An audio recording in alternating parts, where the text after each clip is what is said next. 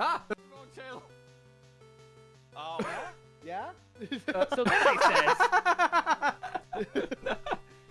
Professionals, am I right? darkness. Why would you say that, Case? How dare you? That's so rude. Why would you say that? so then he says, I don't trust stairs. They're always up to something. Hello, everyone. In case you didn't know, that's my name. I just realized. I'm sorry. Okay, do your intro really quick. No, go ahead. I'll only have to cut Okay. this down. No, this is just a side thing. Blurry, I am now aware of who you are. I've had to edit. I've been doing some editing for a streamer awards thing, and you're part of a clip that I had to. Wait, really? Oh, am good. Am I? It was you jump scaring somebody with "Get in the jar." What? Oh, I think I know who it is. As soon as I saw your thing, I'm like, oh my god, I know this. I know this so much. I didn't know I was. My reach went that Oh, far. I'm sorry. Okay, hi. I'm sorry. I didn't realize your game. I love how my friends somehow know each other through 3 different directions. This is like how... Hey, It's a small Fantastic. world. The streaming world's a small world. No, like, this I is didn't funny, realize because... my own game. Like, this, it's basically the same thing as Touche. when I first met, you know Nick, aka and like, Chloe met him at, thing.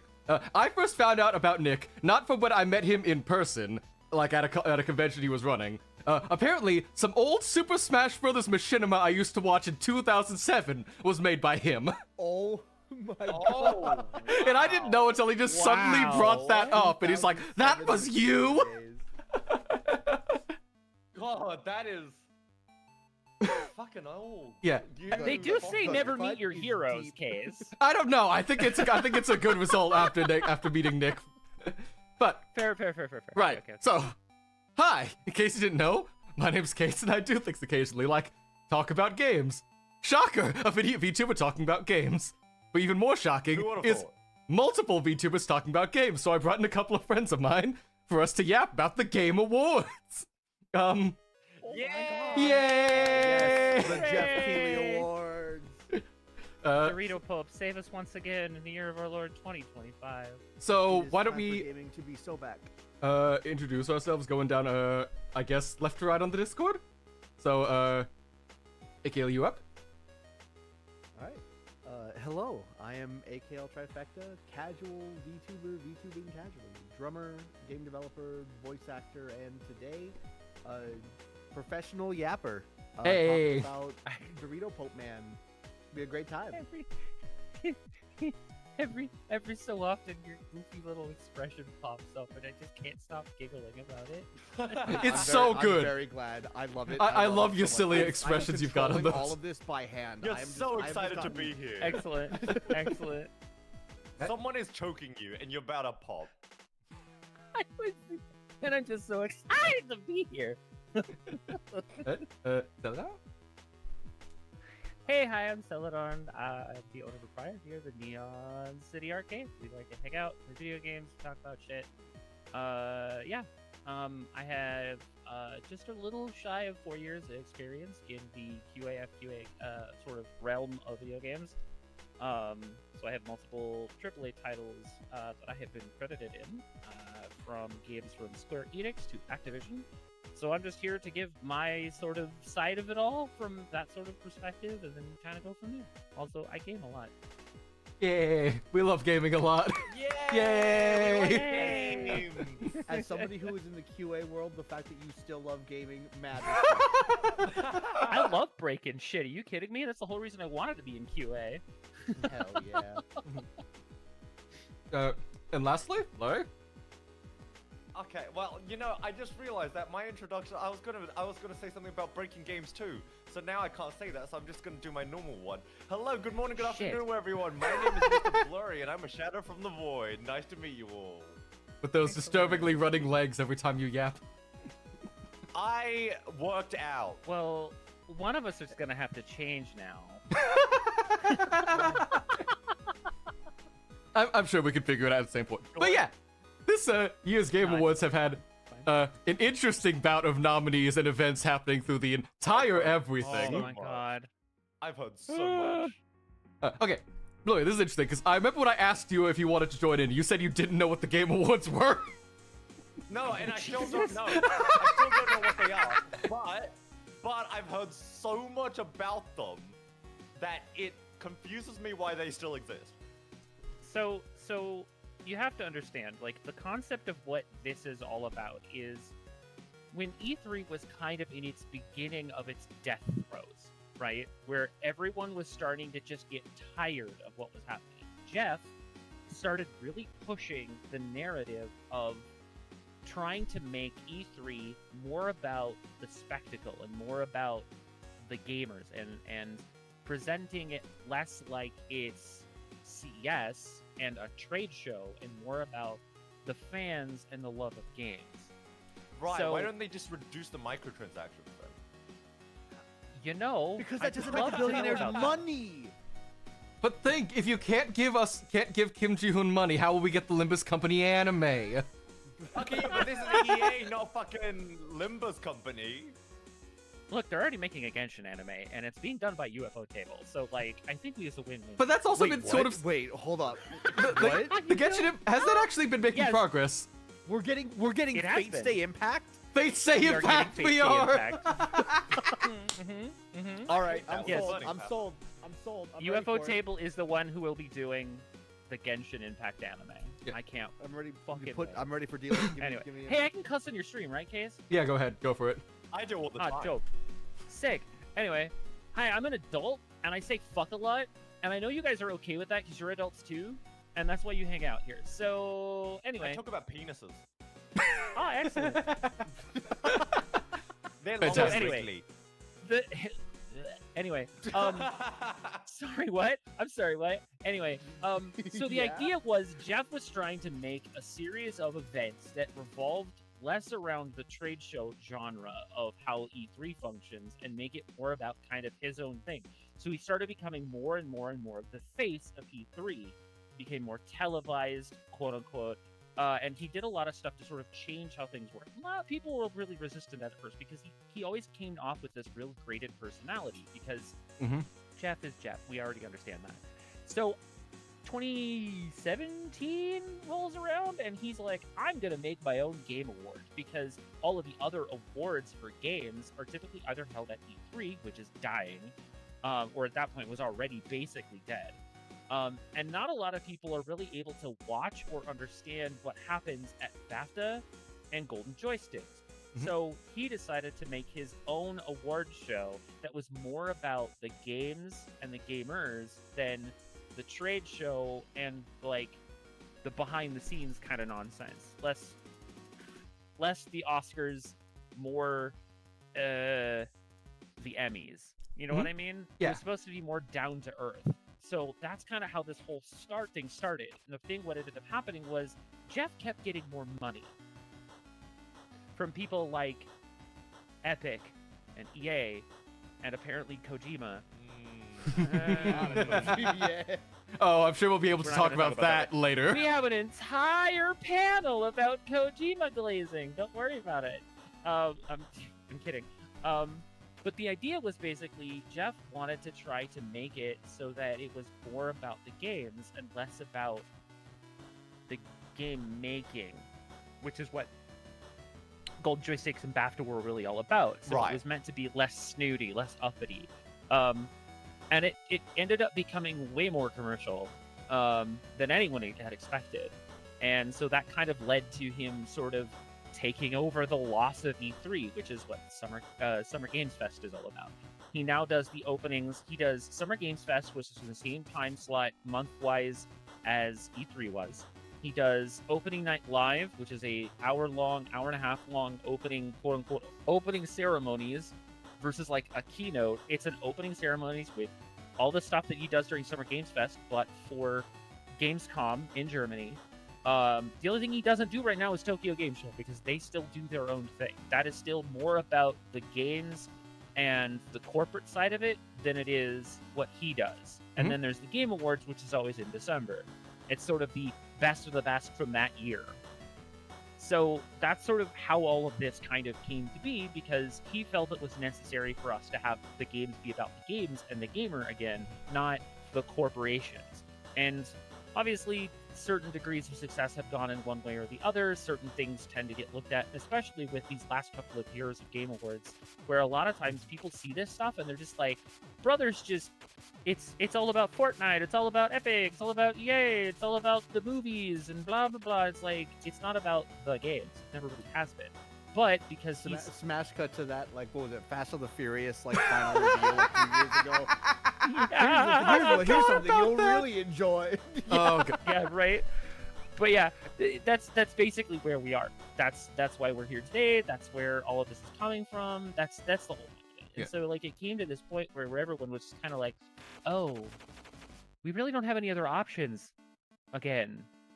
But it hasn't really been all that bad because it's come a lot of stuff that a lot of people didn't know about or things that we weren't really sure were going to happen have happened because of Geoff. So it's kind of one of those weird 50-50 things where like it's not as bad as it could be, but it's not as good as it could be either. So we kind of take with what we got because there's really not a lot of other people that are going to be able to do what it is that he does at the production value that we expect at this point. Yeah. So, and also he's had a lot of experience doing Game Awards because before he even started this it's apparently started in 2014 for this Game Awards thing, not 2017, but like... Oh, I'm sorry, it was 2014. I apologize. But he also there used to be the Spike Game Awards, which was its own separate like television Game Award things back from like 2003. That was also TV. That was also run by him. Spike TV out of my. Yeah, you're right. It was. So like that stuff was a nightmare. Now you mention it, yeah. I had blocked that out of my mind. Thank you for reminding me. I'm sorry. Well, there you go. I'm so sorry. But... Oh my god. I remember when Tech. Remember when Tech TV existed before G4? I'd rather not. I'd rather not. I'm already having to remember G4 existed in the past. It's too bad. And then it tried to come back like a year or two ago, and then it immediately died. Well, so the thing about Tech TV was the guys that actually were part of the Tech TV side of it did try to redo it, and they actually have like their own website where they got like a season, not like a seasonal, but they have like, you could do like a membership for it. It's really cheap. It's not that terrible. But like, they all kind of just went their separate ways afterwards because they just couldn't get the same audience as before because a lot of them had kind of just moved on. The way that they were doing the show was trying to be like recapturing the old glory days of Tech TV, and that really didn't work out. So they kind of gave it up, which is unfortunate because I did like some of the guys, like the personalities in there. But unfortunately, Adam Sessler ruined that for everybody like he always does, so we just kind of leave him out of it. Yep. All right. So now you've got a bit of a backstory on the Game Awards, Blurry. So do you feel caught up and ready to start talking about games? Not at all. Good. So ready. Cool. Good, because fuck you, none of that matters now. Yeah, nothing matters. Noticed. Now it's time to just enjoy the. It's time for Expedition. The game is made up, and the points don't matter. Yeah. Okay. Yeah. That's the vibe I got from this. So the game's made up, and the points don't matter. So again, since you're the one who's gotta leave a bit sooner than the rest of us, do you have any specific category you really want to yap about before we get going? Yes. Go on. Adaptation. Put it up. Oh baby, we're starting with the controversial ones. Okay, let's take a look at this Break one. his god. So, the nominees for Best Adaptation, recognizing an outstanding creative work that faithfully and authentically adapts a video game into another entertainment medium. We have a Minecraft movie. Devil May Cry, the anime. Yes, it's called a Minecraft movie. Yes. I did not know that. It's just one of them. A singular. We've got I don't want to watch the other ones. And Splinter Cell Deathwatch, The Last of Us Season 2, and Until Dawn. Which isn't even a show, it's a movie. Yeah, it's a movie. So it's a Minecraft movie. Yeah, which to be fair, like it's just saying adaptation. It's not saying it has to be a TV show. No, and I understand. Yeah, exactly. So say it with me. Say it with me. 1, 2, 3. Where's Sonic 3? Where's Sonic 3? Fucking December curse. Every goddamn time. Fuck. Where's our chance to have Keanu Reeves come back? Well, so here's the thing. No, go ahead. Go ahead, Blur. Okay, sorry. I did hear. Apparently, there were some things on this award that weren't released yet. We'll get to that. We'll get to that. Oh boy. We'll get to that. yes. Okay.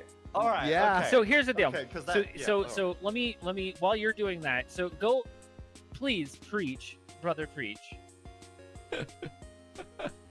Go ahead, AK. The entire okay. So here's the baseline. The how are nominees selected portion is basically talking about like, well, what's the date of the cutoff? So understand this. Some of these things basically had to be released before Friday, November 21st, 2025 at 9 p.m. This way, things which basically is in like 4 hours. So, anything that was released between November 22nd, 2024 and November 21st, 2025 should, in theory, qualify. Keyword should. Should. Okay. Kedo. けど何ですか? Also, Skyskinner, sorry, I didn't get the chance to say because I was doing the whole category announcement. Thank you so much for the follow. Welcome to chat. How's it going? Anyway, go on. So, Speak your piece. Go ahead. Say what you're gonna say about it. I just okay. I can understand all of these getting nominated, but I'm sitting here like, Sure. like out of all of the Sonic movies, Sonic 3 has done the most gangbusters out of all of the movies, critically acclaimed. Everyone loved it. I still remember being in the theater. I feel so bad because when I remember being in the theater and like when Live and Learn started playing, like I actually like stood up and cheered, and then I like had to quickly like reel it back because there was like a bunch of other people there, and I'm just like, oh, I'm sorry. The audience wasn't feeling the vibe. That makes sense. Excited. Oh yeah. But like I don't often go to movies, but I have made it my mission to go and see the Sonic movies whenever they've released, and they have never disappointed. And I'm just sitting here because I wasn't actually aware of what the actual cutoff date was. If it was like January 1st, then I'd be like, okay, it's the December curse. But if it actually is just within the valid thing, and it just got shafted because it was really early in the year, and they didn't really think about it, I'm just like, then how the fuck did the Devil May Cry anime get there? That's true. That's a good question. Let me check what the cutoff date, if they have the cutoff date on the wiki, but... Honestly, replace Devil May Cry with Sonic 3, and I would have no problems with this. I would have no problems with this category. I would personally have, even if you keep Devil May Cry, I feel like if we need to get rid of one, there's a bigger odd duck sitting around here that I really want to just like take out back. And that's Until Dawn. Yeah, no, I agree with that one. So, I'm a fan of the Devil May Cry series. I don't know much about the anime, like the new studio, like the Capcom one that's here. But I'm a fan of the series in general, so I can see why people would be hyped for that. Until Dawn is kind of like a ugly duckling, isn't it? no, see, it's not just the fact that like Until Dawn, Until Dawn's an interesting case just because it's not like a big prestige like legacy thing compared to like Minecraft has been, everyone knows Minecraft. Devil May Cry is a long-standing thing from the PS2. Splinter Cell is a Tom Clancy series.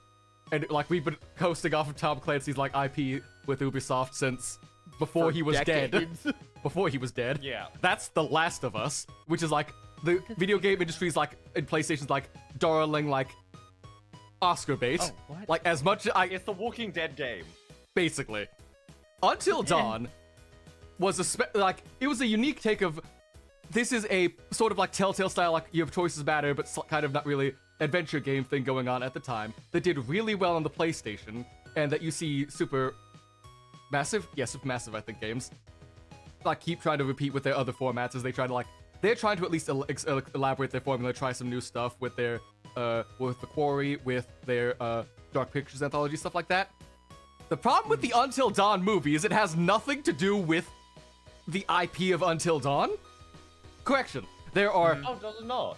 3 things in the Until Dawn movie that connect to the actual Until Dawn video game. There is the hourglass with the skull that you see as like the box art. There is the one like doctor character who you meet who's like oh yes, let me tell you about, are you more scared of clowns or spiders and stuff? Like, he appears there as like a separate thing, and a Wendigo appears as a monster and stuff. Everything else has nothing at all to do with it, because the movie itself... So it's not even like a live adaptation No! of like the game, like one of the routes of the game? The film is about... a sequel? No. The film is about... No. These are a bunch of kids who get trapped in this random haunted house because one of their sisters went missing. Inside the house, there's an hourglass that will keep flipping over. And so long as every time you die, you will get beset by horrors and monsters and whatever and such there. And every time you die, you loop back to the start. But like your damage persists. So like if you got like, oh, you died by like taking a blow to the like head, you can have like a black eye that entire next round, and the damage persists until you finally die. It's a strange time loop story, Groundhog Day attempt at Cabin in the Woods, but worse. I You feel know what? like Never I'm gonna mind. say- Keep Devil May Cry. Replace that with Sonic 3. Yeah, okay. I'm not gonna lie though. Here's the thing. I feel like if that was a standalone thing, I might be interested. The in thing it. is, but I feel like because it's attached Yeah. to Until Dawn, it makes Exactly. me Yeah, turn it off makes me from it. mad because everything else about it seems like it could be a solid like B horror film, is like a more budget yeah, take on 100%. like Cabin in the Woods, but it's trying to deliberately tie itself to Until Dawn, a very established attempt at like being an actual just straight up normal slasher movie cinematically in a gameplay format you can have some interaction with. But none of the actual like connecting material, like only one character really shows up. There's like barely anything actually directly connecting them together. You could just wipe away everything and call it like Funny Time in Deathloop Hotel. Wait, no, Deathloop was already What taken. a name. No, wait, Deathloop was already taken. Never You know mind. what? But Just still, call it, No, just but call if you 999, preface the it with movie, Funny and have Time nothing to in do with Deathloop Hotel, 999. it's fine. Nothing to do with it. Yeah. but yeah, I feel like that one of all things should be excised from this myself. It also is like just like The an not okay non-honorary film. games. Yeah. The not numberless games. Look, the not number game. So this is another one of those. Like, I don't have a dog in this race because I haven't seen any of these. I saw the Devil May Cry series, but I tried to block it out of memory. It's fucking dog ass. I didn't even know about Splinter Cell Death Watch. It came out in fucking October, like a month ago. I have heard no one talk That is about true. this at all. I didn't know. I did not know that was a game until now. Splinter Cell? Yeah. No, the Splinter Cell Death Watch. I knew about the I game. also because did not Splinter know Cell until was literally right now. Yeah, Splinter Cell's good. Yeah. No, I didn't know about Splinter Cell like that. It was even an animated series until today. Like when they announced this. But yeah, it came out October 14th. October 14th of this year. It came out on Netflix. Oh. Yeah, no. I haven't even seen promo of that 86% on on Rotten Netflix. Tomatoes apparently. Really? Well, it's 86%. Yeah, 86% on Rotten Tomatoes, 6.8 out of 10 on IMDb, with just slightly over 50% on Google likes. So maybe it's like a niche thing. I guess I haven't heard anything good about it, but I haven't heard anything, about it. Exactly. So like, I've got to admit though, just looking at the animated, like, Jesus, what is this? Why? Hello? Hey, all I'm Hold on. saying is that Look. I've never heard anything bad about it, so therefore it must be good. You know, Well, you know what? you Actually, also- very true. Understand. I also Look at thought that you didn't hear picture, anything yeah. about Look Devil at May that Cry. picture. Look at that picture, and tell me why this is a good idea. Oh my gosh.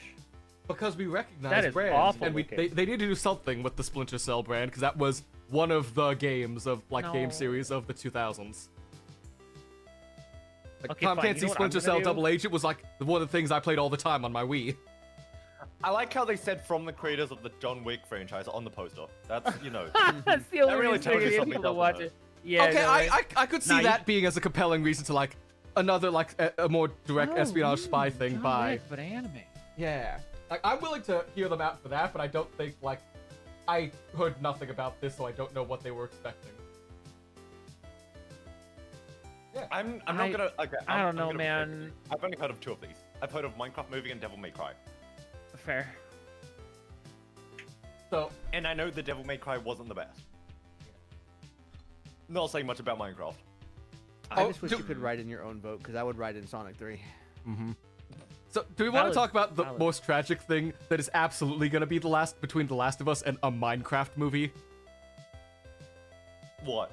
Oh, it absolutely will be. It's absolutely going to be a Will it? showdown between these two. Oh yeah. I think a Minecraft. Well, movie is because gonna you've take got it. you've I'm got gonna hate it. Microsoft money and HBO money. Who do you think is HBO more than and that? PlayStation money. I think. The Yeah, thing is, exactly. Okay, no, but here's the thing. I think because the Minecraft movie is, as much as they wanted to target our audience, I think it was targeting a much younger audience because the people there I've seen in like the movie theaters when it came out was insane. So I think Oh, there's yeah, like an 100%. insane amount of people who actually like the Minecraft movie unironically. No, and I agree with that, and I wholeheartedly believe that because it's the number 3 movie of all time. Yep. So I feel like it has a good chance So, of winning. yeah. As much as I hate that idea. Well, I don't know if that's like the number 3 movie of all time, but like at least this year, it's the number 3 grossing movie of 2025. Yeah. So, So like, Mm. it's the money is there. The money is there. The money is money there, the talks. notoriety's there.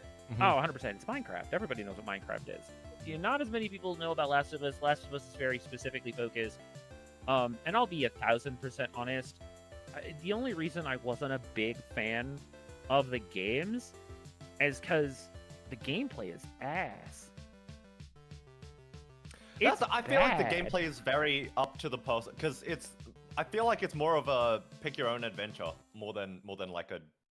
except not I real, mean, because you don't except not really affect the story or any of like Oh, the you character's don't, growth or do anything like you? that. That's It's- true. It's very much like a. she's always been the cure. He Yeah, got looped in on it because she fucked up, and then everything went to shit because everyone screamed about part 2 because lesbians.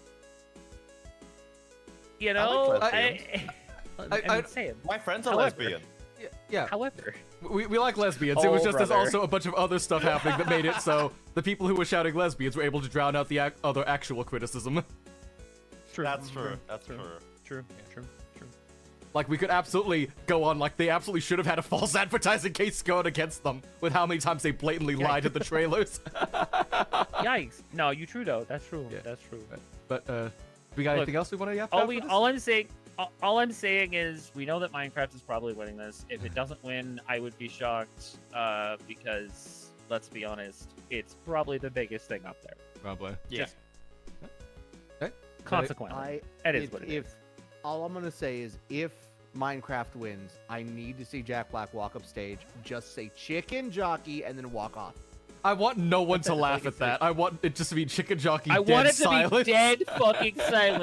He just walks up, gets the award, chicken jockey, and then walks off, and they have to I pipe would feel in. Just sorry in for silence. that. And they have to pipe in applause because no one actually thinks that's funny. Oh no. Cut. No. Oh, it would be even funnier is they actually cut to like a pre-recorded '70s television audience. They're like, yeah. That's what they need to do. That's how you No, make that actually funny. You know the facepalm click? You know the facepalm click? Oh, They from should just, like- Airplane. yeah, they should just repeat that so if it sounds like a clap. Alright, Anyway, that's that's one of the ones I know we can get a lot of like yap out of. Anyone else have one they immediately want to just go for? Because I know I've got a few, but I want you guys to guess, so I want to give you guys the option first. No, I've got a decent amount of time, so time sensitive for me.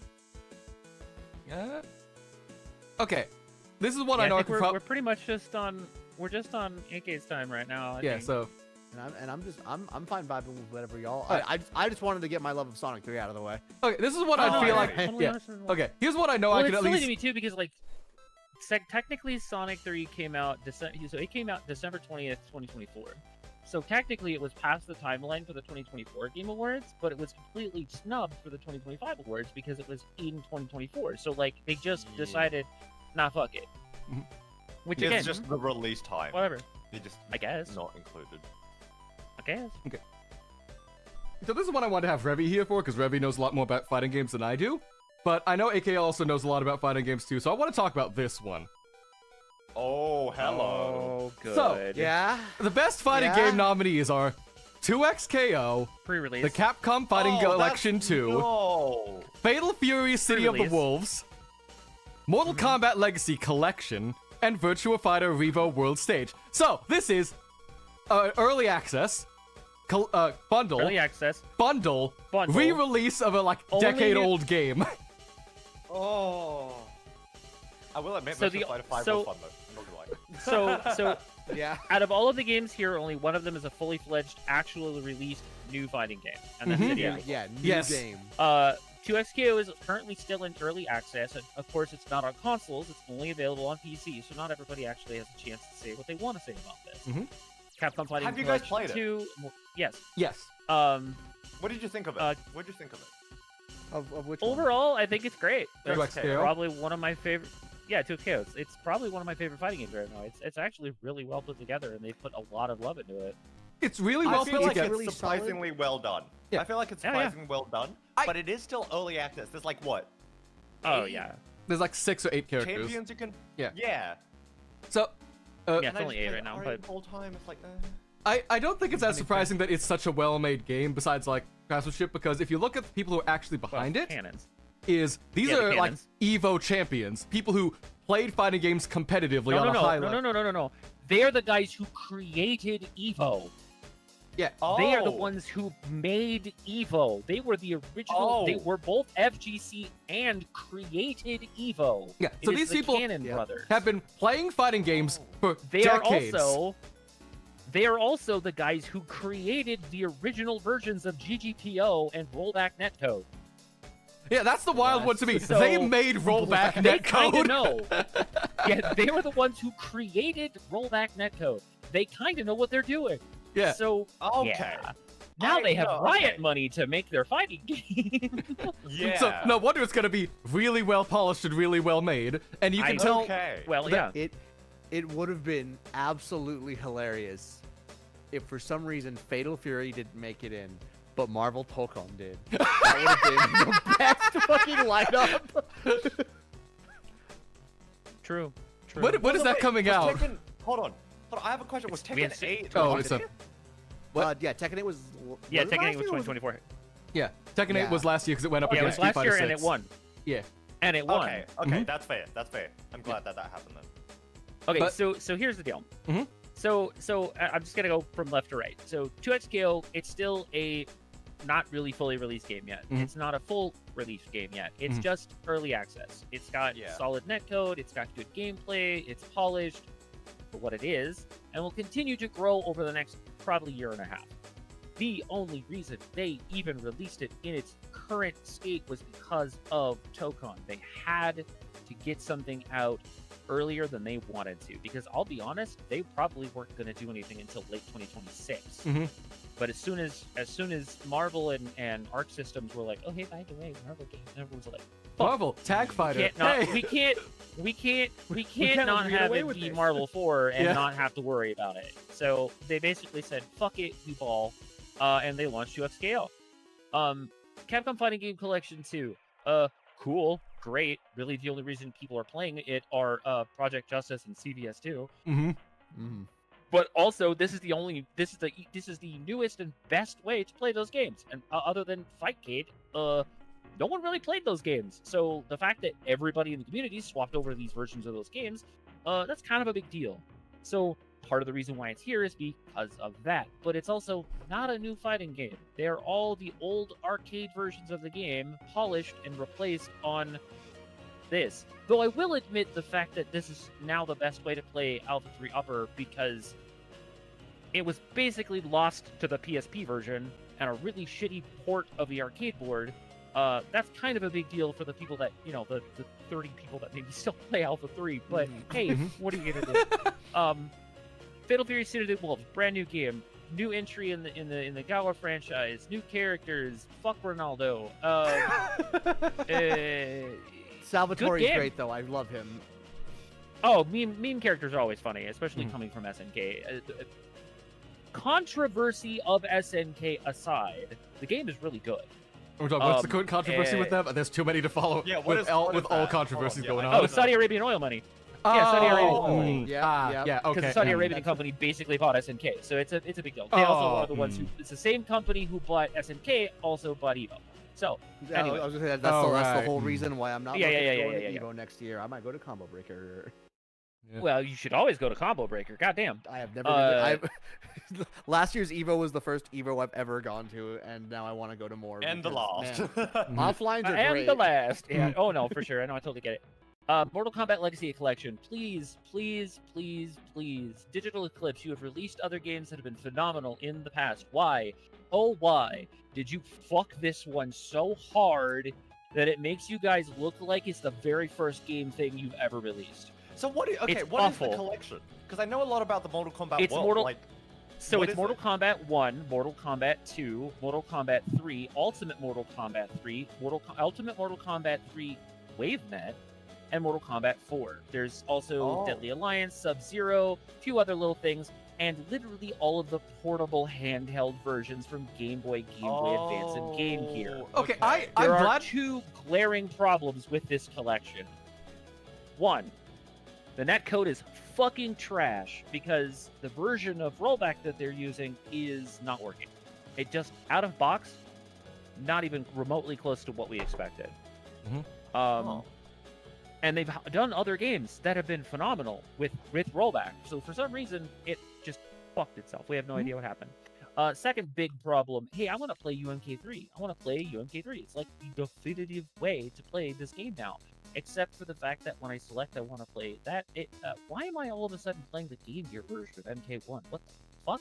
Oh. So there's no okay. real way of knowing what you're going to play. You just Oh. queue in to play a game, and then it just lets you randomly play with another person that's doing it, and then you just have to deal with the shitty rollback. So What? it's like, what? Wait, what? the actual Wait, fuck wait, is so wait, happening hold on, here? wait. So you don't get to pick what game you play? Nope. It's just Nope. a random one? What? Out of Yep. box, I think they've addressed this already, but out of box, when it came out, no, there was no way. You just picked to play online, and then it picked a random game and a random person that also was trying to play a game, and just shoveled you into one of the thousands of fucking games, like one of the 25 games in the collection to play. So even though you were setting up and were ready to play UMK3, you're like, I'm playing Game Gear MK1 now. Okay.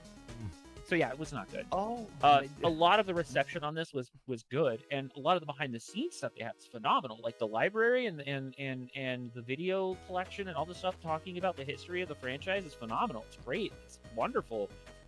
But the games and how they play are not in any capacity That at all feels good. like that's like if you're booting up Repo and then suddenly opening Lethal Company. It's like It's I basically wanted the to same play. thing, right? You got a good I enough. wanted to play Yeah. Repo, but for some reason everything's a stick figure. Oh. Why are we Virtua playing Fighter Among 5 Us? Revo World Stage. It is now the current definitive way to play Virtua Fighter 5. It has rollback. It has crossplay. It has Switch compatibility, which I was not okay. But it's a 20 fucking year old game. Yeah. 20. That's 2-0. great. I want Two to Two fix goddamn you. decades. And Ah. I love Virtua Fighter. It is probably my #1 fighting game. But I'll tell you what, I don't. I just want Look, 6. Sega. You've already I told want me 6 so 6. I bad. want 6. I can't wait How until 6 exists. disappointed was I at TGS when all they did was bring him up, talk about the same video they had talked about 3 months ago, and all they did was just literally slow it down and show it to us frame by frame. Because I really needed to see Akira's tooth get knocked out of his mouth again at a full 4K, 1 frame per second for 10 minutes straight. Hey, that Thanks, tooth I had more hate it. fucking airtime than half the characters.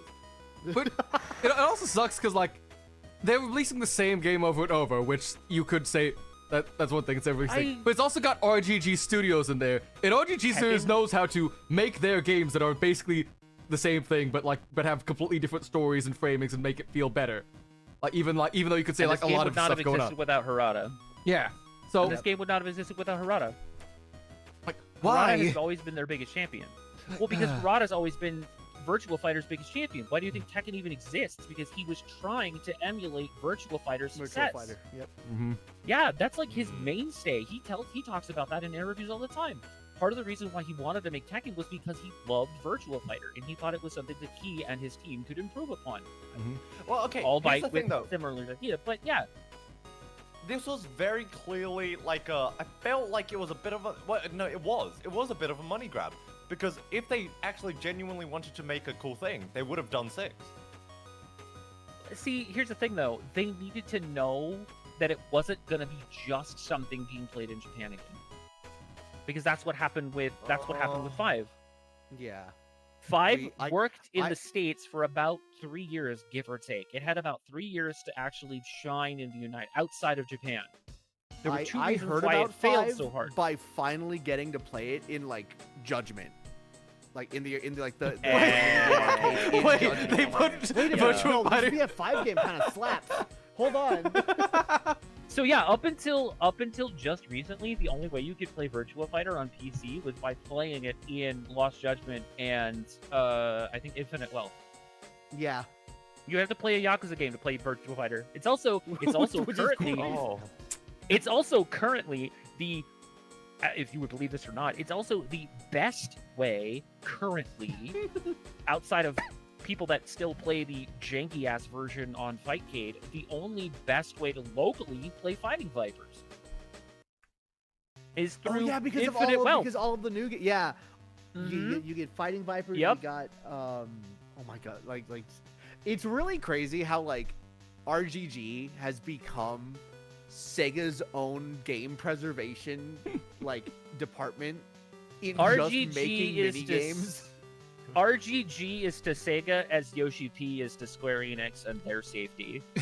If Yeah. it weren't for Yoshida, if it wasn't for Naoki Yoshida, Square Enix would have folded decades ago. Yeah. I 100% agree. So here's the thing. You know what's really funny though? Out of all of the things that I know of, Virtua Fighter 5 is not the most popular Virtua Fighter in Japan. Really? know what it is? I've always No, liked it's not. 4. Yeah, the most popular version of Virtua Fighter in Japan is 3TB. Huh. Really? That is the one that everyone still plays.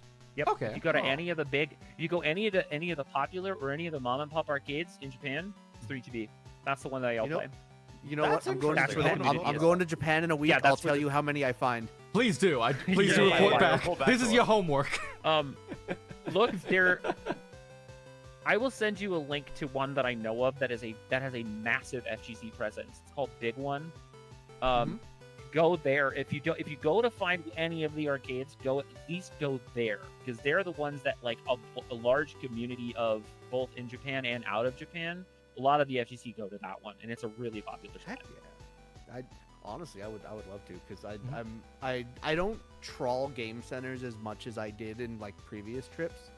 But if there's one that's specifically for like fighting games, I'd love to. Oh yeah, Even though- I'll send you a link after the stream. Even though the fighting game that I know that I play is not going to be there because I'm pretty damn sure there's not an arcade version, but it's all right. I can always hope for Grand Blue Rising. We can dream. Nesca Cabs can play it. Yeah. No, Nesca Cabs can play it. Oh, If you really? find a center's got Nesca Cabs, they'll probably have it. Yeah, for sure. Oh, Side really? Games is massive in snap. Japan. Oh yeah, and Side You Games have is it, massive there's in still Japan a anyways. hope. If you find a place that's got it, There's They're still pleasant playing with There's right still now. hope. I can terrorize the online lobbies with my Charlotta. I'm ready. oh, good, excellent. Okay, But yeah, no, like the whole point of the whole point of all of this is really comes back to the fact that the only game on this list that is a new, proper, actually full-fledged fighting game out of all of these is Fatal Fury: City of the Wolves. And It's probably going to go to 2x scale. It's probably going to go to 2x scale. It probably is, but But- if the world was just, it would go to Fatal Fury because it's the only one viable. Oh, 100%. 100%. Yeah. 100%. I mean, the fact- okay, And I most feel of like the the fact FGC, that- but yeah. I feel like the fact that there's 4 of these, which I don't even think should qualify for this category at all, on here is like. So and I agree with that too, and I share the exact same sentiment that I feel like a large amount of the FGC actually shares in this issue. Like Max even said it best. Yeah. They should have a separate category for remakes and collections. Yeah. Best remake no, collection of that that's year. fair. Those Yeah. would have been perfect for that. Yeah. Technically, Tactics could have also gone into the remake category as well because it is Like, in we fact a could've- remake of both the 20, could have very with well- the 97 and the 14 version. So yeah. Yeah, we could have very well gone without a fighting game category this year. Yeah. People would have asked about it, but the answer would have been there's not a lot of. There's only one new fighting game this year. And What most do of you the time want? they do new fighting game winners. That's a side award, anyways. They give off. Sadly. Yeah. So Looking Nen at the Impact could have gone in here. Yeah. Nen All right. Impact All right. could have Hunter gone in Hunter here. did have one. Absolutely. I forgot about Hunter the Hunter, Nen everyone did because it had terrible online presence and it got a really bad rap. The local play is decent, but Mhm. like I'll be 100% honest, there's really only three characters that most people play, and they're all broken as hell. But it's aiding. What do you expect? TBC exists, so that game is busted the fuck. Even more so than MVC3. So like, but the other one that I think that also got absolutely fucking snubbed. I need to double check on this. When did it actually release?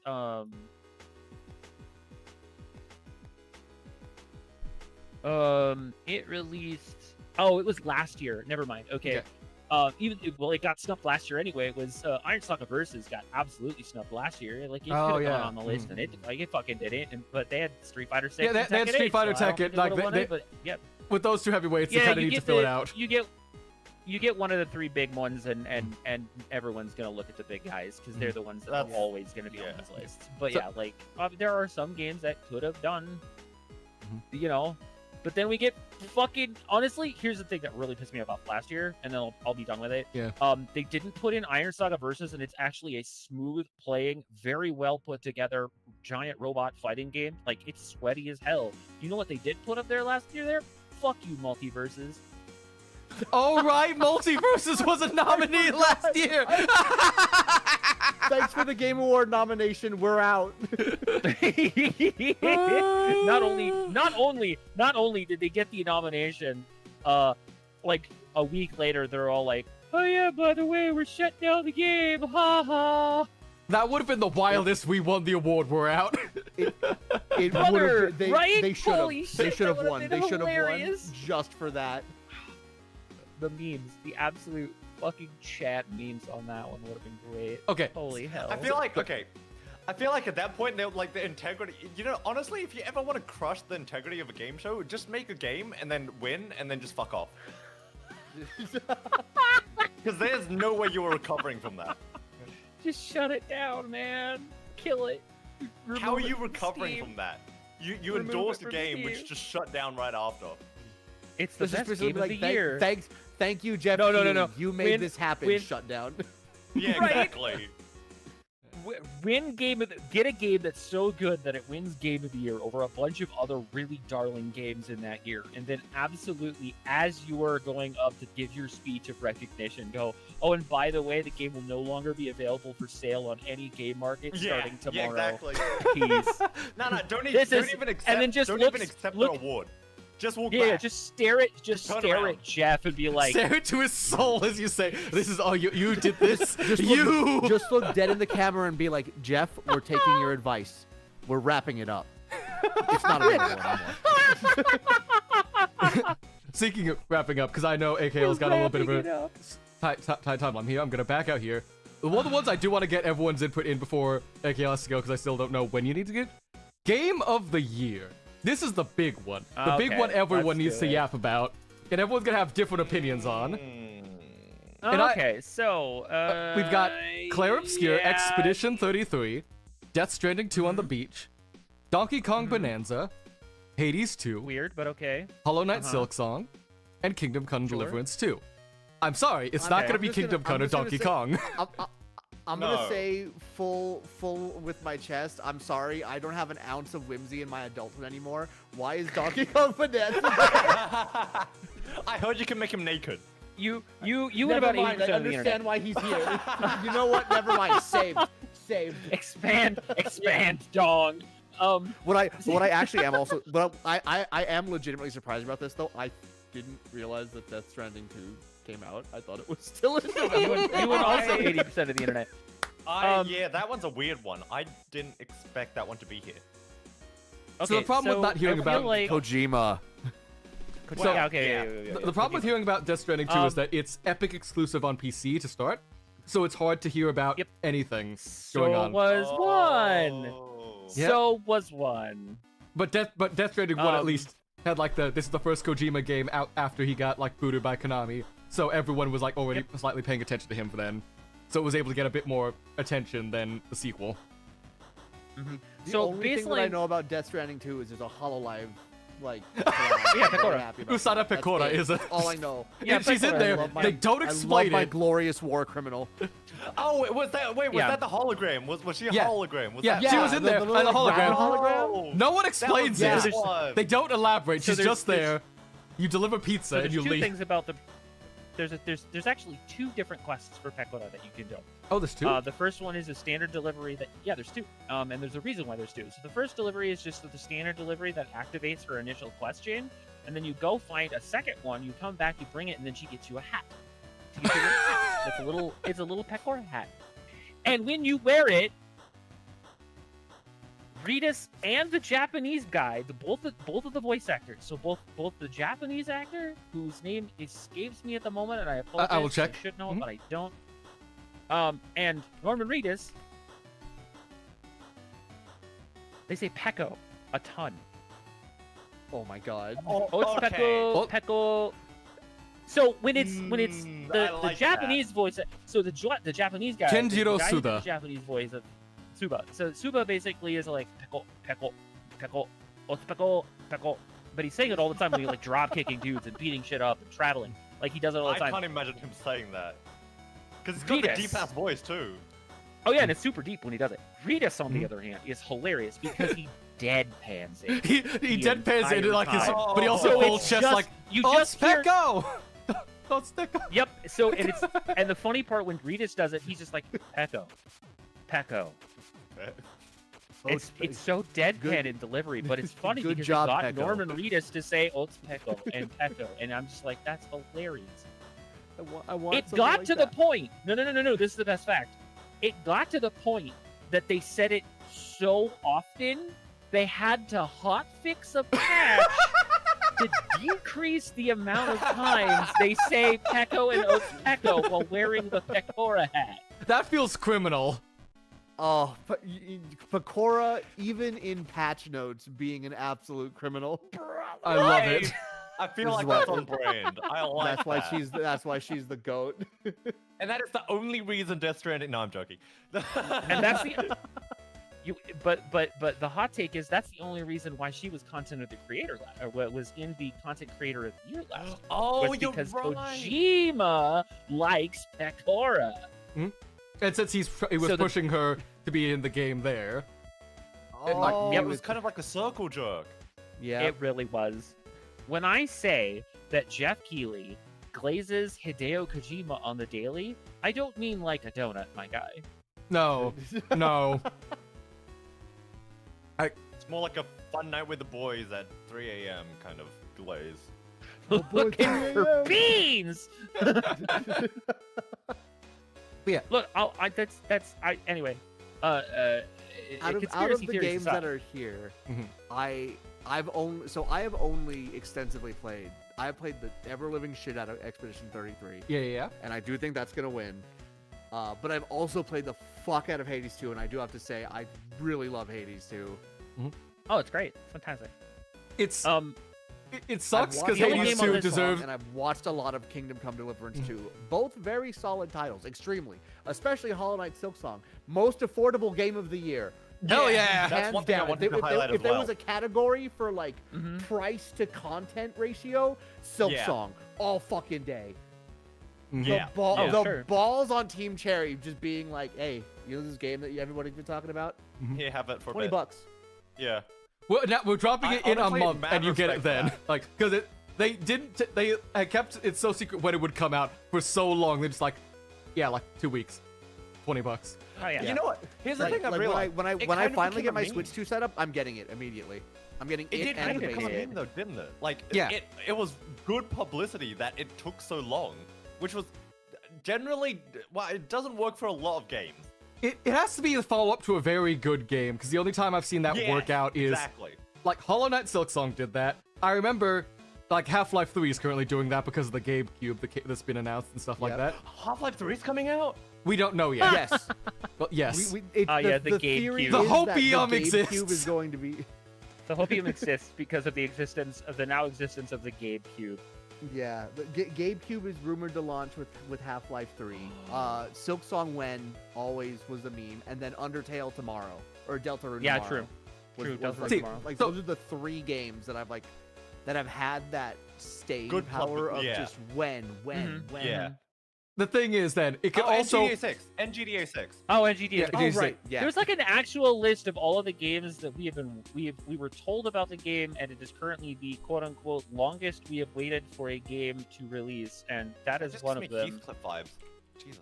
Heathcliff. Oh God. So the thing is, there it could Jesus. also tragically backfire, because how many of you? I don't know if this is like just me being a bit of an old head, be a bit more old head with like some of the games we split back on. How do you remember Duke Nukem Forever in that wait? DNF.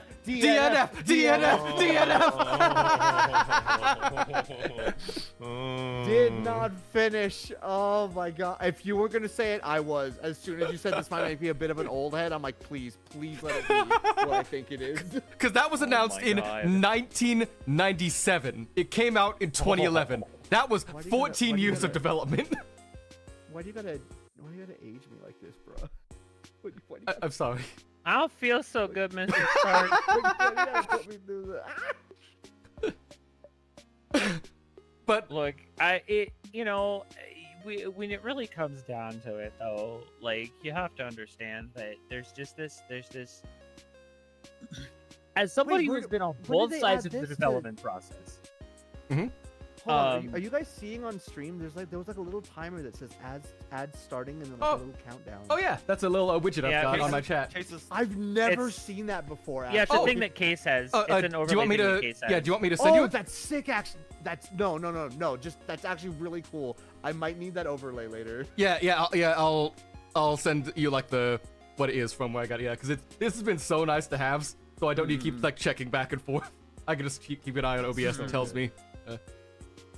But yeah. Where were we going for that? So as somebody who's spent We time, forgot. a Yeah. lot of time on both sides of kind of the whole shenanigans of the game development industry, there are a number of like things that I could say about how game development processes and all the things that work as far as like multiple different aspects, especially when it comes to reliable QA. There are still going to be times where a game is going to get released, even though QAs are like, yeah, don't. And they're not going to fucking care because they're still going to release it. I'm looking at you, fucking CD Projekt Red. Yeah. So like the idea of kind of where everything comes from and how everything kind of works when you're really looking at like the core piece of all of it really comes down to, was it worth the wait? And did the game actually release in a state that made it worth the wait? The problem is games like GTA or whatever, like games that are in a genre of games that exist because it makes sense for them because of the hype from previous versions of the game. How many years have they re-released Skyrim? How many years have they re-released GTA 5? I How many believe. years, Yeah. like That is also 14 years for time Skyrim. immemorial. Because that came out So, 11 Also 11 not 11. 14 years. 11 11 11 is Well, when I mean- Skyrim came out. Oh my god. yeah. But like, which is really funny because they announced 6 in 2017. We're still waiting for that anything on that, so that's kind of funny. The idea really just kind of stems from like, was it worth it? Was it the way it should have been? Did we really think that it ended up the way that it needed to be? And like, I get it, but at the same time, you look at some of these games and you're just like, well, damn, did that actually make sense? Was that something I Yeah. should have worked with? Did I really give a Yeah. shit about that game in the long run? I don't fucking know, man. So it gets to a point where you're just kind of like, well, like, I guess we exist here now. It's just that, yeah, that's. It's gonna be a tough one. I do think that Expedition 33 is gonna take it just out of the sheer amount of just fan weight behind it. Not only because of the fact that it's like the most nominated in like Game Awards history or everything. I'm expecting this to be the Expedition 33 awards, just like how it was with Baldur's Gate 3, just like how it was with God of War. So, the cynic in me thinks that Expedition 33 is gonna win, not because it's the best game there, because that's, I could argue for a lot of these awards, it's not always that case for if you look at past winners, for like what is the actual best game of the year. I think because if you just take a look back at how a lot of the games awards actually present stuff, and this is something I didn't really notice until Yahtzee from Second Wind pointed out in one of his like his side projects, stuff like that. If you want to get a decently reliable guess on like how the Game Awards tends to go for Game of the Year, is what makes the best narrative sell for the actual industry as a whole, that they're pushing good. Clair Obscur is by a bunch of former Ubisoft developers who got fed up with the previous company they went to and left to go form their own studio. They formed their own studio, they got a bunch of people from just across the internet. They found a composer from like Reddit or like SoundCloud or something. SoundCloud. To put that in, they got like amateur writers from like Reddit or something like that. Like they crowdsourced a lot of like smaller scale talent that normally would have been like overlooked and not given as much prominence. And they were able to come together, make together both a solidly well-made game, but also one that's using one of the newest engines around to push like high-fidelity graphics and stuff like that to look like it's one of the new big AAA crowd, like they used to work to. It's showing off that like even if they're indie, they're still like reaching the same AAA level quality that they like to push for like graphics card and stuff like that. And it's also bringing together, like, if you look at like people, they're doing it again with the Persona 3, Persona 5 thing of, oh yeah, turn-based RPGs were dead until Persona 5 came out. There were no games between it and like Chrono Trigger and stuff like that, like those gaps things. So it's fitting a very specific, like, if they want to push the narrative thing for that. That's my like slightly cynical take on why Expedition 33 is probably gonna win. I mean, maybe a lot of people are talking about the Expedition 33 game, like, and I get it, like, legitimately. And I'll probably talk about it now since we're kind of already talking about it, and it's in 13 fucking categories. You'll get your chance one way or another. I mean, fair. When it really comes down to it, like my hot take on fucking best music and score is it's going to E33, and it has nothing to do with any of the other games that are in that genre. Because let's be honest, the soundtrack in Silksong is phenomenal. The soundtrack in Hades is phenomenal. Ghost of Yote is this big sweeping soundtrack, and Death Stranding 2 is Death Stranding 2. Kojima's always had really good, solid, good musical taste, and a lot of his games anyway. Like, you can't not look at Kojima games and be like, oh, the music sucks, because it doesn't. The only reason I even want to vote for any of these is because of the fact that the man that they got was not just a guy from SoundCloud. It was, they found him. He didn't find them. They found him, and they said, hey, could you send us some tracks? And he's like, yeah, sure, what do you want to hear? And they're like, this. And they're like, cool. And then they sent the stuff, and they're like, hey, so we're making this indie game. We're making this video game. It's like a turn-based RPG, and is like sold. And sent them 2,000 tracks for the game. Oh, wow. 3 zeros. 2000. The soundtrack is immense, like terrifyingly large. It's massive. Well, there goes my hope to buy the vinyl collection of that game. Are you ready for 50 disc weighing 100 pounds? You still have a chance. Now released on 20 vinyls or 58 8-tracks. Good fucking god. You still have a chance. You're not gonna have your wallet after, but you still have a chance. You know it's the 80 cassette version. No, it's insane. Like, when it really boils down to is Sandfall put together something inspiring, something original, something that we haven't seen since fucking Legend of Dragoon. All right? Like, that's how just... When I saw this game, the very first thing I said was like, holy shit, I didn't realize the Legend of Dragoon sequel is gonna hit this fucking hard. Holy crap. And everyone looked at me like, what the fuck is Legend of Dragoon? And I'm like, you tiny children. I was calling this the spiritual successor to Lost Odyssey. I didn't realize how right I was. There's so much about this game that like just screams, yeah, we fucking hit the nail right on the head every single time, and there was nothing we could do about it. But like, when Sven was all like, oh yeah, no, they fucking killed it. What are you talking about? Like, you've got something going here. Like, they did what they did because they love games. They love and crafting. that's what it should be about. And this is what this is. all of the games on this list. None of them are microtransactions, and none of them are Maybe games not as a Donkey- service. Well, first of all, they're all Eh. single player games. Which, oh boy, No, that'll be single another thing we can multiplayer get game on. on We this can get on later. we can talk about that later. Well, and it's really, haha, funny Arc Raider snub. But anyway, look, so the thing that you have to understand about all of this, though, is that when you look at every single one of these games, sans maybe Donkey Kong, they believe in what they made and what they're doing with these games. That's so true, much yeah. that they literally, these are love letters. These games are love letters. And I can say my stuff about Death Stranding having an absolutely what the fuck narrative. And I'm not even going to get into that because obviously there's a whole ass category for yeah, it. we can get to narrative when we get to that. But that's still Kojima saying it with his whole chest. Yeah, like Kojima's Absolutely. Kojima never backs down when he wants to about anything he does in his games. Like unless he's deliberately forced, like he was sometimes with Konami, to forcibly get things out, he will just go Yeah, but full he's free hog now. about everything. Yeah. Like Oh, his yeah, music, and- his vision. and- He and, wants you his know- actors. He wants his what the hell stories. He wants like I mean, obviously, will we're license always gonna music go he with will our never use. obligatory fuck Konami, but Yeah. yeah. Mhm.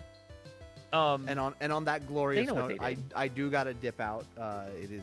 I gotta get out to Peace. dinner. Thank you so much for But, stopping by, thank y'all Echo. for having me. Go get your food. I am looking forward to watching the VOD later and seeing all of the very hilarious. Go eat your moments, 'cause ham. I'm ready for it. Go Alright, eat, thank go you have all good so dinners. much. Take Have a good care. trip to Japan. Bye. Bye. Toodles. Alright, let me get off the. Alright, Echo. I'm gonna nudge you over there. Nudge Oh me over here. no. Oh, you've become a square. Ha. Ah, I'm the there we go. OBS symbol. Oh no. Oh no. Alright, there we go. But yeah. I do think. So anyway, Yeah. I think my only gripe about this is what the fuck is Donkey Kong doing up here? It's like I get it. Yeah, it's Nintendo I like always how you has just- to have a game's presence here. I do get that. Like Mm. Nintendo's had a game in the Game Awards as Game of the Year for a long time. So like it's a long-lived tradition of Nintendo getting a game into the Game Awards. It would be weird if they weren't here. I But do like dot. how I do like how you said everything was a love letter, and then you said save for Donkey Kong Bonanza, because it really is. Everything here is like a work of like put your heart and soul into it, and then you have Donkey Kong. expand Dong. Look, I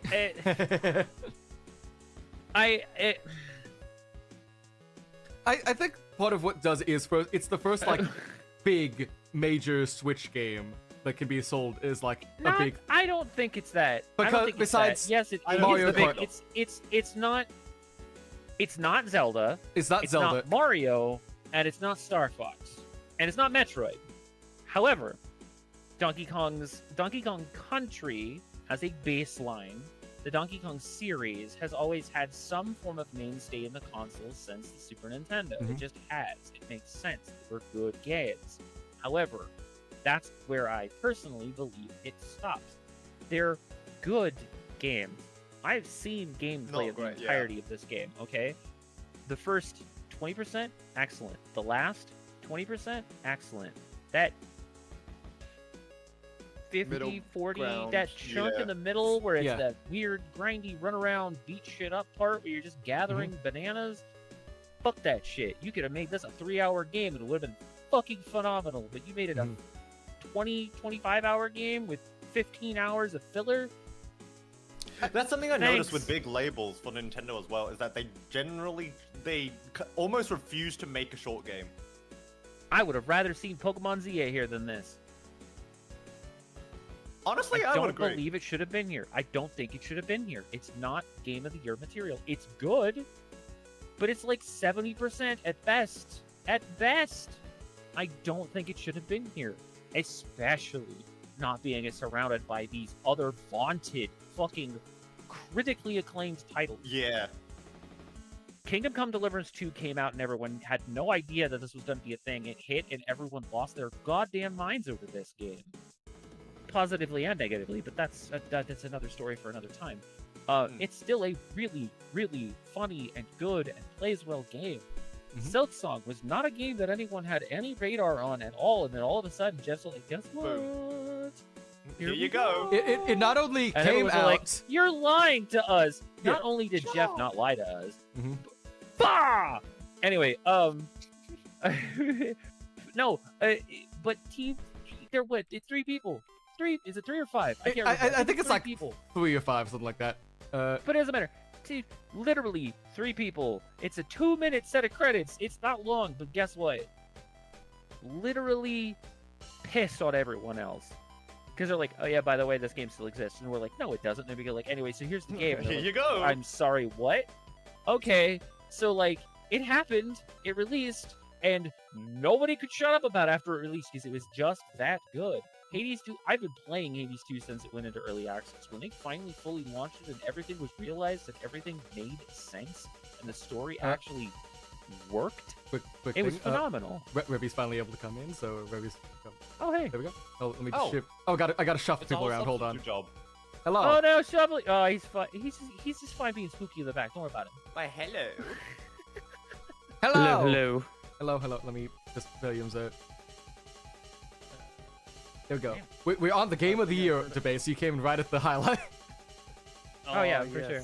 Perfect. So, You know. I am not the biggest Kojima person. Like, I don't play all of his games, but like, and Death Stranding is one of those weird, I guess it's cool kind of things. But if you're trying to actually pay attention to the game, you just need to be high. I'm sorry. I just feel like you gotta be a little smoked to understand some of the narratives in this game. And then I feel like obviously, at the very least, 33, you know. I feel That like at the means very I could least, it understand. fits on what it has a spot in best game of the year, unlike Donkey Oh, Kong. absolutely. I feel like at least it should be like it's rightfully there. So, Revi, since but you it just has came, to be an even number of games. So Revi, since you just came in, what are your thoughts for the current Game of the Year contenders we've got so far?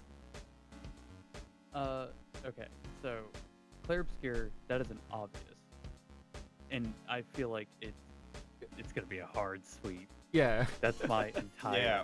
That's my entire statement for. 9 to 10 at least. 9 to 10 at least.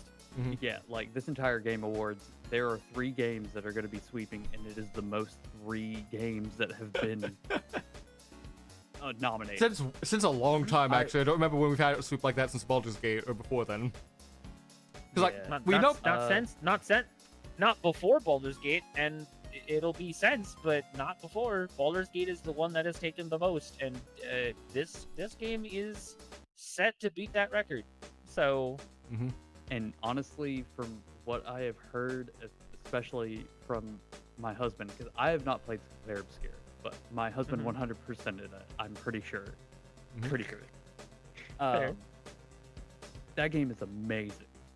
Oh yeah. Like, to the point where I am not good with single player games, and I will probably still play it. Yup. Even knowing some spoilers, I will still go play it and probably still cry. Yeah. oh, I don't You'll probably be good with the gameplay thing because it's got the Mario RPG thing where every attack's got like a small timing-based mini game thing. Oh, So that's yeah. entirely up. That's Right, entirely right. feels up your alley. Too. Oh yeah. And then Death Stranding, it's Kojima. It's gonna be there. Jeff's best friend is gonna be in the Game Awards. Always. Put Jeff Keighley in the glue trap. Put Kojima in there, and he'll be happy with it. Donkey Kong. Okay, I did hear a bit of you guys talking about Donkey Kong Bonanza before I hopped in. I also am not entirely sure why it's here. Most people are. I think a lot of it's just because it came out at a weird time. It came out as a launch title for a brand new version of the Switch console, and was just one of these, we didn't expect it. And while it looks pretty, and it plays very good, and like I said, it's like a 70% at best. There's no reason for it to be It up. has cool concepts and it has Oh, really 100%. cool ideas, but why is it here? Well, but also think of it like Like this. This here, is Jeff. a first return for like one of the big Nintendo characters you've seen for like their own game That is since true. Donkey Kong Country Freeze on the Nintendo Wii U. Wii U. Wii U. Yeah. It's Wii U. Which is yeah. like that's almost 10 years ago, and suddenly we get like another Donkey Kong game finally. So like this is a big return you could see as like, because they got to celebrate Nintendo somewhere and they were always going to be in the best family Somehow, category. I guess. Yeah. Oh yeah. And we're still gonna get Metroid Prime 4 before GTA 6. Good. I hope we get everything before GTA 6. I can't wait to drive Oh, a I mean, it got realistic pushed back. car and shoot a realistic gun on. I can't Go wait for the outside. Go real-time outside. catalytic converter stealing minigame. Okay, give me that. Give me the copper ripping out of the trailer park simulator. Oh my god. Look, so alright, I digress, but I'm probably the only person on the planet that's actually excited for the fact that I'm only excited about GTA 6 because of its setting. That's Florida, right? Miami? It's the first time we've gone back to Vice City since the 90s, man. Wait, was it Okay, really? Actually, Was it? Yeah, Vice City. It's Vice City. Yeah, no, but GTA like 6 is Vice City. Well, I think it was like 04 was when Vice City originally came Vice City out? is Wasn't 02. that I was the- like, I Oh, agree it's with 02. it a Got it, long okay, time, but I okay, don't okay. think it's been since the 90s. Because they started doing Vice City was What's one of the that? big 3D games. That was on the PS2. I mean, yeah. It was What? yeah, One or it- two. But Yeah, still, that was a 2000s console. So yeah. Yeah. No, that's fair. But, yeah, like, you're still, right. Like, Vice City is probably the only part of the GTA universe I actually give a shit about. okay, Because actually it's the reminding me most- that it's in Florida makes me want to play the Florida Man simulator. So you got That's what you look there. There it we is. go. Yeah, it's Florida we Man go. Simulator. Anyway, I feel like a lot of our kind of headway on this is we think it's probably just gonna be another E33 game win. Though we all thought that Zelda was gonna win Game of the Year and it went to Astrobot. That is true. That is true. okay, but You know, Zelda wasn't even So- nominated. Is the thing. Between the nominees, we can Was it actually see. not? Zelda was not nominated last year. Last year was Astrobot, Balatro, Black Myth Wukong, Shadow of the Erdtree, which was that year's controversy, Final Fantasy VII Rebirth, right. and Metaphor Refantasio. And it was never going to be Oh, Metaphor wait, no, Refantasio yeah. because until this year, I don't think like Geoff Keighley could physically allow a JRPG to be Game of the Year. Nah, you right. Which So- is sad. I got 23 and 24 mixed up. I That's apologize. fair. That's fair. Yeah. And But yeah, honestly, like- Claire Obscure is an FRPG. Thank No, I you thought it very was a much. JRPG. Very, It very is not- French.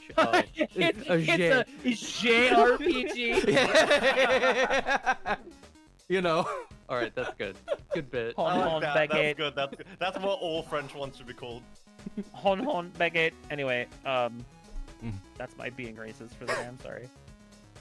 No, I It's think a bit lot of of it's French. just. Well, no, it's funny because aren't they French Canadian though? Are they? Oh, that's worse. I thought they were. I didn't think they were like French. I thought they were like French Canadian studio. Am I wrong? Let me check. Is Is it worse? JRPG? Please reprimand me. Please, but I do not remember. I showed its you my info. JRPG. Founded in please France. respond. I showed you It my says France. Oh, so they are French. Okay. Yeah. Okay. I was about to I say, don't know well, at whether least that's we don't. good or bad at this point. Well, I mean, it's better than being Quebecois. Mm-hmm. Yeah, that's what my Canadian friends say too, actually. Yeah, I know. Okay, so my biggest question out of the Game of the Year nominees: has anyone in this call played Deliverance 2? No. No. Oh, Oh. So we do The have. only game I have not actually played is Death Stranding 2 because I refuse to give Epic money. That's fair. fair. And I keep What forgetting it's on the is PS5 too, Deliverance? but I just never. I have too much stuff that needs money. My money. But So here's my thing. Yes? The only reason it is not going to be Kingdom Come Deliverance 2 is because it came out too early in the year. Everyone forgot about it. I can see that. Everyone Yeah, forgot that. that's- Everyone forgot that it already came out. Everyone forgot that. Everyone that started playing it was like Game of the Year, fucking Game of the Year. It's so good. And then then Expedition you got 33 hit, and everyone Expedition, like Expedition 33 hit, Kingdom what? and then Yeah. then a Come what? second Deliver Silk, what? Silk song hit the tower, and Hades 2 came out right around as well. I mean, you gotta understand. Ooh, baby, though. I'm saving so Hades 2 for last. if I'm gonna look at this from number 1 to number 5, because like I said, I'm not counting Donkey Kong. It's number 1 is Expedition 33. Number 2 is Silksong. Number 3 is Hades. Number 4 is Kingdom Come, and number 5 is Death Stranding. And the only reason I put them in that order is because that is the order of remembrance that people have for these games. Yeah, no, Everyone in this fair, call fair. forgot that Death Stranding 2 even came out this year, and it came out in March. That's why everyone forgot. So does Kingdom Come came out in the same fucking time frame. Both of those games came out at the beginning of the year. Actually, I think it was April or something like that. Beginning of the year anyway. It was Q1, Q2. I mean, also the only time I remember Kojima is when his best friend Geoff Keighley is talking about him on stage. So. Fair. No, I understand. You mean you don't But the fact remember? that Metal Gear It's is a matter gone, of Kojima's gone to me. You don't remember But you the have to great also- contribution Hideo Kojima made to Pokemon Legends EA in the special thanks section. That's true. Did that actually is true. happen? That's actually a thing. No. Hideo Kojima is Yeah, credited in Legends EA. Oh. Yep. So Got here's Tommy the thing though. Tallarico special. Whew, boy. Oh. That's a name I haven't heard in a while. That's repressed For memories. good reason. Yeah, for sure. Hades 2 is still on a lot of people's minds because people are still playing it. Silksong is Silksong, Damn right. but people still remember Expedition 33. Mhm. It is the most remembered game of the year, regardless of anything else that came out this year. People will see this list and go, "Oh, hey, I know about this one. I've heard about it. People have told me about this." Yeah, I was about to say I haven't even played. It this is the game, and most I know memorable about game it. on this list. I- Yeah, it's the most memorable game on this list. That's why it's going to win. It has nothing to do with any of these other games or the fact that Silksong is a thing that people have been waiting years for, and it finally came out. It was just a quick flash in the pan for remembering, because I guarantee you people forgot that Kingdom Come Deliverance 2 came out this year. Guarantee. Mhm. Nobody remembered that was... came out. Mm-hmm. Exactly. Exactly. Exactly. But Expedition 33, everybody remembers that game. When was It Expedition hit 33 so hard. released? It was like When did it actually come out? June. Like it was like in the summer. Q3, Q2. Yeah, it was Q2. Okay. Yeah. But I also think part of the problem that's going to keep Silksong holding back is if you check like people actually who are playing April. it, remember, is It was the it was April. oh, was it April? Huh. I would've Yeah, it thought- was April 24th. But my thoughts like what's gonna keep Silksong there is like people were waiting for Silksong a long time and they're excited to have it. But they also forgot like Silksong was originally planned as an expansion pack, and it's meant it Oh, yeah. expects it expects you to have like gotten that muscle memory, that gameplay in, because it starts already on basically hard mode Hollow Knight in the first place and only gets harder. And that I remember was like Yeah, a big that's thing true. for I people. feel like- That's what I was gonna bring up is the Yeah. fact that like people were so excited for Silksong and Silksong's Game of the Year, but the first things that I heard about were looking up on Reddit and seeing everyone complaining about how fucking hard this game is because it expects you to already finish Hollow Knight and the And first it's DLC. and it is all its DLCs. Yep. Because it starts out on the you take 2 hearts of damage with every hit. It's already like hard mode everything, and you still have to learn all the new mechanics, the new like the slightly different way they have the dodge set up. Where you go down at an angle and stuff. And how that's a complete change of memory there. Oh, so many people complained about the dive Yeah. kick.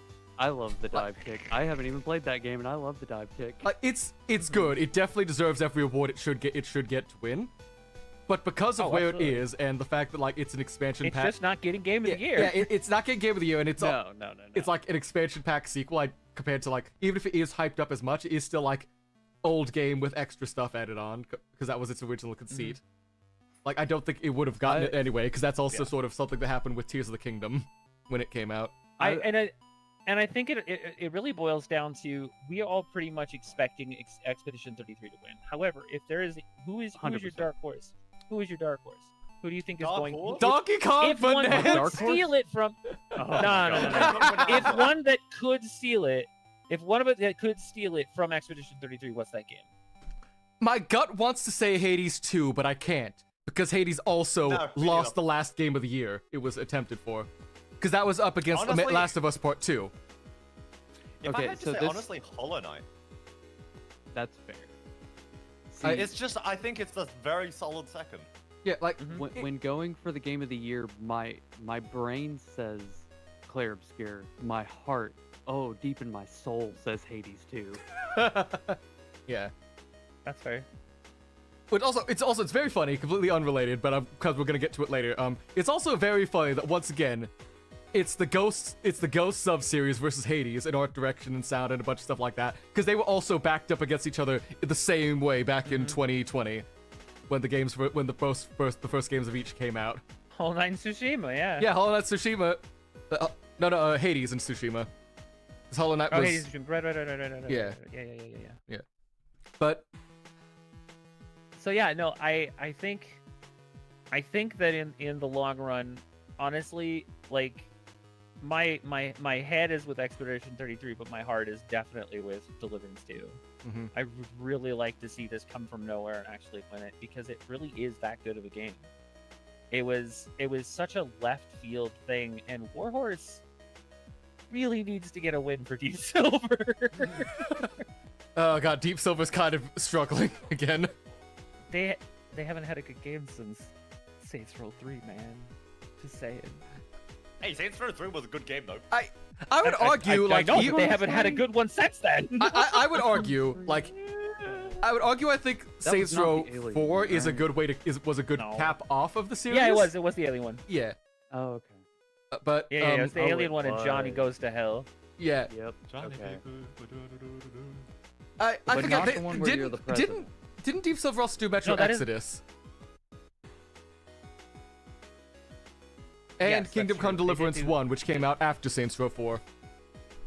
I thought so. But yeah, they've got Takes one a half dozen the other, really. But Yeah. yeah. yeah, they've got. They need a win, but I don't think they're getting it in this category. Yeah. I don't either. There's other games that it could have been nominated for as well. 'Cause I think the music in that game was really good, but obviously it didn't even get touched. So it's like, No. what are you gonna do? But Nope. when you look at the other games that are in that category for best score in music, you're just like, well, Yeah, fuck. you can't exactly win that. There. Wait, No. who? Sorry, I The was not dog's here. out. I'm trying to remember. No, leave me alone. Leave me alone. Ad blocker. Ad. Oh no, not the Ad ads. blocker ad. Did you get an ad for an ad blocker? Or Oh an my ad God. being like, "Hey, stop your ad blocker." Oh, Oh, okay. No, I don't I'm think just I trying to will. find- I'm just trying to find the best music award. I could pull that up first now because I think is there. I can pull that up now because I think Oh, we're yeah, just about done with Game of the Year discussion. Yeah, let's talk about So, score and music. Well, 'cause score there's and two music different ones. There's is- score and music and audio design. So let's start with score and music. Score and music is Christopher Larkin with Hollow Knight Silksong, our boy Darren Korb with Hades 2, Lorian Testard with Clair Obscur Expedition 33, Toma Otoa from Ghosts of Yote, and Woodkid and Ludwig Forsell with Death Stranding 2 on the Beach. All strong contenders. I can't fault any of these being nominated. I No, feel, absolutely. No. I feel like the top two, the ones that are fighting for the top, are Hades 2 and Clair Obscur. I would agree.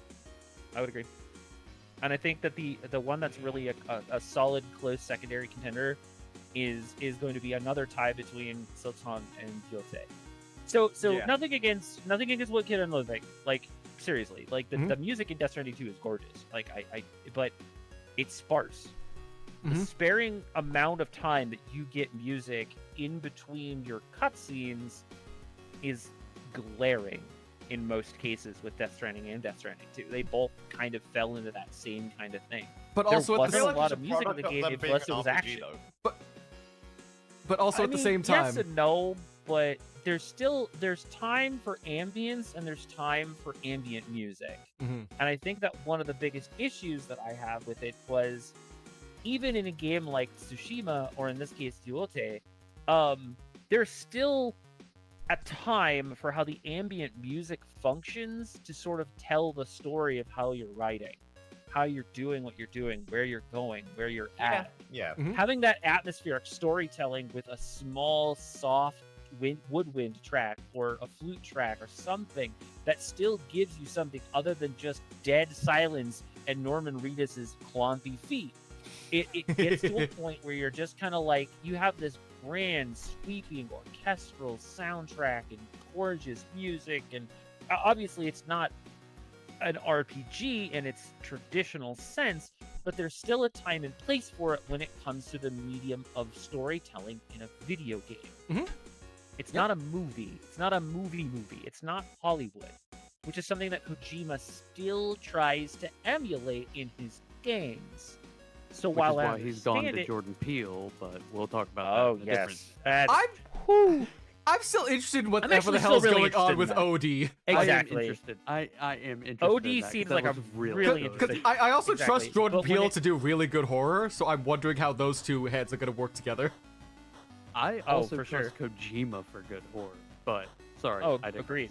Mhm. No, for sure. But like when it really boils down to is, and I talked about it earlier. When they reached out to Lorian and said, "Hey, make the music for our game," and he said yes, he sent them 2,000 tracks. Like this man didn't just go. He didn't just go hard. That man made love to the soundtrack, and then produced all of these babies to hand off to the team and basically be like, treat my children nice. And they did. And everything that he wrote, this man made 6-second jingles for the game. All of it. He made them. This one person made the entire soundtrack, sound effects and all. Yeah. Obviously, they made a bunch of changes and made some of their own internally stuff, but for the bulk of it, this man did all of that shit by himself. One guy. Right. And you can tell how much passion and how much effort and how much control he put into some of these tracks. It's insane. The same thing could be said with Darren Korb. Ooh, baby. I feel like Supergiant does not fuck Ooh, around baby, when it that- comes no, to that. Darren Korb has been going putting in the crazy. work for every single Supergiant game. I think since Bastion, since like the very beginning. Since Bastion. I'm pretty 100%. sure since Bastion. 100%. Yeah, he's been since the beginning. But like, you have to understand, like it and again, there's no shame in Team Cherry and Christopher Larkin making music for Silksong, because music for Silksong is great. But you also understand that there is such a thing as storytelling when it comes to words. There's a thing as storytelling with visuals, and there's a storytelling with music, and just audio in general. And if you don't have the ability to mesh all three, you end up with a weird mishmash of what the fuck am I watching? And it doesn't really help you stay in the line. And the problem that Silksong, Hollow Knight, Metroidvanias in general fall into, just in the history of the genre, is that the music becomes too repetitive after a certain point. There's a time and place for how the music itself kind of plays to it, especially in an RPG setting, because let's be honest, world map music has generally almost always been historically the same since the 90s. But when it comes to how you would,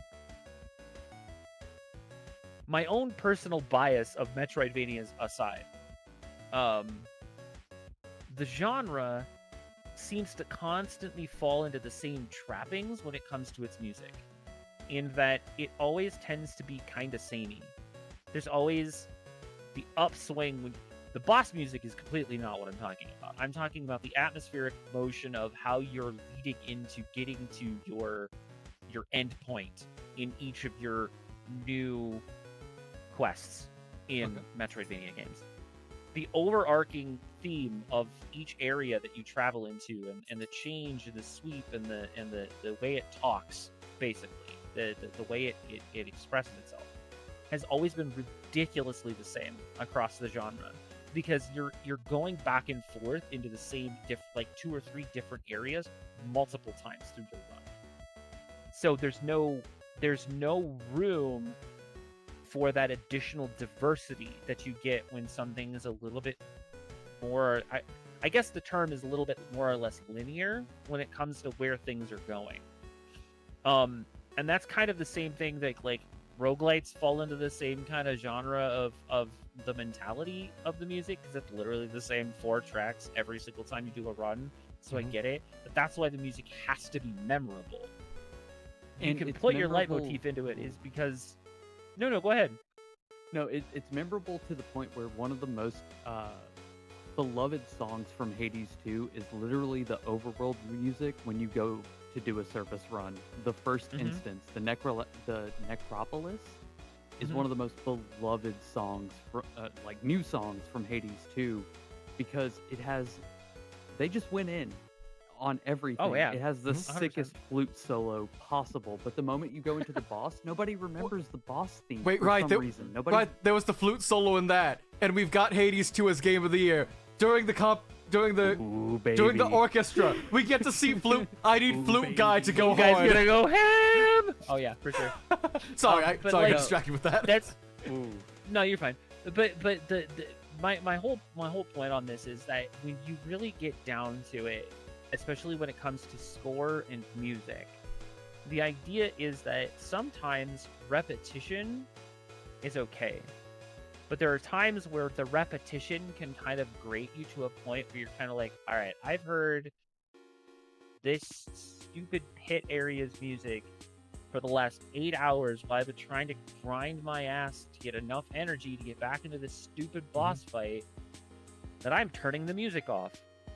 Okay, hold on. Let I don't me wanna give hear it PTSD anymore. to everyone. Baby, baby, baby, baby, baby, baby. Oh yeah. And that's why in Reload they changed it.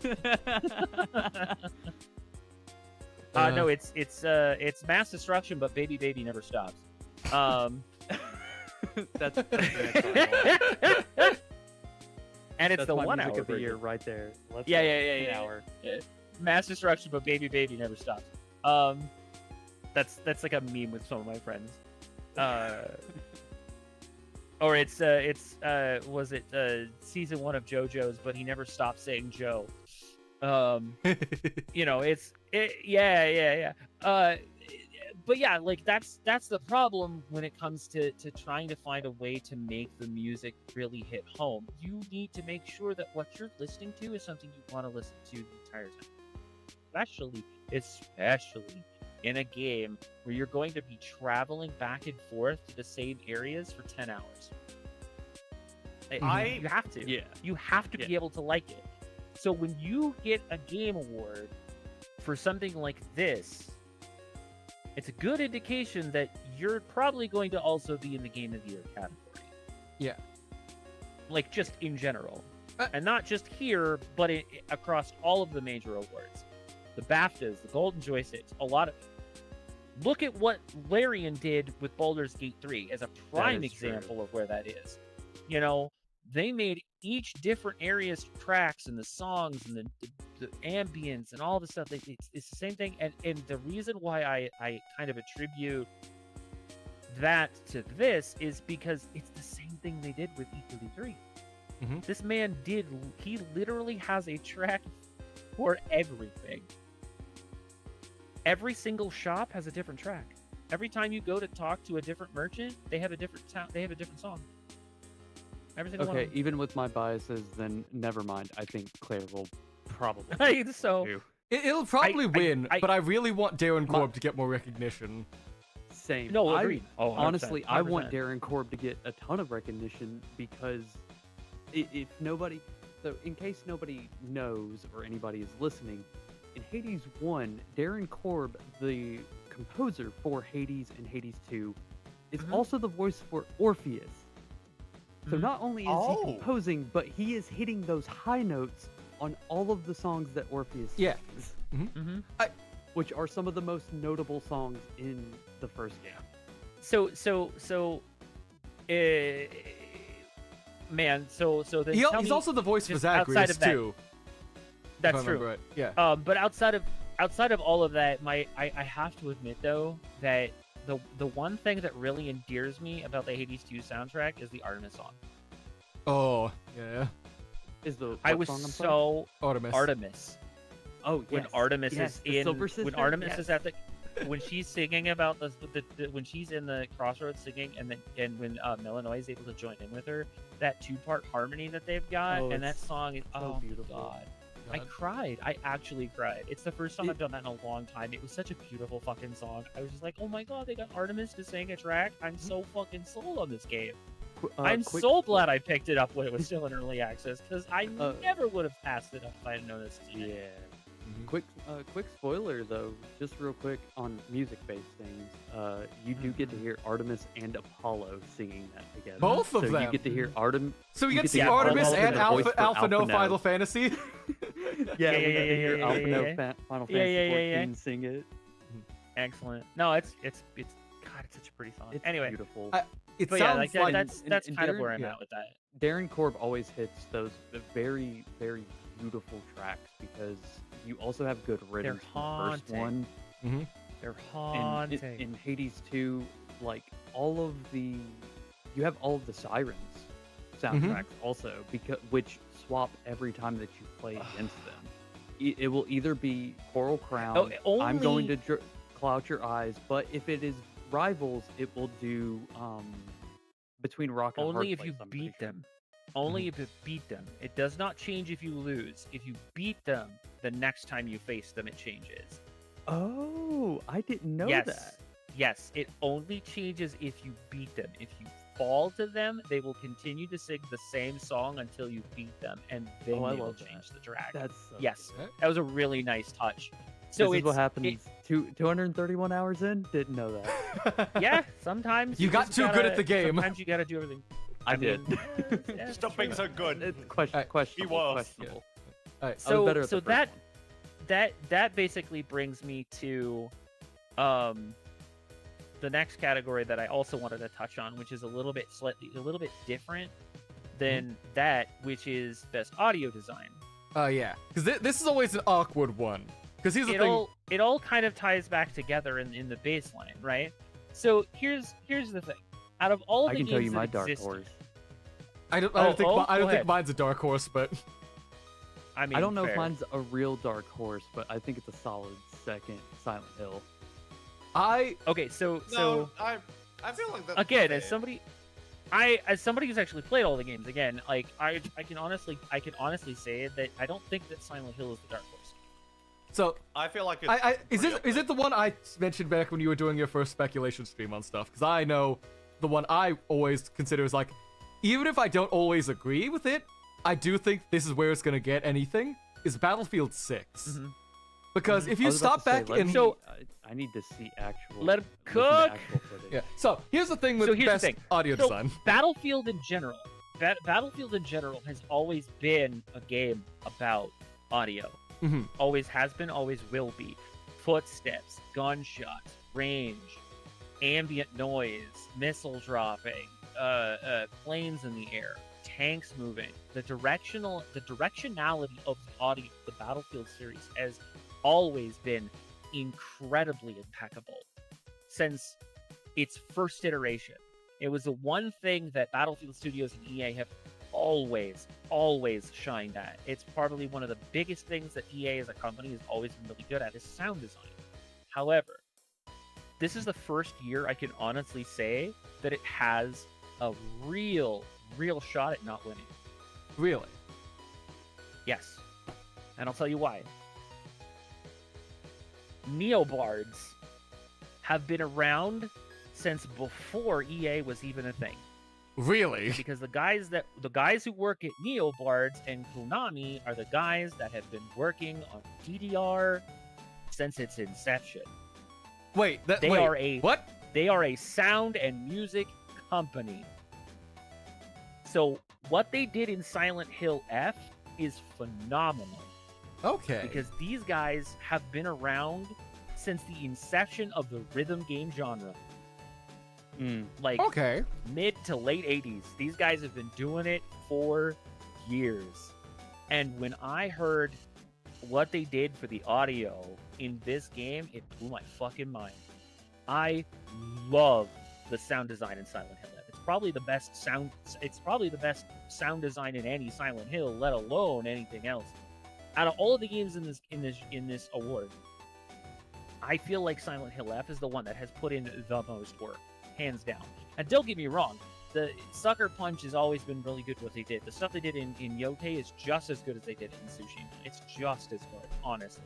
The instrumentality of everything and her playing the music on her shamisen and stuff like that was impeccable. They did a really good job getting with like traditional artists and people who've been playing the shamisen for decades to play the songs that they did for this and all the stuff they did to like the little pieces here and there.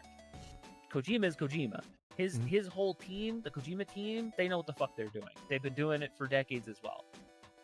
Sandfall is Sandfall. We kind of already know where we're going with this. A lot of the stuff came from the same guy who made all the songs. So a lot of the team just took what he did and made it work within the game, and they made their own stuff to kind of separate it. And like I said, Battlefield was Battlefield. But Neobards have been doing it longer than anyone else in this category, and they know what they're doing.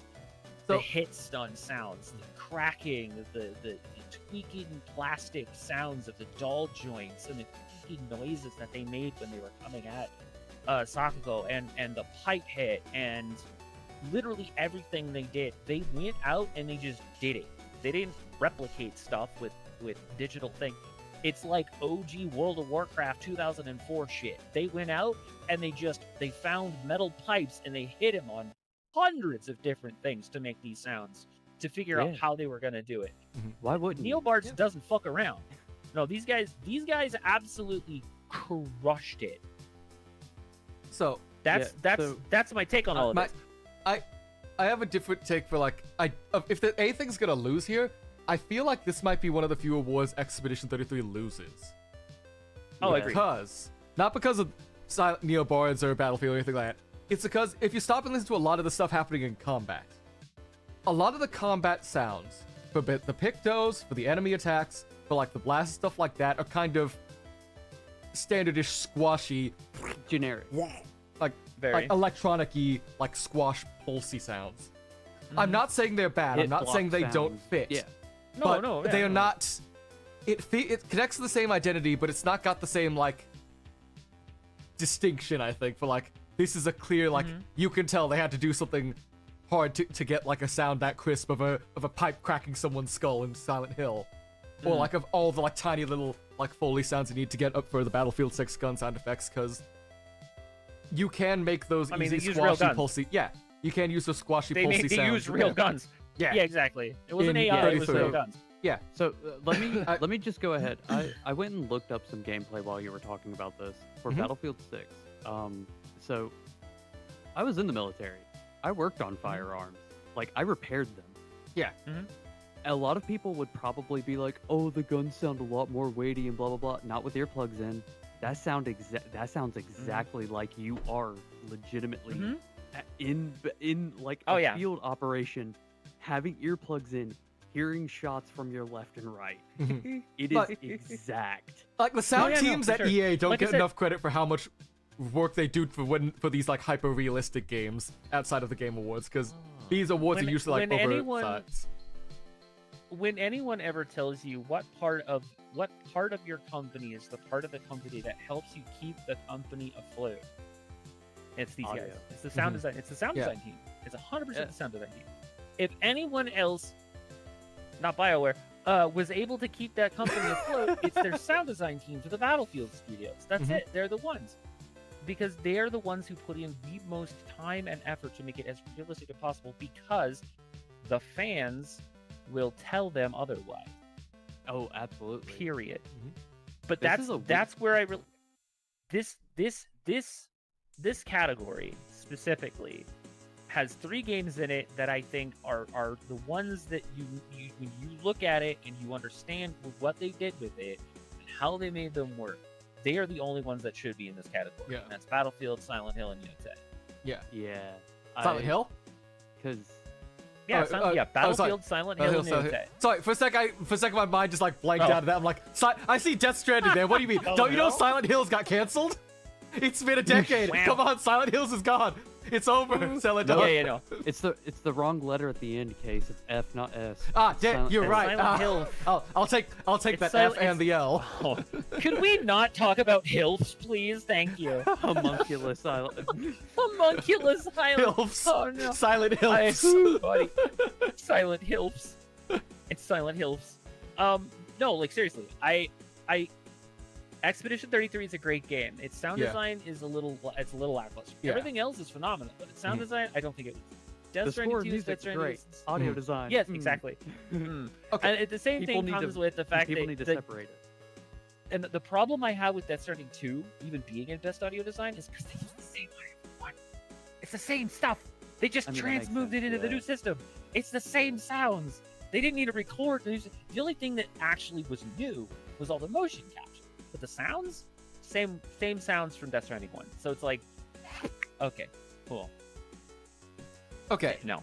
Anyway, So- minor nitpick on my end, not a big deal, but shouldn't be in this. It should just have been the 3. There's other games that probably could have been here that were cool, that may have been better overall, but So, you know, Okay. it is what it is. Blurry, you've been a bit quiet. Is there any specific like categories that sounds interesting to you that you want to like feel like talking about a little bit? There's like, See, here's the thing I've realized while we've been going through these. I don't know half of these games. Oh wow. okay, there's still other stuff we can use. I don't think any of us have anything to talk about esports, but No. So okay. Hold on. Okay. So I at the beginning of the call, I told Case there are 4 categories in this that I have no fucking horse in the race, and I really just don't care about them. Yeah. And that's best esports team, best esports game, best adaptation, and best VR AR. Obviously, we've already talked about the best adaptation and the fact that Sonic 3 got snubbed, but Mhm. we're not going to get Yeah. there. We already know Yeah. Minecraft's going to win. We already know Minecraft's going to win. It is what it is. It's Microsoft It money is versus the- Sony money, and Microsoft's money in movies is still going to be better than Sony's money in movies. So, whatever. VR AR, I don't play. I know most people here don't really play either, and let's be Nope. honest. The only controversy that we have to talk about in VAR is the fact that the Deadpool game hadn't even released until Deadpool's the day not they out. announced what The- it is the now. only It came out controversy- on the 18th. The only It controversy literally came is out the that same day this that they announced category it. made me want to put Geoff Keighley in the glue trap. I'll be honest, Alien When- Rogue Incursion is actually a really good game. Mhm. I don't play VR AR, but it's gotten a lot of really good reviews. So if any of these games win, it should be Rogue Incursion, but it's going to be a sidebar category. No one's going to get any sort of like card read, but it's going to go to Alien. Yeah. That's Yeah, all I have to say about I that need to pay category, attention to that now because I honestly. have not been using my VR headset for a while. If there's an alien horror game, I mean, fair. I'm a sucker for Alien, even though it hasn't been that great for a long time. Like I mean, Alien Romulus was I'll good, be honest. but Yeah, go read I'll the be books. honest. I think that the Midnight Walk probably could take it because I feel like it's actually the best, most original game that's out of all of these. But also, That that's one not has the something the Game coolest Awards art really from what I'm seeing. awards. Oh, a bar. Well, Yeah. so what's really cool and what's really interesting about this is that this is not just a VR game. It also can be played without VR. It's a game that can be played with a controller or keyboard and Oh, mouse. So good. it's completely Okay. playable without VR. So if you get a chance to try it out, do so. I think it's actually really charming. It's a horror game, but it's charming. But yeah, like I said, I just don't have a horse in this race. Okay. But And we've already that- talked about this adaptation. Esports game is gonna go to League of Legends or Valorant because it's Riot money, and esports team, Probably. they didn't put in fucking T1 so they can fuck right off. Wait, they didn't? Okay. However- see, we can talk about No! the same thing for best fighting because Riot Money is also gonna be winning. we've but had- Which is why we know that's 2XKO is getting over Fatal Fury. even though but- we but mentioned this before. Saudi Arabian oil money. Yeah. Oh, Co- we could co- go. yeah, We could go deep collection- into this now that co- I'm here. Is it your turn but- to say your piece? so let me- speech? Well, but before Okay. we get completely sidetracked, that so there's 2 things I want to talk about. So when it comes to best esports team, they have Gen G, Energy, Team Falcons, Team Liquid PH, and Team Vitality. When you look at the League of Legends, you don't think, who the fuck is Gen G? I've never even heard of these guys. But the fact that T1 and Faker are not on either of the lists pisses me off because not only did Faker put in the fucking effort this year, and T1 came from fucking nowhere and basically ran the League of Legends world this year. There's literally no reason why Gen G should be up here over T1. However, Which team had the Mundo pick?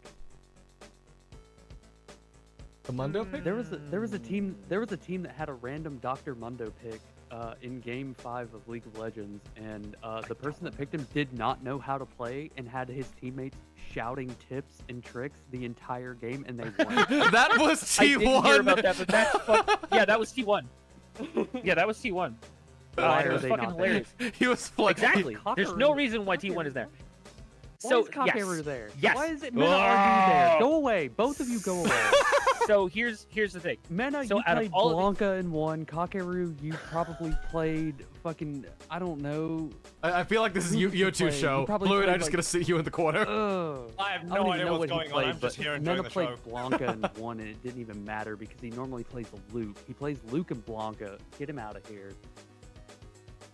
So if I remember correctly, let me see what he's actually. I'm trying to see what he's say that. It tells you the Um, username, the full name, and the game. Well, I don't. What are you looking for? We can help. I was actually trying to figure out what character he's been playing recently. And I Oh, don't okay. remember. So no, the thing about Kakeru being here is actually really important. Is he's been through a bunch of shit, like personally, outside of a lot of what happened here. And like in his personal life, this man has come back from a devastating bunch of shit that happened to him. His family got fucked over by a bunch of stuff, and people tried to steal a bunch of stuff from him. And then he ended up finding out that he has a neurological dysfunction that caused him to actually have to completely retire from competitive play. Wait, is this the guy that says he could like somehow like animation cancel his own vision to be able to play games again? Yes. That is yeah, that's Kakeru. I think I want to the vote for him just because that's a funny statement. I have heard about Kakeru, and oh wait, okay, he does play JP. That's what I thought. Yeah, he's a JP player. So here's the deal.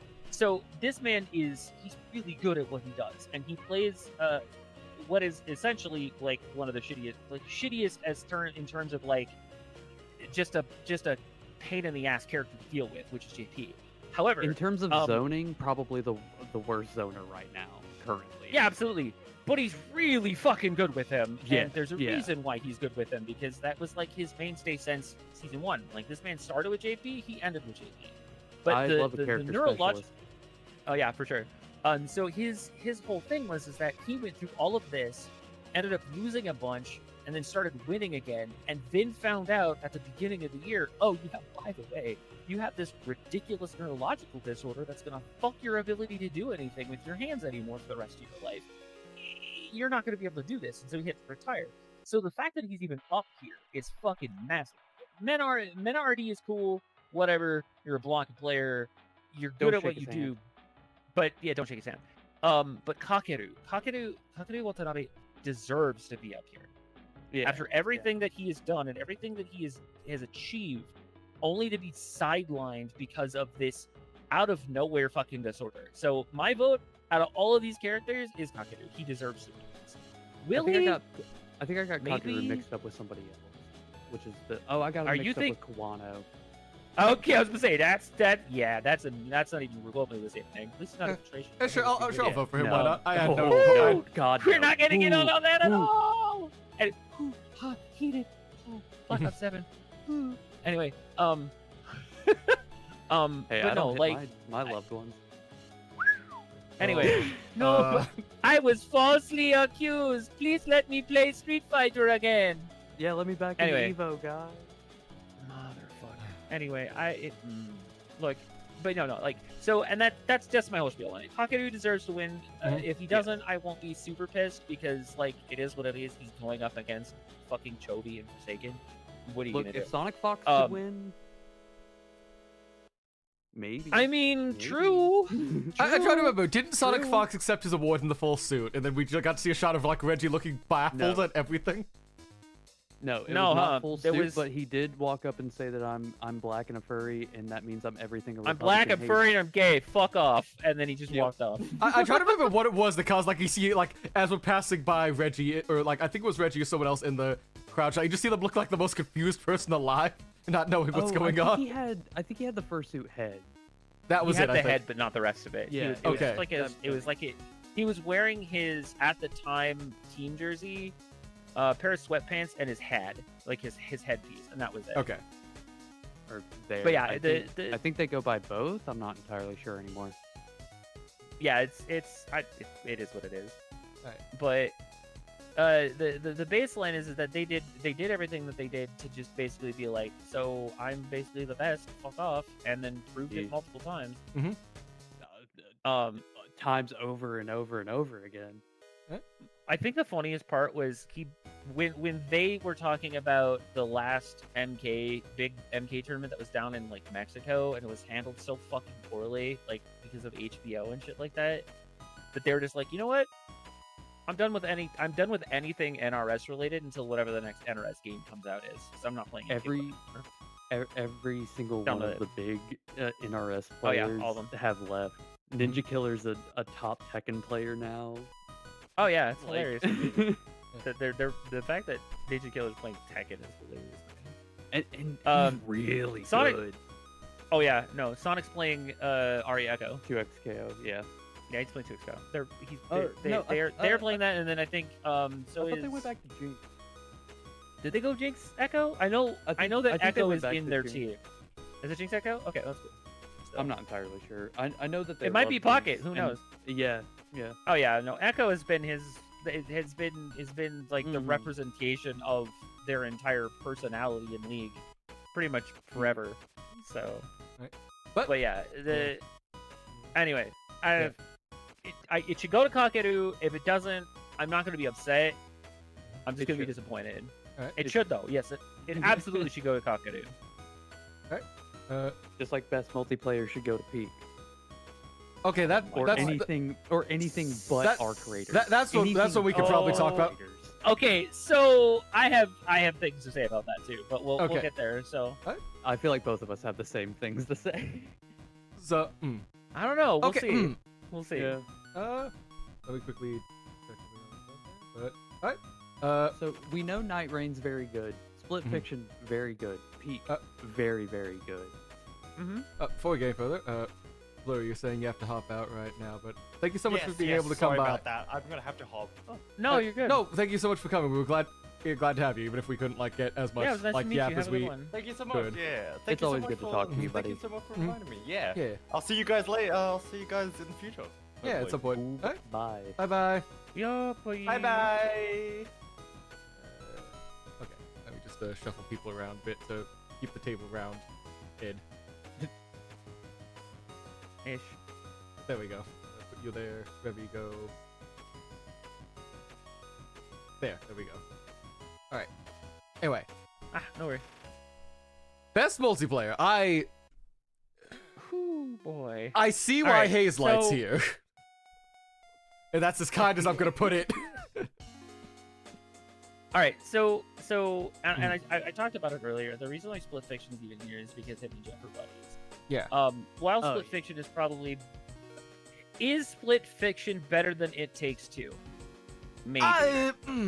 I think moments don't of think it. so. I don't think the full product is. The thing is there. Agreed. 'Cause, okay, And that's so, it's yeah. moments. It's the Yeah. moments that make Split 'Cause- Fiction as popular as it was. Yeah, Because there's 'cause- so many memes of how many different people were freaking out about the part on the bike when you're trying to authenticate on the phone. That is probably the that most is the memorable funniest part of the this rest. game. There are two parts in this game that everyone remembers. It's the motorcycle authentication on that, and the hot dogs. Oh god, the hot dogs. Which Those are if the two most memorable parts of this game. I don't remember anything else about this game. Do you? I I remember remember, the phone. I remember the hot dogs. I remember That's it. having That's all entire. anyone remembers. Of it. I remember having so many complaints about the story. If I could start up with that. Oh 'Cause- yeah, agreed. No, because, and I said it before and I'll say it again. It's literally just a reskin of the other two games. It That's is. all this is. It- There is no innovation. There is no additional adding on to what the concept of this. He takes the exact same game and he just does what they do with Madden and Assassin's Creed. It's the same game, new skin, some new memes, and that's it. That's all I mean, this it's game EA. is. What do It's you a clip expect? farming game. Well, so remember, EA is the publisher. The developer is Hazelight, which is like Yeah. 5 guys. Well, yeah, But it's the same publisher guy at can the face of always Hazelight. throw in a lot of different words and stuff like that to try and get them. But But if you look at his it actual does kinda- track record, yeah. going all the way back to Yeah. from Brothers: A Tale of Two Sons, he's always been doing this Mhm. sort of like two-player narrative story-based thing. Right. And it's just he didn't find Every his formula single that time worked. I see him, I expect a co-op experience that is a split screen thing, and you can do things to fuck with each other. Which, fair enough. Like if, Exactly. like that's a niche, and that's a very specific direction you don't see much out of anywhere else. I will give him that. He found something that he really likes doing, because he never seems to want to fucking do anything He's else. not bad at it. Yeah, it's just I mean, he's not bad at it, but it's just okay. it feels It's like he not hasn't evolved award-winning, it. but it's decent. So- I mean, no, a little it bit. was The award-winning, that's the thing. technology's better and the thing. It Takes Two won Game of the Year. It was It did. award-winning. So I feel I like heard a lot more about It Takes Two and A Way Out than Split Yeah, Fiction, like 'cause- for a lot longer. Agreed. so. I Agreed. think that's partly because with A Way Out, that's when he found his formula, because even though it was basically ripping off so much from a Shawshank Redemption and like every other prison escape movie possible, I mean, what else are you gonna do? True. so you could see that, like, with the act, that was where the formula was getting there, because you could first see, like, the bits where, as soon as you're, like, getting interludes there between actual story segments, you're able to do, like, the small, like, interactive character-based stuff, like, you can have the two divorced people play chess and do small mini-games together, or you can have, like, one of the prisoners, like, draw a mustache on a painting, and the other person will have to wipe it off, and other small character-building stuff like that. That feels like where he got his first formula, and he refined it with It Takes Two, and wrapped it up in a nice story about, like, a divorced couple coming back together for a nice, wholesome family book burning. Because fuck that book! True. But it feels like he just phoned it in with the story of Split Fiction. Partly just because Oh yeah, the entire setup of, this is gonna be... it was cash in. like a story about, writers gonna tell about the most creative and interesting stories, and they're gonna all act about like, oh, look, I've never seen... How dare you see, like, these fantasy world stuff? Why are you putting so much terrible things in your sci-fi setting? Do you think you have stuff to work through and stuff like... When at the same point, like, it's the most milquetoast, bland, basic default sci-fi stuff you could come up with. You want to know always- why? Because he just took the horror movie approach. Yep. You do the first one, it's pretty good. It's pretty, like, people like it. You do the second one, you refine the things, people like it even more. And the third one, you go to space and it sucks. Shit, Man, you're how do you right! fuck Maybe up not sci-fi? sucks, but Come like... on. How do you keep fucking up sci-fi? Jason X, baby.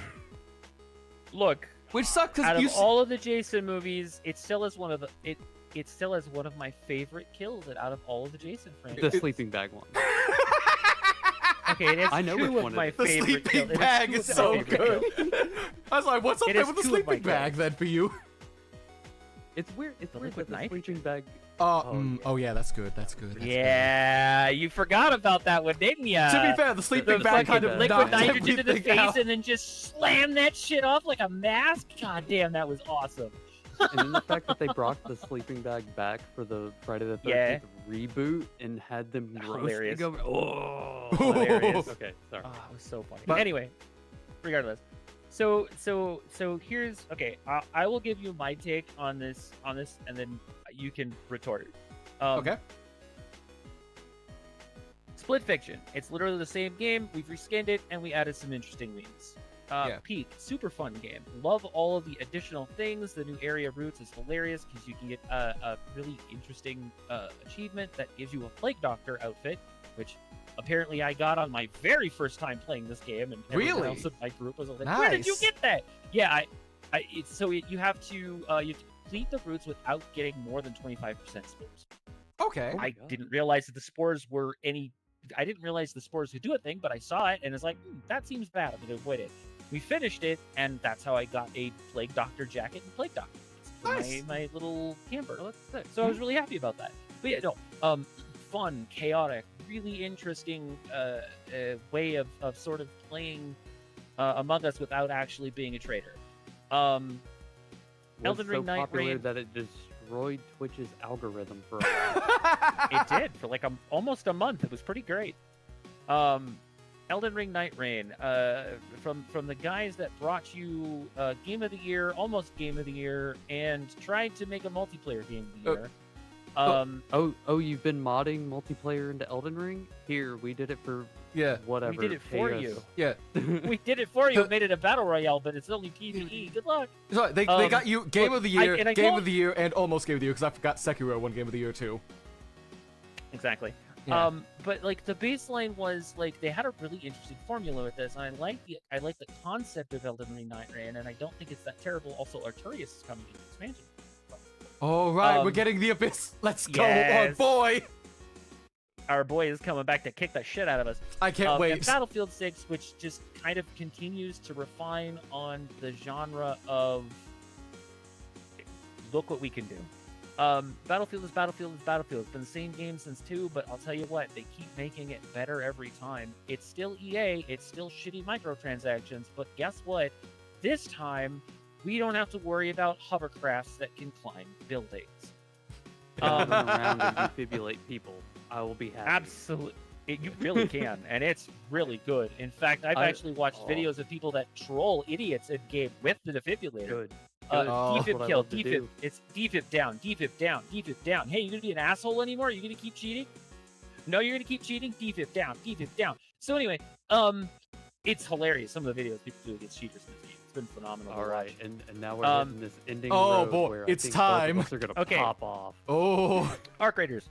In a world of sci-fi games that give you the ability, and especially in a genre known as extraction shooters, where not a lot of people are really big fans of it, when you have games like Tarkov and Duality, where the communities can either be wonderful and Tarkov. Look, it's not a very popular genre. I understand. However, there are two really key things and takeaways from Arc Raiders that I actually think make this game specifically a far head above the rest of the genre. First of all, it has this interesting retro future cassette punk 80s 90s aliens kind of tech vibe to it, which personally I think is phenomenal. There are obviously some shortcomings with how the game itself presents itself. The character creation is there. Some of the stuff that you get with the free battle pass exists. Not exactly marketed terribly well. But what it does get right is the atmosphere, the characterization of the world, the story, the lore, how it presents itself, how things exist. Even the actual story of Arc Raiders is phenomenal. And the way that it plays is probably some of the best gunplay from shitty to decent that you've got in just about any of these games in terms of a franchise. The only two problems that this game suffers from, as far as how it actually did things, are as follows. Sound design, really, really good. Except when it comes to voices. Oh, boy. Now, mind you, the standardization of the AI model that they use is, and it has been proven, ethically sourced. Okay. However, okay, so that has been proven. Yes. However, the only characters, AI voiceovers, that they aren't sourcing is an NPC merchant. And that's it. The sounds and voice files and AI models used for the, and this is the funny part, voiceover mod for your microphone are in fact ethically sourced AI. It is a pitch tone generator. It is not Gen AI. Okay, if it's pitch tone, that's a bit better. The AI, the only Gen AI that was used for voicing was the Android NPC merchant. He's the only one that actually has actual AI voice. I still Every- hate that, ev- but it's not as bad. Not But this as is a big reason. But so bigger streamers who have been playing it, who have been very vocal about being very, very anti-Gen AI, including, but not limited to, Peanut, Co-Carnage, Tim the Tatman, and a couple of other guys. And I know that those aren't really the best names when it really comes to being decent human beings. Co is Co, and we love Co, and he's not a bad guy. But a good chunk of them kind of all were on the same boat of that it's don't do the AI thing, because they're all on board with the concept of the SAG-AFTRA strike. They are big proponents of making sure that the people are ethically sourcing where the sound is coming from. So when it really had to come out that Embark basically had to go, yes, we did some shortcuts with the voices. However, here's what we used, and this is what it was, and they proved it. A lot of those people said, all right, we'll play the game. And they're playing it to this day. They still continue to play the game. So, good on them. They didn't fuck it up like a lot of other companies could have. Yeah. Or double down on the shit. So, it's good. It's good. I think it's positive. It plays very, very well. It's the first time I've played an extraction shooter and I didn't get pissed because I got killed. The community has built this intriguing personal storyline. If you really want to try to be as peaceful as possible, you play on PC solo. Okay. If you really want to be as aggro as possible, you play console treatment. Trios in general, you'll play that. There's a faction war in Trios right now. Did you know about that? No. I didn't know anything Yes. about Arc Raiders because There's a big- was refusing so- to play it. No, completely understood. Completely understood. Everyone has their morals. Everyone has their ground to stand on when it comes to Gen AI. I completely understand it, but I did make the decision to look into it because I really wanted to play this game because this retro future cassette tech aesthetic is my fucking jam. See, I I'm glad love that you this did shit. look into it, and I'm glad that you said a lot of that because it's Mhm. nowhere near as bad as I had heard or thought that Yeah. it was. Oh yeah, 100%. I thought it was. 100%. I thought it was multiple, like all NPC. Yeah. Nope, it's I still literally feel- just the one. I It's still literally just feel the one. real- Everyone else is real weird about So- like the ethically sourced Gen AI because then that means they just Agreed. don't pay the voice. Oh no, they do actors? pay them. No. Oh, they do? So Okay, good, ethically good, sourced, good, yeah. good, So good, good. ethically sourced Thank God. AI is basically think of it as Vocaloid Light. You create a sound bank from an individual person that you then pay a flat fee for, and then you utilize their voice in that. Okay. Any Okay, cool. content, As long as the any voice actors content are and still royalties. paid. Yes, exactly. Think of it in terms of the James Earl Jones experiments that they did with Fortnite. I'm still. Yes, it's AI.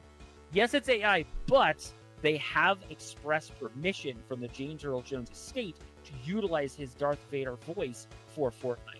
Did they did the people that play Fortnite fuck it up? Yes. Oh, fuck it. Yeah. It Oh, was I don't even awful in know. the first 2 hours. Was They didn't really have any This is me filters learning on. about everything. About They didn't really have any Okay, hold filters on on. what you Let could me tell. get the actual list. Let me get the full list of what they did on that while I'm talking about this. Oh, no. But Yeah. like, what happened in I the can only first imagine. hours of Darth Vader in Fortnite? But Um, all of this to say, I honestly do. I hope that Peak wins because I think with how much work and how much love they've put into the game and like it shows how much fun they're having. They're not like too worried about like, oh, we're gonna make this the best multiplayer. It's like, no, we're just gonna make everybody have fun, and that's the point of video games, especially a multiplayer game like this. I also really Oh, hope yeah, Peak exactly. wins because it feels good for me to have them win because it was started as just a jam project they did internally that they just put out because it was just like a small collab between Aggro Crab and Landfall, just like, hey, let's make a small little game together as like a test before we make our big project, and then, oh no, everyone really likes Peak, like really likes Yeah. Peak. And also, Well, so- if you just look at all the names under the names of the games, it's very easy to root for Peak too because it's like, okay, Embark Studios. I don't know exactly where Embark is, but then EA, FromSoft, EA. Embark is owned by Nexon, which is one of the big Korean ones that owns like Oh, well, there we yeah, go. Blue Archive, Maple Yeah, I Story, know- that sort of see, thing. Even I know Mhm. Nexon. Yeah. so. And then I have Aggro my Crab things with Nexon when it comes to the different versions of the Nexon studios, but I won't Yeah. get into that here. Yeah. But- It's the same thing with NCSoft, but anyway. I love how all of um, us have had little caveats where we're like, no, we cannot go into this. Look, we It could, will, but 'cause I it don't. will- I it's think an it would entire derail a bit too far. It's- That's what I'm saying. It's its yeah. own thing. Mhm. Yeah, so it's kind of silly. Mhm. It's like a 30-minute clip of a thing that happened during drop frames from It's Me JP. So it's Me JP, Ezekiel, Kill Carnage, and Dan's Gaming talking about what happened with the whole what happened when he dropped and stuff like that. So I'm just gonna put that in the chat so you can check it out at your leisure. But it got fucking crazy right out of the gate. Like he was saying, people were Yeah. getting to say slurs and making Mexican jokes, and it was awful. yeah. It was awful bad. It was bad. And they had to hot fix it to like shut it down for like 6 hours before they were able to put it back up and get it to actually like work as intended. Because it had literally no filter, so it was a thing that happened. So anyway, I get my that. point is, Yeah. I voted for Arc Raiders. I want Peak to win. I do. But I also, this is literally the only category that Arc Raiders actually got nominated for. So it's the one that I'm voting for because I personally enjoy what Arc Raiders brings to the table for my aesthetic and for my time Because I can go in and do solos in Arc Yeah. Raiders and actually have fun with it and actually progress well, I should say, in Arc Raiders, where that's very difficult to do solo. Yeah.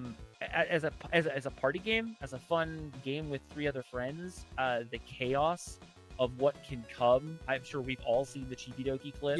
Yeah.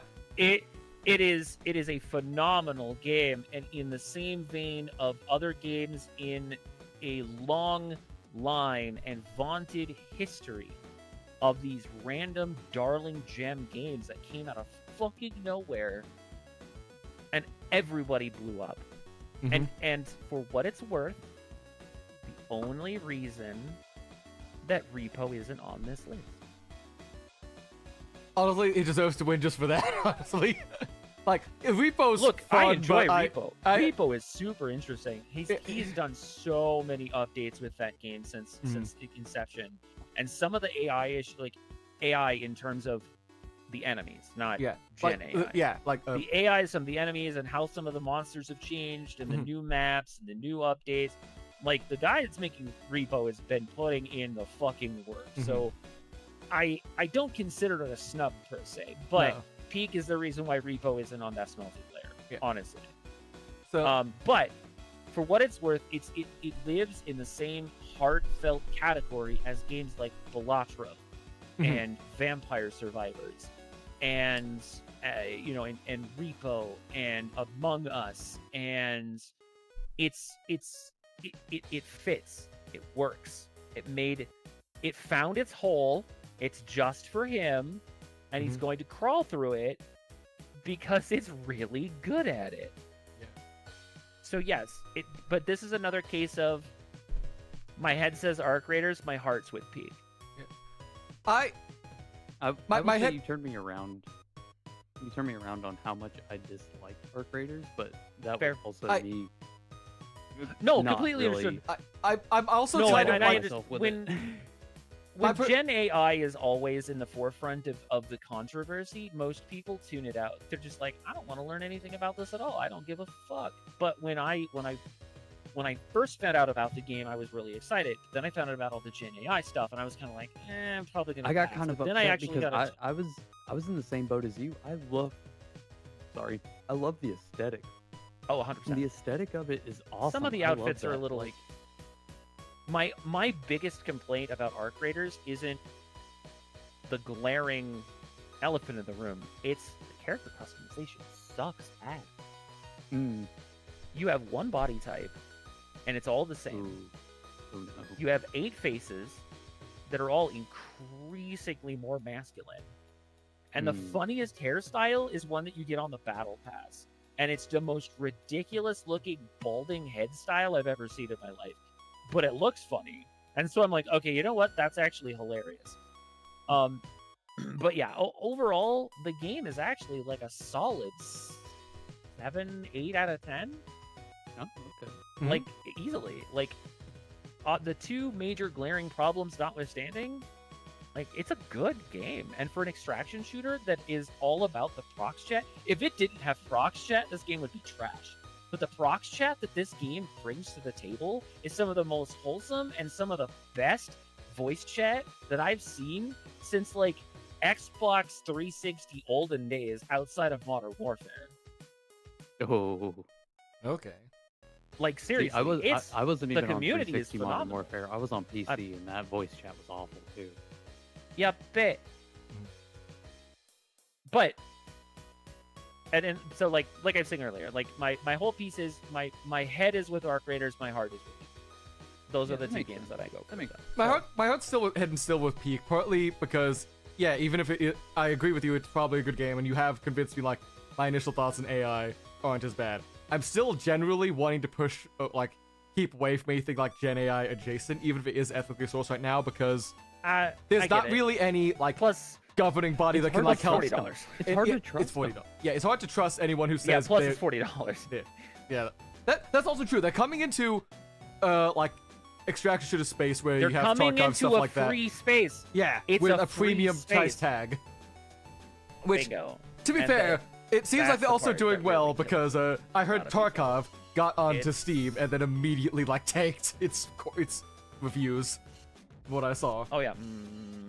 Well, I mean, also not a lot of people can play Tarkov.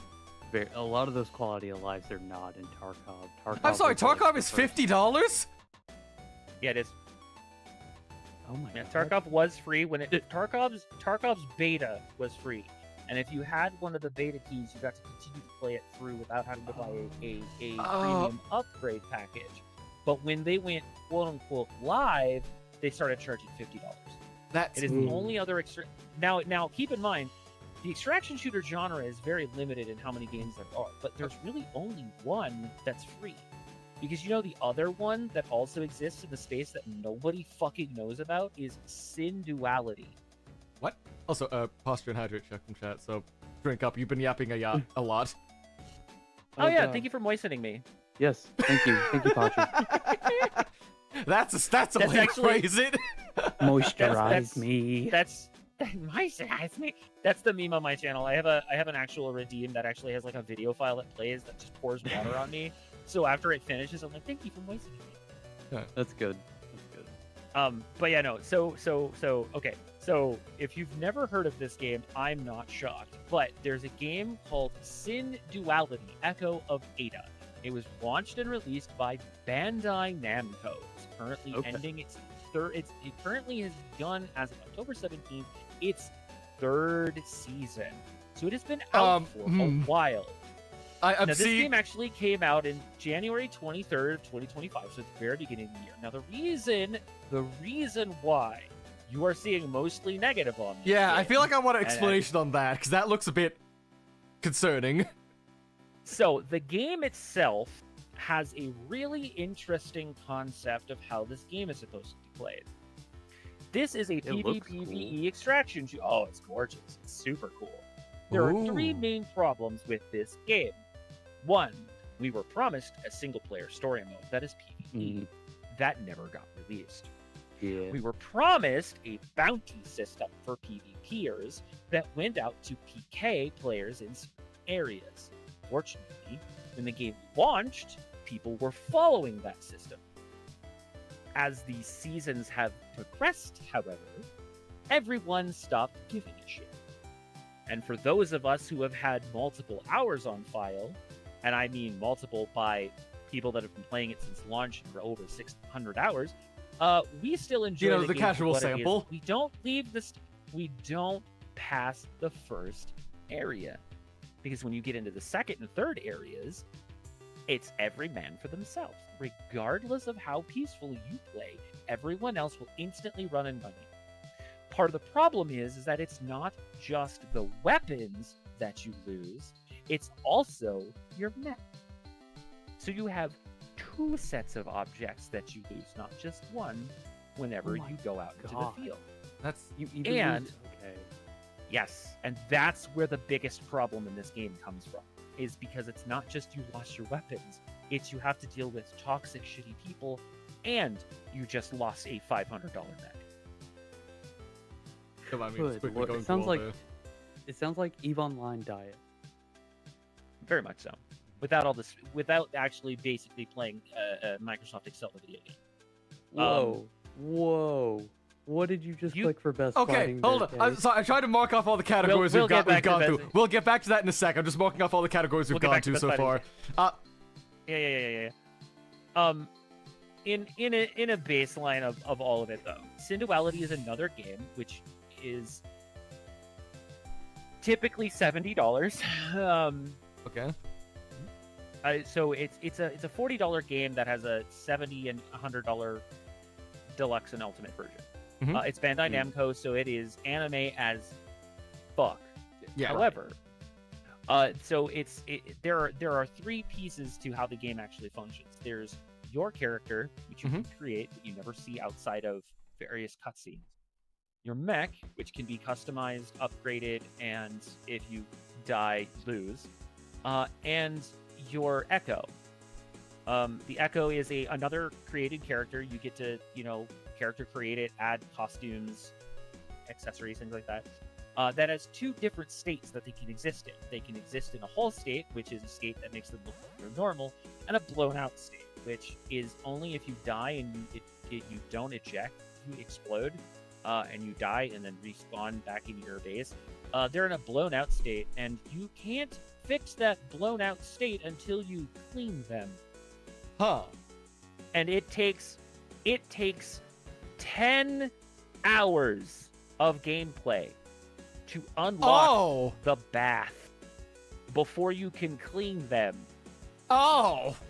And that, So they're in this weird blown out state with their hair blown back like a goofy anime trope for 10 hours if you die once in your initial starting point of the game before you can build the bath and clean them so that they look normal again.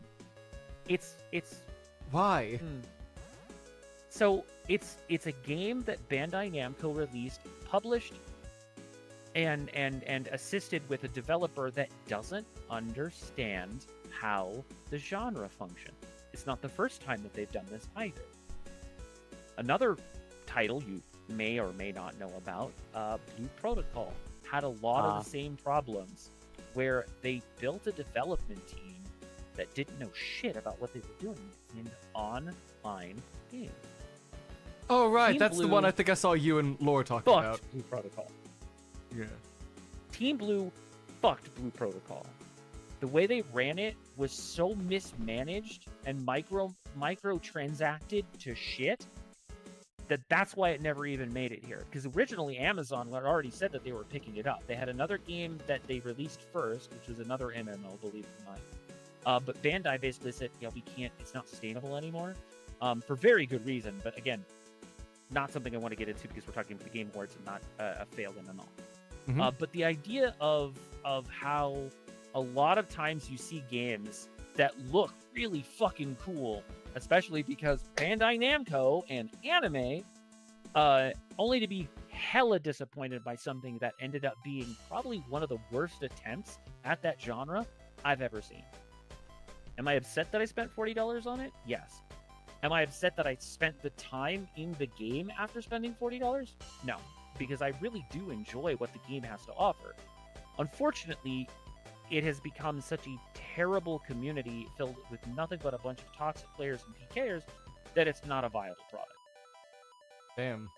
So, but that's the thing about Arc Raiders, to sort of tie all that together. The community of Arc Raiders, when you start playing in trios, there's a faction war that's currently happening right now. Boiled Peanut, Tim the Tatman, and a couple of other big FPS streamers, they're all playing this game, like religiously. Okay, that Boiled Burt, isn't this guy? Burnt Peanut, sorry. Okay, I don't because like I keep seeing this person. nominated This for the person I VTuber see Award. keep coming up out of nowhere. Like, I've never heard of this Yeah, we don't person talk about before. Philly, then. It's the most wild. We don't really talk about Philliant. Yeah, okay. But yeah, no. I've by the never way, even also, heard of this Burnt is such Peanut. a- I love that. This is Nico a wild did that. lineup, by the way. This is such a wacky lineup, and the fact that we've got Sakura Miko going against Tyson and Moist Critical is fucking crazy. Don't But you mean anyway. the star of, like, the man bat from Dispatch? And, What, Sonar? the... Sonar's dope. Yeah, and If the you star fire of... Sonar, What, you're a bad creators- person. well, the star of If what's you it... fire What's it... Sonar and Nominee not- situation is crazy. If you all I'm gonna say is if you fire Sonar over Coop, fuck you. Well, I've You don't not know what played it you're yet, doing. so I'm pretty sure you'll be able to judge me on Sunday, I think, when I start playing. Oh yeah. Oh, Casey's that- gotta did start that playing win? That one. Did Dispatch actually win? Dispatch one. Hey, I'm glad I voted. I'm glad I voted. I for even that, 'cause changed I think my you're really vote. gonna enjoy it. Oh, did Yeah, I you? think you're gonna really enjoy that. I also wanted you to be able to play a game that wasn't gonna be shitty. Okay, but the point of it is so to give yeah. like my audience, make my audience play me like a really shitty game without me having to forcibly opt into it myself. Because like I No, already see, know I've got I bad can't- games on the backlog can't to do that. use. That's exactly here's why the I thing. couldn't do that to you. Is because I know one of the games that you have to do because I'm going to be speedrunning that game. Oh, dare I ask? Limbo of the Lost. Limbo of the Law, the greatest even know what plagiarism that is. game of 2007. That is Hold on. You know, you should. Limbo You probably have heard of the this. Lost. It's such What a the fuck? funny bad game. What in the real-time consequences is this nonsense? Holy So, shit! Limbo of the Lost consequences. was a game from the 19... It no, is, isn't it? It was No, gonna so be... this is hold on. This right here, when I look up the game, this is the first fucking picture that I came across. So that's why I'm like, what in the real-time So, consequences is that- this shit? That is from a Mandalore game. That is the Badly thumbnail rendered Gmod. of a Mandalore gaming video. Yay! But Limbo of the Lost is Yay. a game from 2008 that was in development since the early 90s, originally for the Atari ST and the Amiga 500. That's already one hell of a development cycle that you know is gonna go bad. It was originally gonna be a simple like 2D pixel point and click thing, and then tech kept advancing, and the guy kept wanting to upgrade, advance, push the stuff there. Majestic And then Studios? over time, after it came out the same year as Oblivion, everyone started noticing, hey, wait a minute, some of that background is familiar. Come out the same year as Oblivion, Hey, didn't it? some of that border is familiar. Isn't that from World of Warcraft? Isn't that the store from Oblivion, just seen from the other side? Hey, isn't this the most plagiarism I've ever seen in a game that got a boxed release in stores? Yeah, this came out in stores. This had a physical release. It's using the Thief engine. Excuse me? Yeah. Holy is- shit! That's If what you get really the blew- that's chance, what like, blew my mind, watch too. videos on it, because this is so Thief comically... is a really pretty bad. game, though. Yeah, What they the managed to fuck? ruin it. Oh my god. Okay. It's also anyway, got sorry. the I funniest completely endings. Derailed. Yeah, no, it's no problem. That's something I'm sitting on for when I have like a slow week and I don't have like one of my usual mainstay series there, because Fair. I'm gonna need to suffer through that. What was the other Oh, one that I yeah. was thinking of?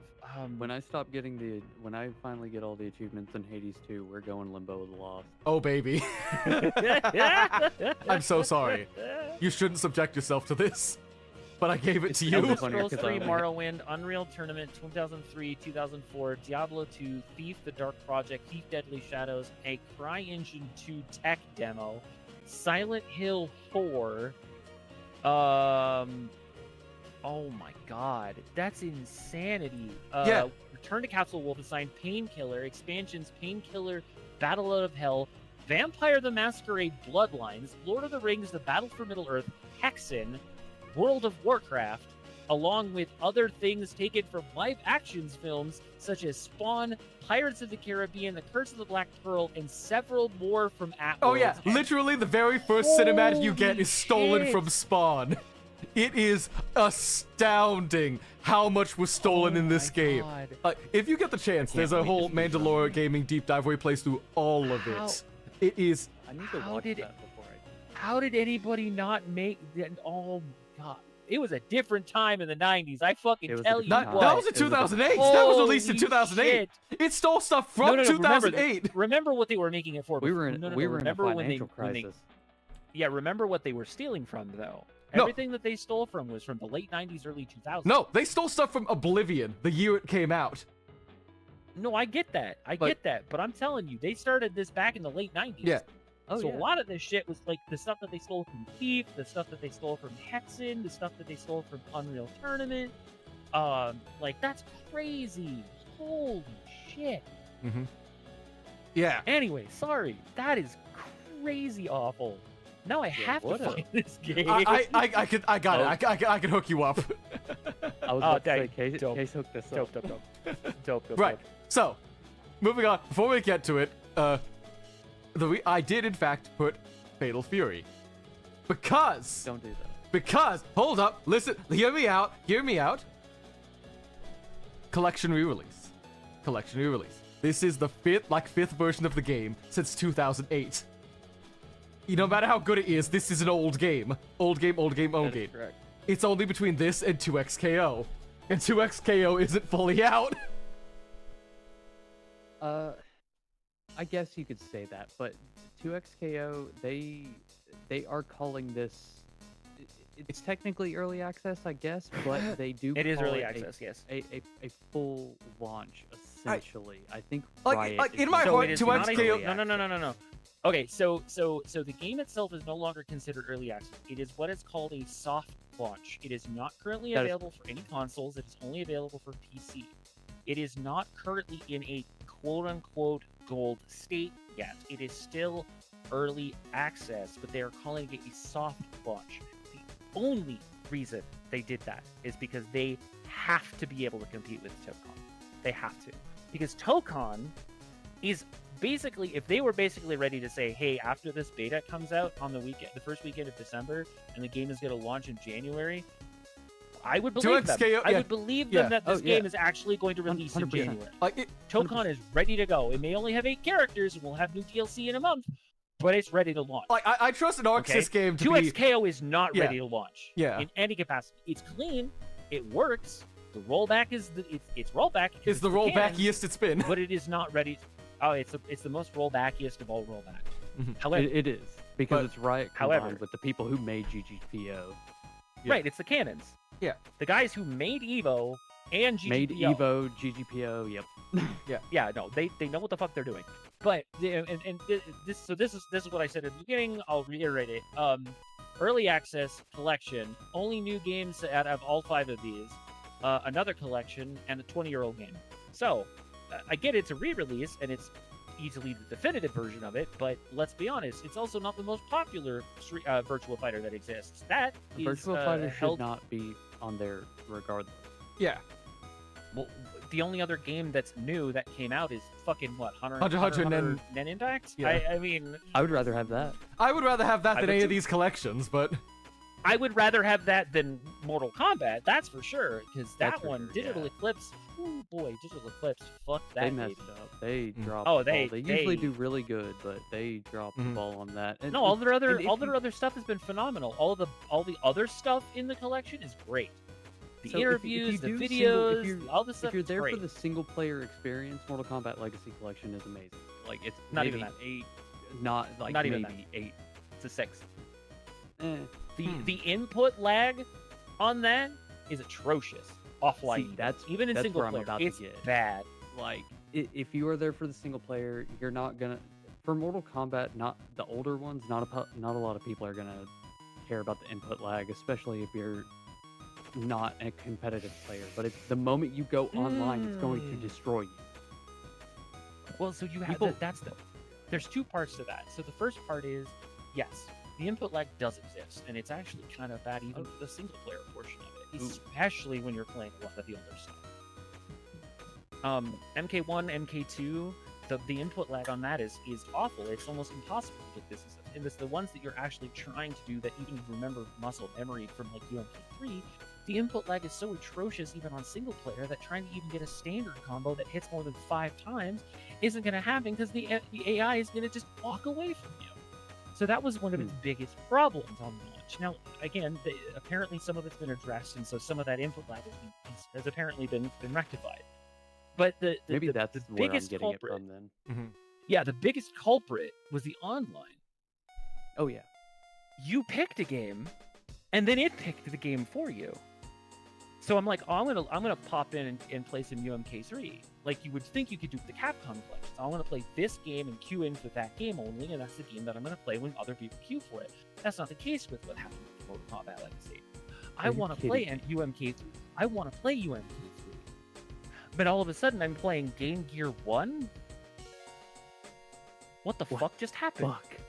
Yes, Yeah. that's what happened at launch. It was fucking awful. And the Okay, rollback that's- that does exist, yeah, okay. the rollback that does exist was so off-putting. It was like, I'm going to play with standard frame lag locally of 6, and then I'm going to get rollback of 9, and I'm actually playing with 20 frames of rollback. Hooray! So yeah, no, the entirety of the launch of this game killed it dead right out of the gate. Yeah. It flopped on its ass, and it never got a chance to pick up pace. People that play Mortal Kombat, that want to own these games, that are going to get patches down the road eventually, gonna love it. Gonna be great. Gonna be good for local play. But as far as anything else is concerned, yeah, no, it's awful. Oh, also, don't get me started about the fact that they added the WaveNet version of the game and no way to just dedicate yourself to be able to play that version of it because of its random picking of the games that are available in the content. Oh my So yeah, it was a bad fucking launch. And Digital Eclipse is not known for these kinds of launches. They've had other games that have launched and they've been phenomenal. They usually do really well. kick the baby. Don't kick the baby. But yeah, that's fine. I've heard similar things with Capcom Fighting Collection 2, where the online was not great. Now here's my That thing was about... specifically the PlayStation version. okay. It did get fixed. So honestly, a fun fact: the Switch version is the definitive version you have to play. Really? Switch? Yes, the Switch. Sick. Yeah, Love that. Okay. it had the most games available at launch. It had the best online delivery at launch, and it had the most player base, believe it or not, at launch. Everyone wanted a portable way to play CVS2, and they did it on Switch, and it plays fucking phenomenally. So yeah, no, it's the collection is great. It's also now the definitive way to play CVS2 and Project Justice. Like, outside of Fightcade, they all swapped off Fightcade. They're playing on the collection now. Oh, Alright, but yeah. So- yeah. I'm glad Project yeah, Justice is yeah. still going on. But no, Oh, okay. thank So fuck. here's my thing about Fatal Fury. Okay. Here's my thing about Fatal Fury. Go on. I would rather choose an early access soft launched game than let the Prince of Saudi Arabia know that esports walking is okay. That's the tragic bit. I have to choose between Saudi Arabian oil money. Saudi and Arabian Saudi oil launch money time. and I a would- game that I would is rather breaking choose the like what the concept of this award is supposed to be. The game's not fully out. Why is it getting nominated for award? Like, It's Oh, better than be- Saudi Arabian oil money. 100%. I would rather choose 2XKO than let Justin Wong go back to Rieta. we'll see. Man, ain't nobody really got That's, it. Bro, trust that's me. my fight. That, That's Okay. my fight. actually, it's really funny though, because he's been spending a ton of time in Japan. Like he got a chance to stay in Japan at Evo Japan, and he's been going back to Japan a ton over the last 3 months. And he's a Canadian citizen now too. He's not. Yeah, he's yeah, not he's in Canadian. the States anymore. He's been Canadian for years now. Mhm, Man mhm. figured out what was going on and got the hell out of here because of his family. But smart decision. But no, he's been spending a ton of time in Japan recently. Like he just did a He's couple of the, videos he's where the he Snoop just started. Dogg of he just- FGC. well, and it's with him and Yipes. Yeah, absolutely. And he's But it's respectable, been- but a huge sellout. I mean, I don't. I mean, yes and no. Most of the guys that are old heads are in it for the money because they have families and mouths to feed That is and trying to keep everything on the table, and this is their job. This is their job. They are getting paid to do it because it's their job. I don't fault them for that. What I hit certain lines. Certain lines, True. I'm like, even I wouldn't do that, but who knows? You know. I mean, it is what it is. So we've had Like, I'm okay with Sejam dealing with the Chipotle issues, but fuck Giuna. All right, can I just say that out loud? Look, look, no hate to that part of the FGC, but man, Giuna's a fucking idiot. That man opens his yeah. mouth and his foot just comes out with whatever the fuck he's trying to say. I I'd get much it. rather He listen to Majin Obama.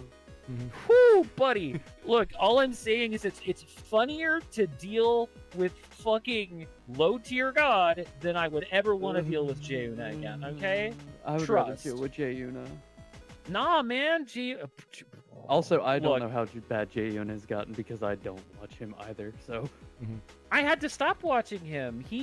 Some of the stuff that he was saying about how like he's of the old heads are always going to prevail over younger people in the FGC, and has like always been like, well, if you don't like anime fighters, then fuck you. And I'm like, excuse you? What? He's like, yeah, I like fucking anime fighting fighters, games. and I don't understand that. Look, man said we peaked at fucking Blaze Blue. Kiss my ass. Okay. Nah. Hot That's- take. Yeah, Give him that's a a strong take of zero. all. Send him out of the building. True enough. I we- could turn so much FGC nonsense Yeah. in this fucking thing and just not finish anything else we want to talk about. But Same. yeah, that's So- Same. So we've had So enough of we our. could just go on. Yeah. good. We've gone off with some more controversial stuff with like Fatal Fury versus 2XKO. That's one debate I can see. One debate I don't think we'll ever get to see. This is probably gonna be unanimous. So let's get wholesome over this nice one award and this next book burning we're gonna do best mobile game. Oh, it's gonna be Uma Masumi. Oh no. So I don't know if you heard about this, but when Geoff announced these games, he got 3 of the 5 correct, and he mispronounced 2 of the games. Now, honestly, I understand. Sometimes when your English is your only language, you don't really understand how syllables work. However, I laughed really fucking hard when I saw this list because there's really only 2 games on this list that anyone actually plays regularly. Yeah. And a third game that, honestly, I didn't actually remember that had been out, but I do know plenty of people that actually are part of the fandom and do think that the game is actually decent. It's not bad, but it's good. It's okay, you know? Please tell and me that's Sonic Rumble. Yes, Yeah. yes, Sonic yes. Okay. It's Sonic Rumble. So Sonic Rumble is actually a game that a lot of people didn't know came out already, but it is a Okay. fairly decent mobile game. It's not I didn't the even know worst, what it it's was. not the best. It's an interesting concept. If you get a chance to look it up, go for it. It's hard to put it into words. You just kind of got to watch the gameplay.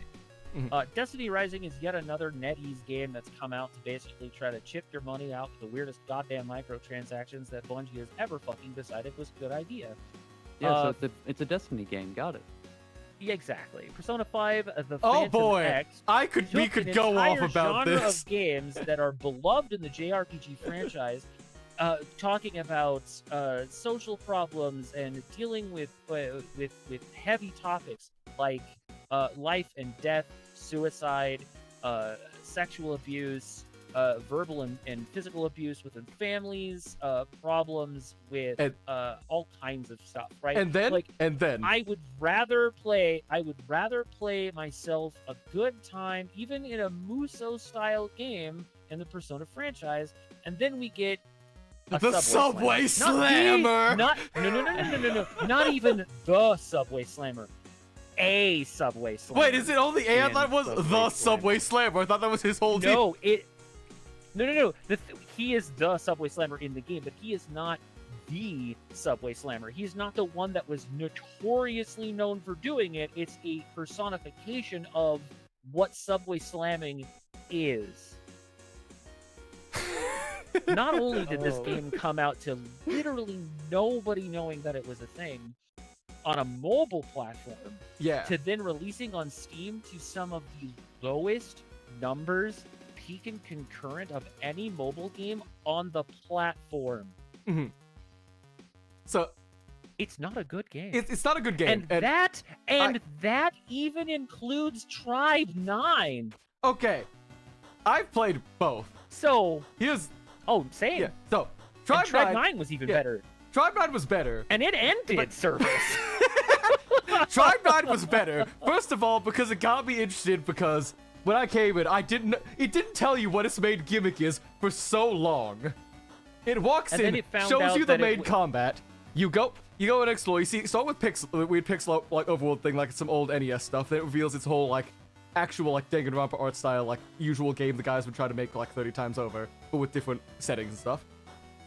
And then after you go through its story, after you watch people die, that I will get back to later, you reveal that the great big competition that you're gonna do to save the world is fucking baseball. Yep. You're playing murder baseball. It's murder baseball. Yeah, it's murder baseball. And murder baseball. Yeah, that was what Tribe 9 was. And it still had a higher peak, and it had at shutdown still had a higher concurrent than Phantom X. Yeah, because with that, at the very least, even though I stopped playing Tribe 9 basically after I beat the first tutorial thing, because murder baseball, as funny as that isn't my jam. Oh, yeah. Persona and 5, the Phantom X. Baseball. It's not just murder baseball, it's super murder baseball. You're right. Because you have to run multiple city blocks just to get to first base. In the span of a single, like, baseball hit. Yep. Yeah. But crazy. Anyway. With the Phantom X, I played it. I played through the first 2 towers. I played through the first, like, I basically stayed in for the first 2 or 3 patches to try it out and just give it a shot. The main thing I see that, like, is the biggest damning thing beyond just, like, we could talk about lessened global rewards. We could talk about weird differences and disparity that everyone can see between even just going through, like, global and Steam and, like, other JP and, like, creative progress we saw from their release there.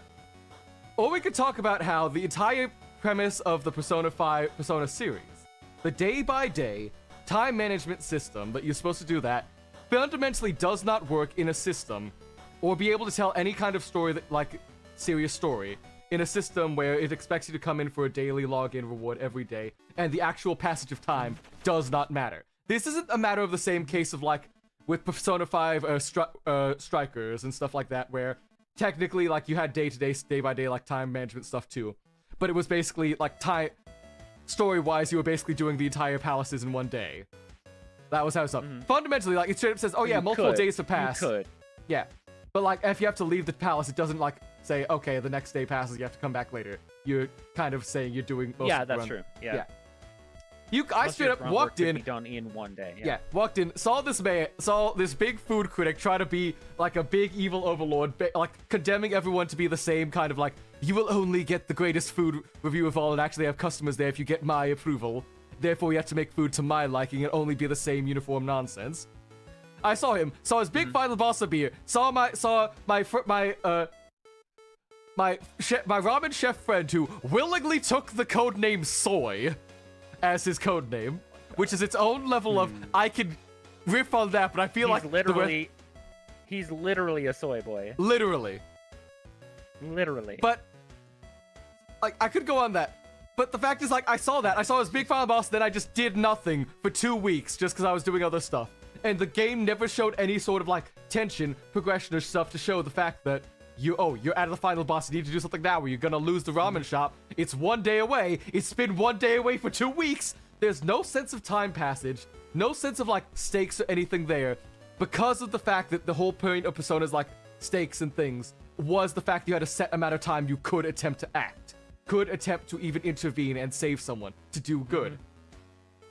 Being in a mobile game format, even if I am a sucker for a lot of gacha game stuff like that, I will put up with a lot of stuff. That does not work as a set of a story, because even in the framing of the story itself, it doesn't seem to, like, care the fact that it's been, like, multiple days. Other games where you can log in, like, leave the story behind for something like that, will either have the story continue off as if you've always been there, or the things that happened just did not, like, weren't a thing.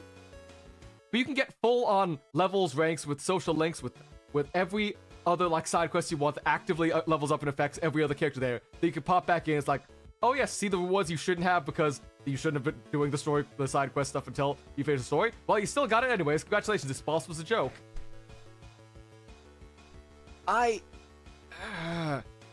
This game irritates the me, only reason, which sucks. you know, the only reason it's there is because they couldn't put fucking Horizon. Yeah. they couldn't put Infinity Nikki on there either, and we're not going to talk about that one. Yeah, that's a separate little. That's some drama. But, holy shit, that was a bad fucking time, man. The only thing I will give this. No. Go ahead. The only thing I will give this game is in the special, like, chapters where you get to, like, do direct crossovers with the Persona 5 cast, is that it takes every opportunity it can to dunk on Morgana, which I will always say is a positive. I mean, that's fair. Like, the combat's not that great because you can customize yourself, but everyone else has, like, the fixed standard RPG party things. You can't adjust any of that. The gacha, they took away the guaranteed, like, pay, like, roll more for only guaranteed, so you don't have to deal with the Hoyo style 50-50. They did so much other, like, more predatory stuff to make everything a worse game than it already was. And I'm... that's unfortunate. Sorry, go on. So when Geoff originally announced these games, because, you know, Geoff. Yeah. The games were delivered in the standard format of first to last. So he said, and now we have the nominees for Mobile Game of the Year. Destiny Rising, Persona 5, The Phantom X, Sonic Rumble, Uma Masume, and Wuthering Waves. Not Wuthering. Werthers. So I for one do love me some butterscotch hard candy. But I didn't realize I was playing a butterscotch hard candy gacha game. So we'll get on that. But no, English faux pas aside, Uma Musume is the #1 most played gacha on Steam.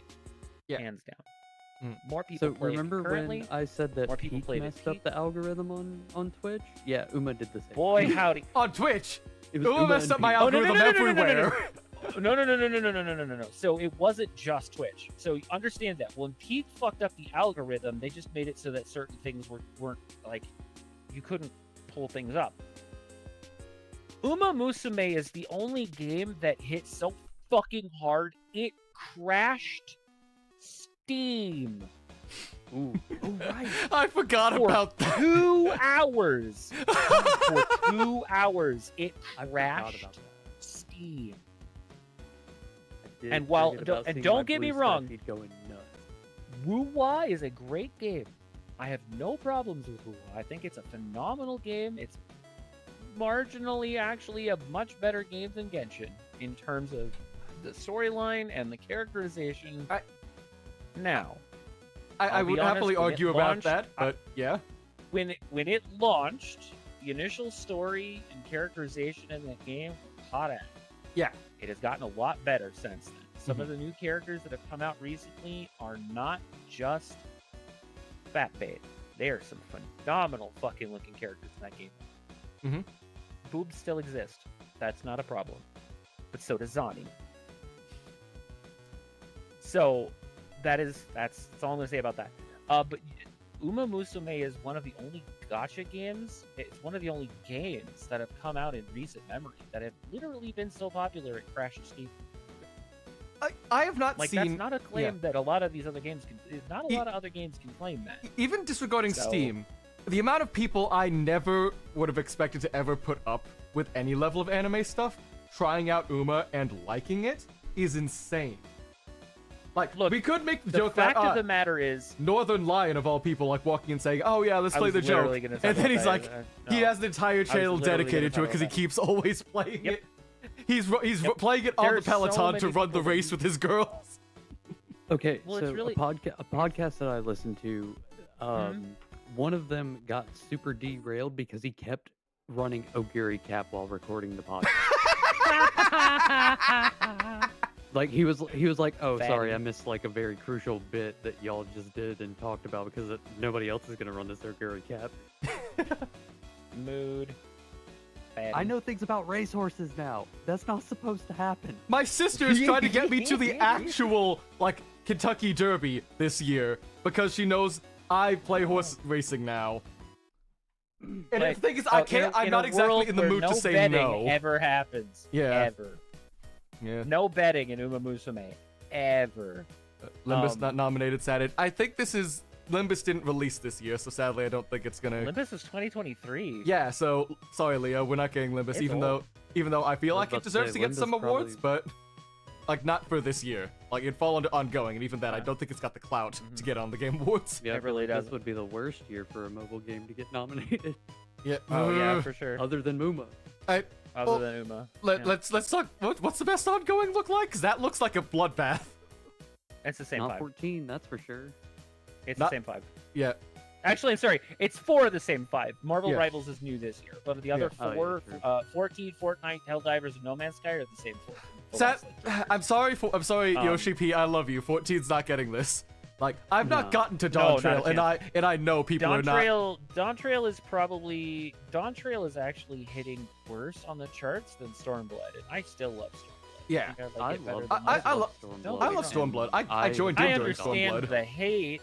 I understand the hate for Stormblood. I do, but the fact that so much more shit got flung against the walls because of everything, not just the story, but everything that people got upset about in Dawn Trail, from the lackadaisical storyline to the disconnect to all the Wak Lamont drama in the English side, and all of the stuff that happened with just the baseline of going from the end all from the story of Endwalker going into Dawn Trail and the feeling of disconnect and separation from the storylines and the gameplay mechanics. Dawn Trail is not the best. It is not really the best received right now, and the fact that it is outshadowing the distaste of what most people thought was actually the worst follow-up expansion from Heaven's Gourd going into Stormblood. This one is far outshadowed that problem. Yeah.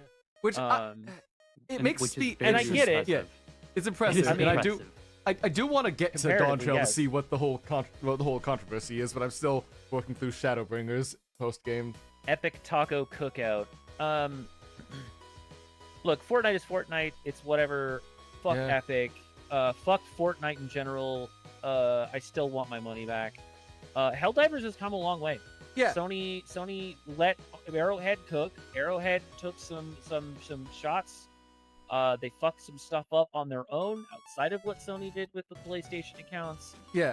When they brought most of it back, and the people that were still championing the game are still playing it, and the game is still very fun to play, and a lot of the most recent updates have been spot on. And the fact that No Man's Sky continues to this day to hate money and give everybody everything for free.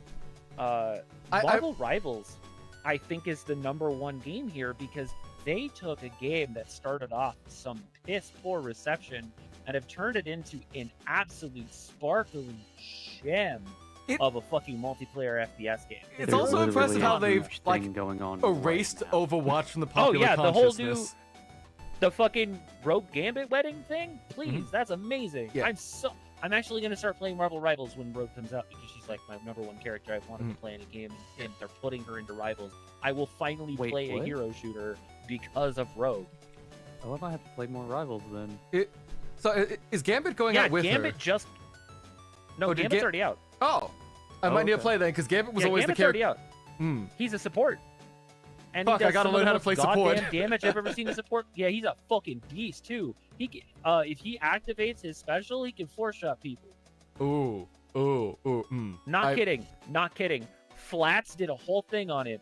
Gambit's fucking powerful, man. He's really good. He does both damage and heals, and he's really fucking good at what he does. I see. He's a little bit more tactical than Cloak and Dagger, and maybe a little bit better than Luna Scope for once. But yeah, no, he's really fucking good.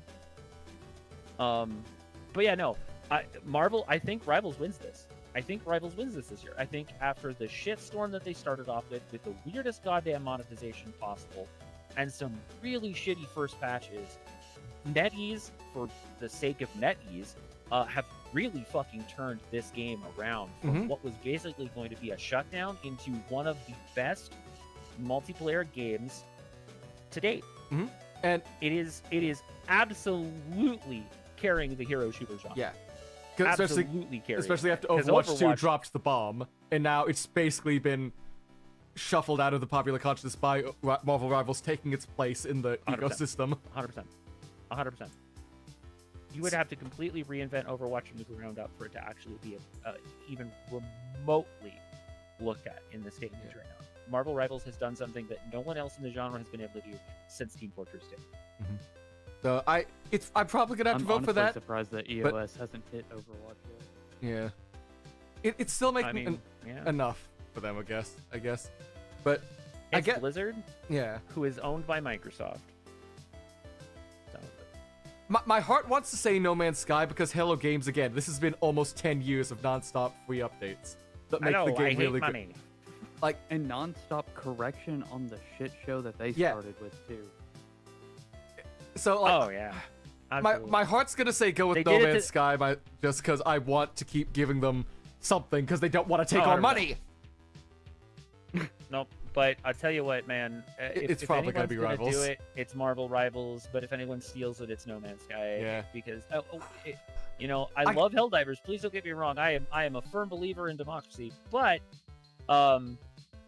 Democratically, we're No Man's voting Sky for or someone Marvel else. Rivals. Yeah, exactly. I also wouldn't be surprised if Fortnite got it because of all of their things that they're doing, like I'll- releasing so gorilla here's- skins and doing the Daft here's Punk my thing. collab. Here's my thing. A lot of the collaborative efforts they have put forth in the last, 6 months to a year in Fortnite, just in 2025, have been a phenomenal game changer for what this game is. Okay? I refuse, however, to play this game for one very simple reason, and they stole $200 from my wallet. Ooh. Oh, well, yeah, that makes Yeah. sense. When this game I mean, yeah, originally fuck launched, Fortnite, the but battle. it Well, might fuck still Fortnite. win. However, look, I get it. A lot of the stuff they've done, like the Daft Punk stuff and the Eminem stuff, and like all of the new build modes, and the fact that they basically have created the new Rock Band game. I get it. It's super popular. It's never not gonna be on anyone's fucking mind because of everything that it's done. However, the fact of the matter is, fuck Epic. I will never vote for a game, even though it will probably win. It is in contention. It is the top 2 games in contention. It's probably either going to be Fortnite or Marvel Rivals. My heart is with No Man's Sky, trust, but it's either going to be Fortnite or Marvel Rivals because these are the 2 games that have done the absolute biggest amount of changes in the last, like, what, 2 years since the big problems that came with them happened. So, like, here we are. Something like that. So, that's where I'm at with this. I think that's pretty much that there too. What's another category we could feel like we actually have stuff to say to? Because I don't think most of us have something to say about sports racing unless there's a wrestling thing in here. No. It's gonna be rematch. Well, okay, wait for a second. I want it to be rematch. Actually, It's probably gonna be Rematch actually looks really, really cool. It's Rocket League, It but is not the- Rocket League. It is the best game to come out of soccer Since Rocket League. in a ever. decade. Okay. No, like just straight soccer. Like Rocket League is whatever. It's cars. It's cool. It's fun. It's hip. It's Monster Cat. It's Rematch it's took Monster the Cat. formula. Rematch took a really interesting concept of a very boring, tired genre because the only company that had been doing soccer games was fucking EA, and took this interesting high octane approach to it to really fortify it as a very fun game. It's still probably going to cross worlds because Sega money, but I'll be honest, if anybody's gonna steal it, I want Rematch to win. Honestly, that's my vote anyway. I'll vote for it. Sure, why not? Honestly, I think Rematch should win from what I've seen of it. It looks very, very good, very I agree. clean, very tight, and but Crossworld also has our Lord and Savior Hatsune Miku. Hatsune Miku, the creator of Minecraft, and Steve Minecraft in it. and Harry Potter. Yeah. And Harry Potter. It's interesting. They got the creator of Minecraft and Steve Minecraft in there. It's wild. What else can Sonic do? I mean, it's got Ichigo, so I'm okay with that. And Thomas Jefferson wore something with her on it. Let's see. I mean, let's just hit the rest of them, and I'll tell you what I want, what I think is gonna win, and what I voted for. We'll just go from there. Okay, let's just work from the top and go down then. Yeah, let's All right. rock. Best game direction. I feel like I could see an argument here for this one for not being Expedition 33. Best game direction? E33. So, I think Expedition 33 is good. It's great. It deserves every award. Game direction has always been like a person. I've told it to this before on your Monday stream you did about this stuff, where game direction has always been basically the author, creator, director side of things. This is where the game tends to award like. So, go on. As written, award for outstanding creative vision and innovation in game direction and design. Hades 2 is a copy of Hades. Split Fiction is a copy of It Takes Two. Ghost of Yote is a direct copy of Ghost of Tsushima. Death Stranding 2 is a direct copy of Death Stranding 1. Clear Obscure Expedition 33 has taken innovation and game direction in such a twisted version of what we expect from a standard JRPG and flipped it on its head. Like I said, the last time we had a game that was like this was Legend of Dragoon on the PlayStation 1. Pound for pound, this is the most original game on this list. And that is the reason why I feel it needs to be the best game direction. Because it is the one that has innovated and changed and updated and progressed the base style of its genre out of any of the other 4 games on this list. Period. I was going to bring end of that list up for too. me. That it's very funny that Clear Obscure is the only non-sequel. Even though Split Also Fiction true. is technically not a sequel, it is a sequel. Oh yeah, 100%. And It just has Hades different- 2 it just did has not updated means. innovate, did not go above and beyond on the game direction compared to Hades 1. They just built and refined it. They did not innovate. They refined very it, but they did much. not innovate. Correct. Exactly. The only things that I feel like that were updates was like the companion system. Also because Fork, Mhm. Fork is best boy. He take bullet. He go now. We love free nose. We love Fork. You can get a plushie of them now. Oh, you yes, can? I know, it's so cute. Ooh. You can. Yep. It's on. I think it's on their website too. Yeah, But yeah, it's on the website. honestly, the only thing that they changed. Okay, to their credit, the only thing that was really updated for Yote was the fact that we got a Samurai Champion mode. But irregardless, that's not really innovation. That's just dope fucking music. Outside of that, no. The only game in this list that innovated is Expedition 33. And I get that. I really do. But all the past track record I've seen, when it's not been like, because like even other games that have like hard swept, like Baldur's Gate, like Last of Us, like God of War, the ones that have done that, those years that have had the ones that actually win direction has always been basically kind of a singular vision. Because the guy who, when God of War had their own sweep, that was basically what the one guy taking over the entire direction and fully shifting everything into a new way of doing things for that series. When you saw Death Stranding come up, that was its own way of doing things for that person's vision of what Kojima's vision of what his own game could be. It's always been like the track record stuff has been most often it's been the one like singular director, singular strong vision in the leadership theme that will usually tie themselves to it. That's why we see Hazelight here. Not because it's got good direction, because it's basically, the guy from Hazelight will always do a two-person co-op, like story-based narrative game, adventure game. That's why it's there.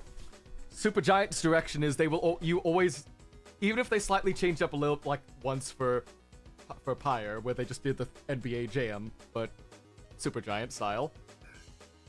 What you're getting with the Supergiant game, and you know that it's specific If in a anything, specific way. Pyre is the most innovative thing that Pi- they've done. Yeah, but- Pyre. I don't know if Pyre got nominated for anything there, but it should. I would argue that I feel like Transistor was probably one of their best games ever. It was, yes. Purely yes. just because of everything that they put through with it. The conceptualization of what they did with Transistor is probably one of the best games. But I'll be honest, Hades 1 was definitely the step in that refined direction. Yeah. So here's my whole take on this, and then we can move on. Split Fiction is literally just a reskin of It Takes Two. Yeah, I don't Honestly. think It just that. has updated Yeah. names. It just has updated Yeah, names. So like I get it said, out of it's here. a sequel. Hades 2, as you said, it is a sequel. While it is not a direct sequel, it is its own sort of storytelling of what happened with Melanoe as a character we didn't know existed, and you have to It's deal sort with of a direct. It is sort of a direct sequel story-wise. It's sort of a in its- direct in its- sequel. in its own way, yes. But at the same time, the idea is that a direct sequel would utilize a lot of the same characterization. However, we are not dealing with Zacharias, we are dealing with something else. He was raised in a different way, but the idea that what Supergiant did was not so much innovation, so much as the pinnacle of refinement. It's sort of what was it? And while I the can game appreciate from that being in the game direction, it's not best direction. kind of Refinement is good, but it's not going to be. It's like, yes, I can certainly play multiple different versions of Katamari Damacy. but that's there's what I was really gonna only say. One that You're really gonna makes it go to work. We Love Katamari because that's the game what's solidified everything down and basically been like Katamari Damacy But it's plus not an plus. innovation. It is Yeah. not an innovation of the format of what Katamari Damacy does. It is the best version of Yeah. Katamari Damacy. Thank you for It's the getting same that because thing I was with trying to this. remember what that game was Hades- called. Hades, yeah. Hades 2 is the best refined and cleanest version of the Supergiant formula. Mhm. Period. End of list. It is gorgeous with what they did. Every step that they took made it better. Ghost of Yote is the conceptualization of that refinement that they got. However, there are certain points in which Yote seems to fall a little flat in its storytelling and in its pacing. Because there were certain aspects of how you were able to play in Tsushima that you cannot do in Yote. However, the quality of life differences between Tsushima and Yote when it comes to your weapon system is refined, clean, plays way better. And Death Stranding is more of the same. It's a conceptually refined and clean version of what happened, what Kojima could do with Death Stranding. It's better storytelling, it's cleaner visuals, it's better ambience. A lot of what made Death Stranding popular really shines in 2, even if it is a little convoluted at certain points because he's always been very, low, but that's ill and beside the point. When it really boils down to, as written on paper, a team that has taken a genre and innovated that genre and refined that genre and has made such steps forward that it becomes the new gold standard of that genre, the only one that can say that they have done that is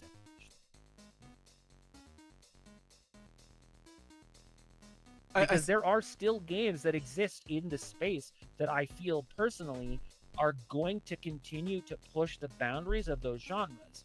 Mm-hmm. For instance, Absalom. Mm-hmm. That game is fucking clean. For a small indie team that's taking on Supergiant, I feel like Absalom is a definite sleeper hit. And I feel like is definitely something that deserves more than just indie title.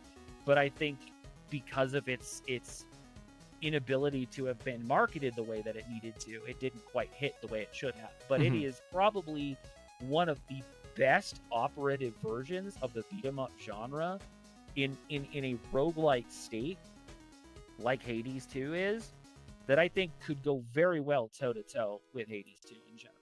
That's fair.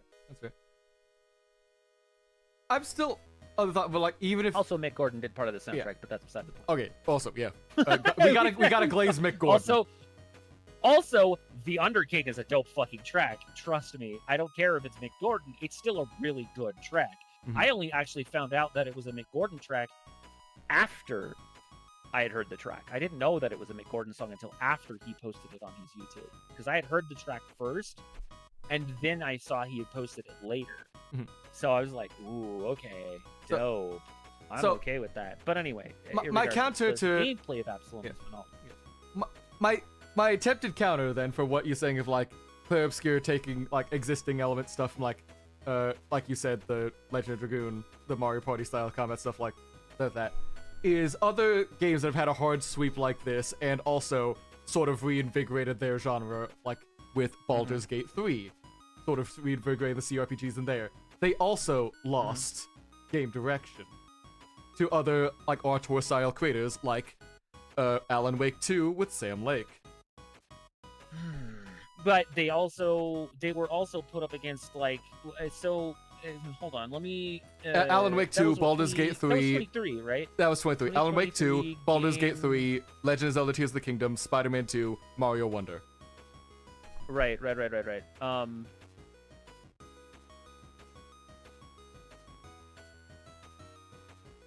So the one that I was trying to remember was okay. So the one that I think is really interesting, and I think the one that really needs to be looked at, was actually it was Game Awards 2024, which was last year. Oh, with the Astrobot? The Astrobot sweep? No, not specifically. We kind of all knew that Astrobot was really going to end up being the hammer. Okay. That a lot of people weren't really going to be sure was actually a lot of people thought that it was a dark horse, and it really wasn't. It was actually phenomenal.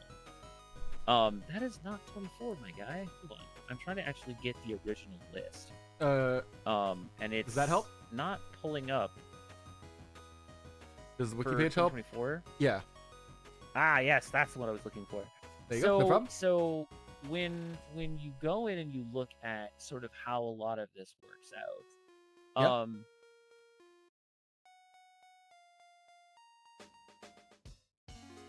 the clear cut, everyone thought it was going to win best game direction was not Astrobot. Astrobot was the dark horse because it was a platform, and no one had seen a platformer like that take that many awards, especially over games like Black Myth Wukong, Final Fantasy VII Rebirth, Infinite Wealth, a bunch of games that all kind of hit, like the Silent Hill 2 remake, all of these games that no one really thought was going to win, that everyone thought was like, shoo-in, this game's going to win. The one game that everyone ended up actually sleeping on, that nobody figured was actually going to win any of the awards, but we're just happy to be there for being nominated, was Metaphor ReFantazio. And it was a return to form that paved the way for what Sandfall did with Expedition 3. Because no one would have looked at this game had they not been blown away by what Metaphor ReFantazio. Now, mind you, it's Studio Zero. These are the same guys that had done Persona for decades. Yeah. So they have pedigree. They have understanding. They had the ability for them to put these games together and basically be like, this is our fucking opus. Okay? That's what Expedition 33 is to a lot of people. This is the magnum fucking opus for the genre right now. Period. That's what people see it as. Whether it is or isn't is always going to be hotly debated. But when people really look at the hard end of it, that's what they see this game as. They see it as the magnum opus of the standard turn-based RPG genre. Something that has not been seen in a very, very long time. For games that have won big awards for that stuff. Oh, excellent. Thank you. So yeah, a lot of that did not come from, where did it come from? No, people knew. People absolutely knew. And when they saw that game, they were like, oh yeah, no, that's the way to go, man. So it is just kind of what it is. Like it was nominated like 5 times, and the only ones that it won was Best Art Direction and Best Narrative. Like, to be fair, it had a fucking great storyline. The narrative in Metaphor was phenomenal. But when you really look at the heart of it, what was the one game that it was hard against in both of those two categories?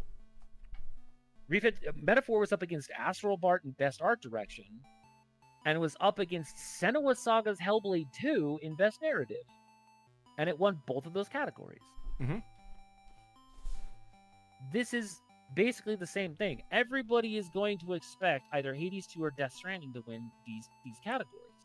And I think that Expedition 33 is absolutely going to sweep these categories. Because these guys did not just roll in thinking it was going to be a onesie-twosie kind of thing. They rolled in after they got all these nominations, and now everyone expects it to be Baldur's Gate all over again. They don't see it losing any of the categories it's in, except for maybe 1 or 2. Like sound design, maybe not. But outside of that, I just in a baseline, people remember this game more than any of the other games that are out there. This is the one that everyone is still talking about. Even today, everyone is still talking about E33. So if any of these games is even going to have a remote chance, they would need to make sure that people are still talking about them. The only other game that people are still talking about is Ghost of Yotei, because it's still fresh in their minds, because it just came out recently. All these other games have been out for a while. I mean, 82 is 82, but it's a genre thing. Roguelite action games are not as popular, just in a baseline. It's also been out. It's also been quote unquote out for a year, so people have sort 100%. of already played it and then left, came back, did the 1.0 stuff, and then left. Yep, exactly. But like the game that everyone's still talking about is Expedition 2. So to see it not win like 90% of these awards will be a shock. Honestly, it will be a shock. I do not see that any of these other games right now. If you were to do the vote right now today and give us the winners, E33 would be on everyone would be like, oh no, it's this. It's absolutely this. 99 out of 100 people will say it's Expedition. A lot of people, a lot of big names. I'm expecting a big sweep. I'm expecting a big sweep too, and I'm not saying your logic is wrong. I agree for the most part, but I don't think that can stick around for every single category, because that was how you logic your way through a game of the year and stuff.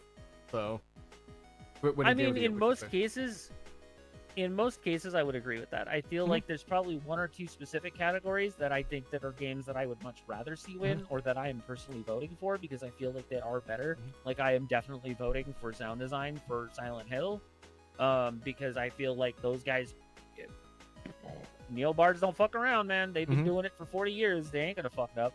You know. So and I've played all these games. I've played the games in that category. I have heard how everything works in those games. The only other game that I feel like that could win that is Battlefield 6. But outside of that, like, yeah, there's no shot. But again, like I said, I'd say probably 90%. I'd say out of the 13 games, they're probably going to get 10. All right. I'm still of the mind that, like, Geoff will not let his best friend Kojima not get an award. And this is the easiest one they can give away for this being the Kojima award. So I'm hedging my bet. You got all the awards for Death Stranding 1. I don't believe that at all. Yeah. I'm gonna hedge my bets and just say Death Stranding 2 is probably gonna get this one. Hedging my I mean, no, I get it. I do. Yeah. I completely understand. But, like, it is what it is. Now, this is gonna be a funny one. Because I love Ryukishi 707's stuff. I love a lot of Higurashi. I love Umineko. I don't think the way he tells his story is as approachable to people who don't like doing having to do multiple runs of the same game just to know what happens. No, and while I understand and I agree with that, however, the initial standard run through and the tell at the end of the first playthrough are striking. Regardless of multiple playthroughs. You can do multiple playthroughs to see how it changes, but the initial playthrough is still incredibly striking in Silent Hill. I don't honestly know if is it Previ? Who? Which one?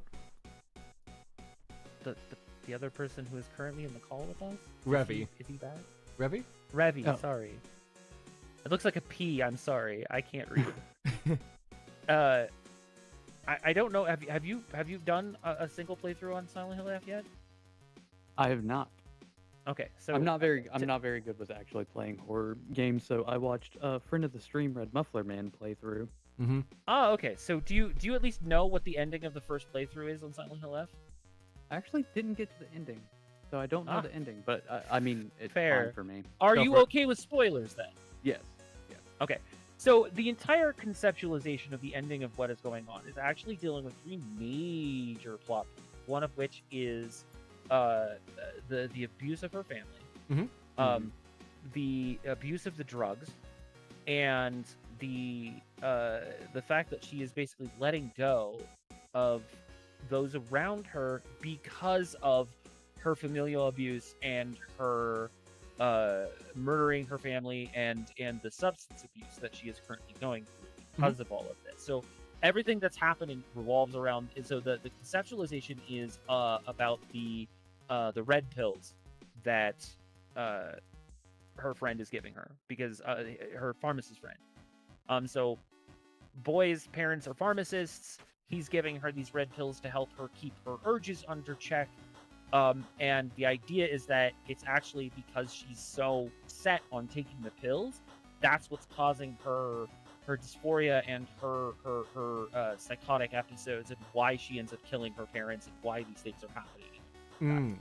Okay. So each successive playthrough, you can only get the other endings by not taking the red pills for the remainder of the run-throughs of the game. You cannot take the pills. You take even one, and you cannot get any of the other endings. You will get a bad ending, and that's it.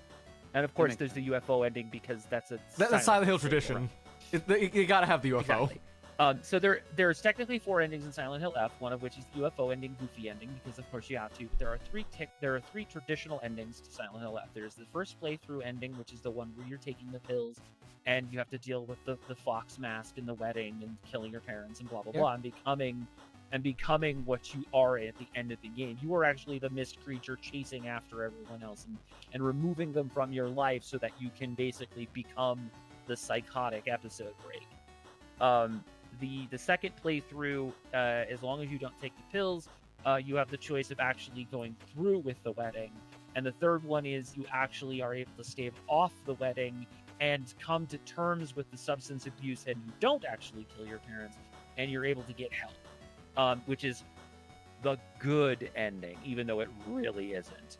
The best ending you actually are going to get is the first ending, which wild compared to all the other Silent Hill games, where there is something where you actually get out of Silent Hill. Because remember, if you're in Silent Hill, you fucked up. Yeah. You did something to put you there, and it's trying to tell you that that's why you're there. Like, unless you're that one but like little girl from Silent Hill 2 who just got taken there by someone else, like, and just did not see any of the horrors. And that really sucked. But yeah. Yeah, but, and that really just kind of, she was just kind of there to exist, and it's like, yeah, okay, you know, that makes sense. Also, it's red. But the thing is here is that when you really come down to how the narrative of each one of these 5 games works, I am a very big fan of something that is much more rooted in its reality, in its base and reality, and how things function because of its much more cerebral nature. And I can honestly say the only game I haven't beaten on this list is Expedition 33. I actually don't know. I personally have not actually been spoiled on anything in E33, so I actually don't know how E33 actually ends. I don't know the big twist, so I haven't actually gotten to it yet. And I don't. I'm still trying to stave it off, and I'm very, very careful about it. But all of the other 4 games I've actually beaten, so I can honestly say without a shadow of a doubt, my vote personally was Silent Hill F. That being said, I can understand from what I have played of Expedition 33 that I can see why it's here, and I can understand why a lot of people are probably going to be voting. all of them? Because I thought you said you didn't play Death Stranding because you didn't want to give Epic money. PlayStation, my guy. Oh, right. Right, it's out on PlayStation. We had that conversation at the beginning of this. It's been a bit of a long stream. There's lots of conversation topics flying by. Completely understandable. Completely understandable. But yeah, the baseline here is that yeah, there is still a point of I've played the rest of the games. I've seen the endings of the rest of the games. The only one I haven't seen is that.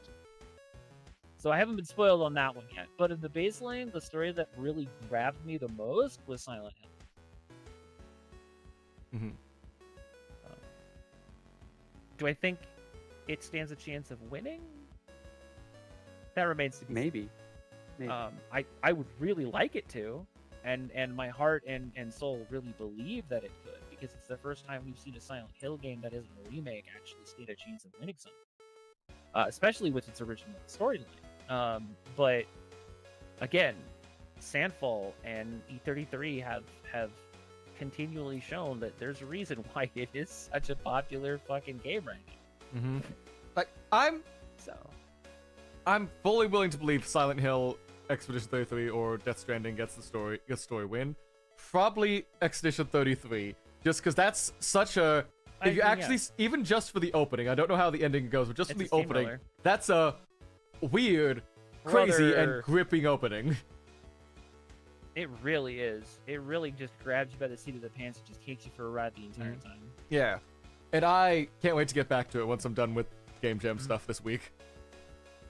Game Jam. Dope. Yeah. Art direction.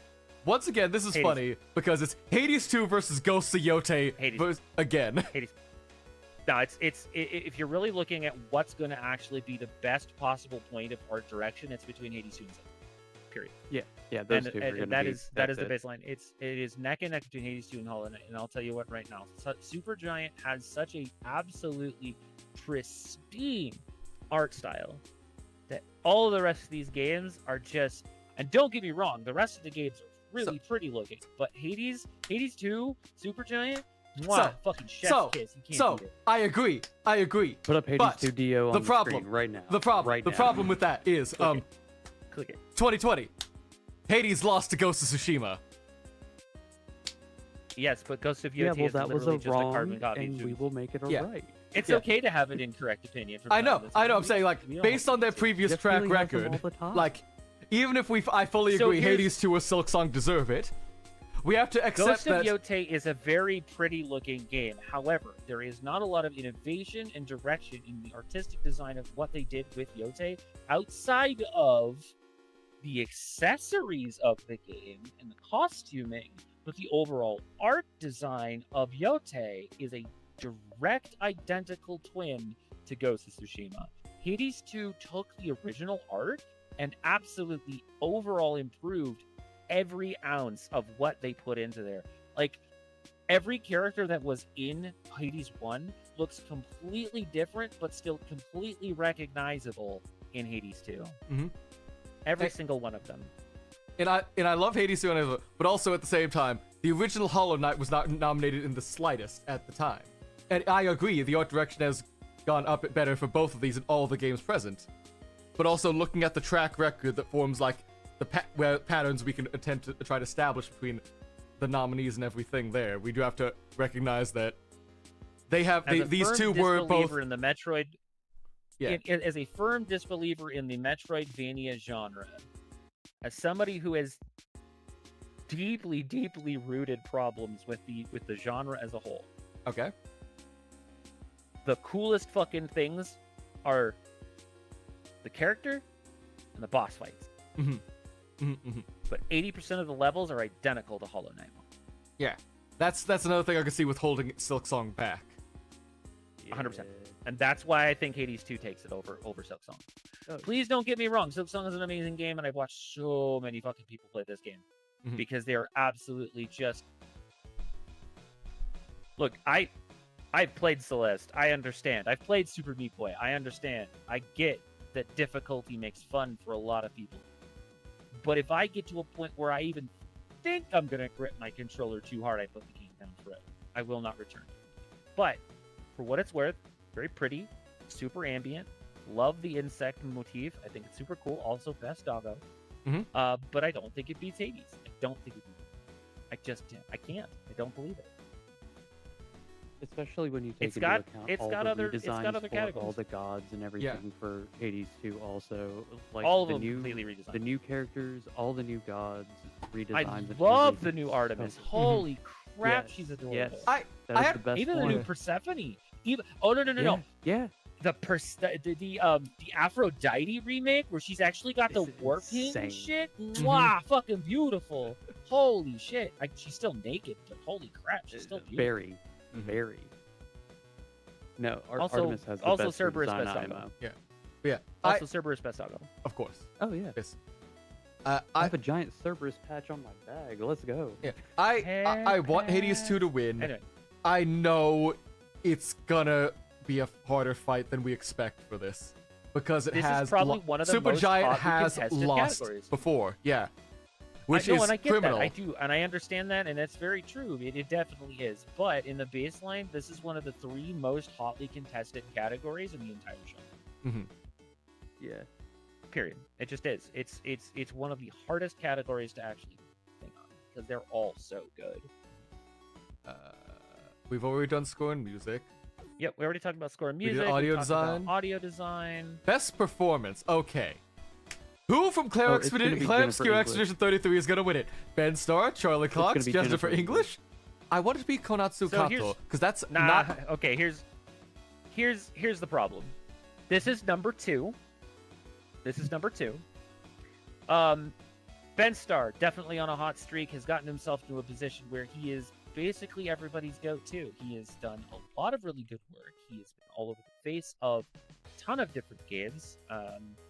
He has been a firm component of just about anything Square Enix recently, because let's be honest, that's what he's been doing a lot of. But Ben has put in the fucking work. The one that I'm actually kind of laughing at is Charlie Cox, but let's be honest, okay, sure, fine, whatever. Cool, glad he's Cool there. Daredevil. Good for him. Yeah, no, agree. Glad he's getting more Um, work. I'm happy he's getting work. Glad he's getting more work. Glad he's getting not Marvel work. Mhm. Jennifer English did Shadowheart. How can you say no? Yeah. Yeah. Um, it's Shadowheart and Mael. Like It's Mael, yeah. Jennifer So no, English great. is probably. And also Great, what's her phenomenal name from characters. Wuthering however- Waves? However, I want. However, I want also- Erica to win. Erika Ishii has been doing an absolute fucking tall ass amount of work in the last couple of years. She has put so much shit together, and I'm so happy that she's been able to get all the roles. Her role in Ghost of Yote is phenomenal. Mm-hmm. Not as good as her Japanese counterpart, but good enough that she did get nominated for a lot of awards outside of it too. Yeah. Konatsu Kato Kato has been doing phenomenal fucking work with Silent Hill F, and it's her absolutely her breakout role. Troy Baker fucking slammed it. He really is young dead, Harrison Ford. Absolute dead ringer. He really is just Harrison Ford reincarnated, even though Harrison Ford is not dead. Also, funny. This is the second. This is also like this. This is the second one out of the three that I was telling you. This is one of the three hottest contested sections. So funny Who's thing gonna too. win it? I think this Probably Ben. Yeah, probably. But also, I think this is But- the only nominee we have from December last year. I am Because 100%. he was that good at it. Indie came out in December. Well, also because the game came out at the end of the year, like early January, late December, I think it was. But Yeah. either So way, like it's our the, only. the idea here contender is from then. all six of these people have absolutely killed it in their roles, and they're the reason why they're getting these awards. They're fucking phenomenal in what they did. However, it will probably go to Ben. Probably. It'll probably go to Ben. I want Kato to win it. I really want Kato to win it because I feel like she absolutely fucking deserves it. Some of her voice work is Like, from what I'm fucking brilliant. I'm trying to remember there was a I just don't know. Go on. No, I literally I was gonna say I just don't know. That was the end of my sentence. I want to go with her because I kept getting, as Silent Hill F was coming up, like tweets and stuff from her, like talking about her like time recording stuff like that, and how like she actively like traumatized herself and had to get therapy from all the work she was doing to put into that performance. Oh, yeah. And Oh, I yeah. feel like she I mean, and that deserves to get happens. something from that beyond just like getting paid. No, that's fair. Honestly, all six of these actors. Yeah, have I would not be absolutely upset outdone with themselves. anyone winning this. No, not at all. Not at all. Anybody. This is literally one of the only ones I can actually say it's anyone. Mhm. I will not be pissed if any of these ones win. I would like Kato to win. Ben Star's probably going to win. If Troy wins it, we kind of already know the glazing is going to continue. Yeah. But any of these six, I will not be upset with. Any thoughts, Ravi? Or Oh, I think Jennifer English is probably going to win, but that's a little bit of a bias because Oh no, Miles completely. Shadow is Hawk. understood. great. Yeah. Like Mhm. one of the Completely Expedition understood. 33s is going to be Yeah, like. it's probably gonna be an I Expedition mean, the 33, fact that but it's. yeah.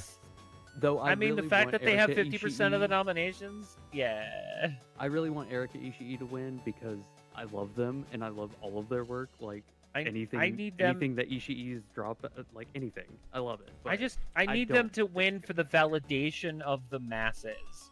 Yeah. Because I if need they it win, so the if death Erica threats can wins, stop. exactly. and Mhm. that sucker punch can go get fucked. Man. Anyway, Next sorry. we have innovation and accessibility. I have no horse in this game. South of Midnight.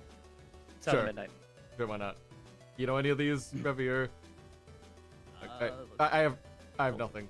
I'm not entirely So sure. what Doom, any of Doom, these actually Doom: do. The Dark Ages has a shit ton of accessibility, but some I'm not best surprised. accessibility features is South. Okay. Okay, I'll take your word for that. I don't know enough about this situation to go for. Games for Yeah, impact. I unfortunately do not use a lot of accessibility features. So out of all of these games, I actually knew about 3 of them. I didn't know about Consumi. I've never heard about it, but it's actually a very interesting concept. Mhm. Despelote is another one that I didn't even know about until I literally saw the nominations. Yeah. It's not And- really my jam, so cool, but at the same time, so out of all of these games, only 2 of them I am actually familiar with, which is Mhm. South of Midnight and Wonderstone. Yeah. So the concept of what happens in South of Midnight as a whole, if you haven't played it, do so. I'm not going to spoil it. Wonderstop, though, is such an interesting darling of a game that a lot of people didn't really know about because it came out at the beginning of the year and then just disappeared. The concept is, you know how cozy farm games are, like Yeah. like Field of Mistara and Stardew. Valley and Yeah. all that. Yeah. So it has a lot of the same farming, daily life kind of things, but it also has this interesting concept where your main character actually, she used to be a warrior. Okay. She was like a battlefield frontline warrior. Mhm. And she comes to sort of run this farm/tea shop. A tea shop. And okay. as you're playing through the game, you have all these flashbacks and PTSD episodes and dealing with trauma and dealing with her emotions and all of this other stuff where there is this very deep-rooted, natural sort of like down-to-earth understanding of what's going on. And it very much felt like not crazier Hellblade. Okay. When it really came down to how a lot of the things are dealt with and how the therapy sessions function and how a lot of the game itself is really played. It's not just a typical game, but it really also speaks to help does exist. And you can get it from the people you least expect it from, and it could work very, very impactfully as long as you're willing to work it. And that was the entire message of Wonderstone. And I absolutely fell in love with the message of that game. So, will it win? Will it win? Hard to say. I don't know enough about the other game. Like, I know of Lost Records. I've heard a little bit about Consume Me, because it's about, like, growing up overweight and dealing with anorexia, bulimia, and stuff like that. So, like, again, all these games very much fit in the games for impact category. But honestly, the only games that I could really speak to are South of Midnight and Wonderstop, and I'm kind of 50-50 on either one of those. My brain says South of Midnight, my heart says Wonderstop, so that's kind of where I'm at. Having not touched any of these, out of all the concepts I've seen, like from looking at all of these before the nominations, honestly, Despelote interests me, despite having no interest in soccer.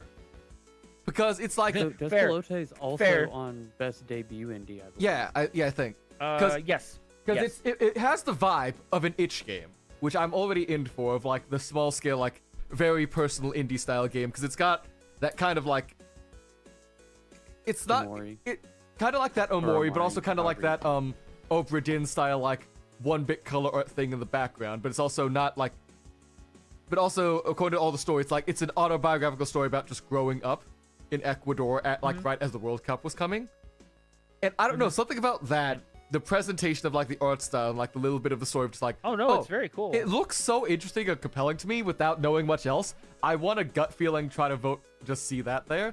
And also just like, that's what I want to, like, I've added this to my wish list to play at some point, because I want to know more about this game. I didn't even think about Omori, but like, you could definitely equate some of the messages in Omori to Wonderstone as well. That's all we've got for this one. Next is bet we've already done you. Yeah, we did know. Community ongoing. Support is Community basically the same as ongoing, but Probably gonna be Baldur's Gate 3 because the amount of mods. I mean, yeah. Outside of that, it's either gonna be Baldur's Gate or Fortnite this year. Yeah. I want to give it to Baldur's Gate because I don't want to give Fortnite anything. Yeah, because fuck fair. Fortnite. Yeah, because fuck Fortnite. But anyway. Indie. Okay. All right. Oh fuck. I have what thoughts. time is it? What time is it? It's We've been 11. live for 4 hours. Do you want to end with so, this, or do you want to keep going after this? We'll see. So I think this might be the one to end it with. Yeah. Okay. Yeah, I think we're probably going to talk about this for a little bit longer than any of the other ones, because obviously the other stuff is just kind of what it is. There's Best Indie and Best Debut Indie. Obviously, Best Debut Indie had some controversy. We could yap about Best Debut Indie a bit to finish off, but yeah, I mean, in the baseline, we kind of understand that Best Debut happened the way that it did. There's a little bit of controversy because of Megabonk. They decided not to actually have it there. Oh, they did pull it off. It's going to dispatch. Oh, okay. They did. Yes. Okay. No, they officially said we're pulling out. We will not. If we win, we will not accept. We're not going to be there for it. I'm glad. We will not accept that as Good a on you, Geoff. Getting So, rid of that. honestly, Awesome. for me, dispatch. Period. End of list. Such Dispatch will an probably win amazing thing for ad hoc. If Either that or it isn't Blueprint. dispatch, if it isn't dispatch, it'll go to obscure. It'll go to expedition. Which that's a very I hope- unfortunate win there. I kind of hope that it doesn't. I really don't want it to However, go to Blueprint. dispatch, but I want it to go to not dispatch, or Expedition Blueprints, 33. Absolutely. yeah, but like I want it to go to dispatch or blueprints, but I've actually seen the speedrun of blueprints. That's fucking wild. yeah. Oh, I haven't actually seen but- it because I haven't finished Blueprints. 10 minutes. So- 10 minutes. Yeah, that makes sense. Super funny. They had one turn left at the very end of it. 10 minutes, one turn. Oh, nice. Yeah, it's super cool. Yeah. Yeah. Okay, is- so best indie title. Can we really consider Supergiant a considerable indie company and not a It's It is sort a of- super indie. it's- I don't. It's like on the it's like a Are they- double do A. you It's not like double A. Yes, but say, do you not consider Supergiant as a double A at this point? Supergiant should not be on here. I don't. Like, think. Supergiant Same has thing been with- going for a solid 15-year streak since Bastion. And rocking out. And every single time they hit it out the Yeah, park, every game they've had has been an absolute. banger. they So, do such not high to quality, discredit such big Hades 2 games. in any way as far They're as so this good. business. It doesn't deserve to be here They're because of also their up scale. for game. Yeah, They're if also anything, up for this the is a other. compliment. So 100%. So here's my baseline. Silksong Team Cherry, definitely an indie company. Yeah. Worthwhile being here. Is it probably going to win? 100%. It's super fucking likely. Clear Obscure Expedition 33. Please don't let them win this Please. one as well as Game of the Year. Oh 'Cause let's my just be God, honest, it I'd doesn't be- need to. It There's doesn't so need- many deserving titles on this list. There are 3 games on here that need to be looked at. Because Absalom, Ball Pit, and Blueprint. I want to vote for Blueprints because I think we had a small little back and forth about that on your stream, on Monday. I think Oh yeah, we Blueprints absolutely did. should get something. It is such a good, I interesting absolutely twist believe so. on puzzles and roguelike gameplay where everything's changing and you have to reset every Oh, time. 100%. It is And it also captured everyone in its grasp too. Everyone yeah. that even tried to play Blueprints got locked into the hole and dropped into the hole until you could find the way out. yeah. Mm-hmm. And So here's the baseline. So if we're looking at the games that actually Silksong notwithstanding, these 3 games have taken a genre and have personified that genre. Yeah. To a point that was so singularly focused on something that perfects that genre beyond a shadow of a doubt. It's these 3 games. mhm. Absalom is an absolute love letter to beat 'em up. It is probably 100%. the best version of a beat 'em up game that has come out in the last decade. It is from the old. So Guard Crush is an old group of guys that made the Streets of Rage franchise. If you didn't know about Mhm. that, Did they? That's have what. put Okay. together. Yes. These guys have taken input from a large swath of different genres. From the people that play beat 'em ups, to the people that play fighting games, to the people that understand how the roguelite genre works, and have perfected it in a It is the beat 'em up of positionally beat 'em point. It is absolutely the beat 'em up of beat 'em ups. If you want to play a beat 'em up, this is the one that you want to play.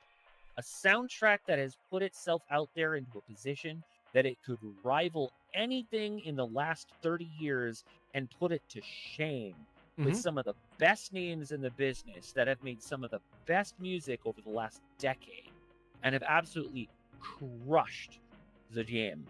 Just absolutely crushed this game. And it's woefully under advertised. Nobody knew about this game until a bunch of big fighting game creators got their hands on it and started playing it. And Alien. Ball Pit took the entire concept of Arkanoid and Breakout and fucking jammed it into I some still of the need to play most Ball X. it really did. interesting looking. It is one It- of the most interesting looking games in the genre.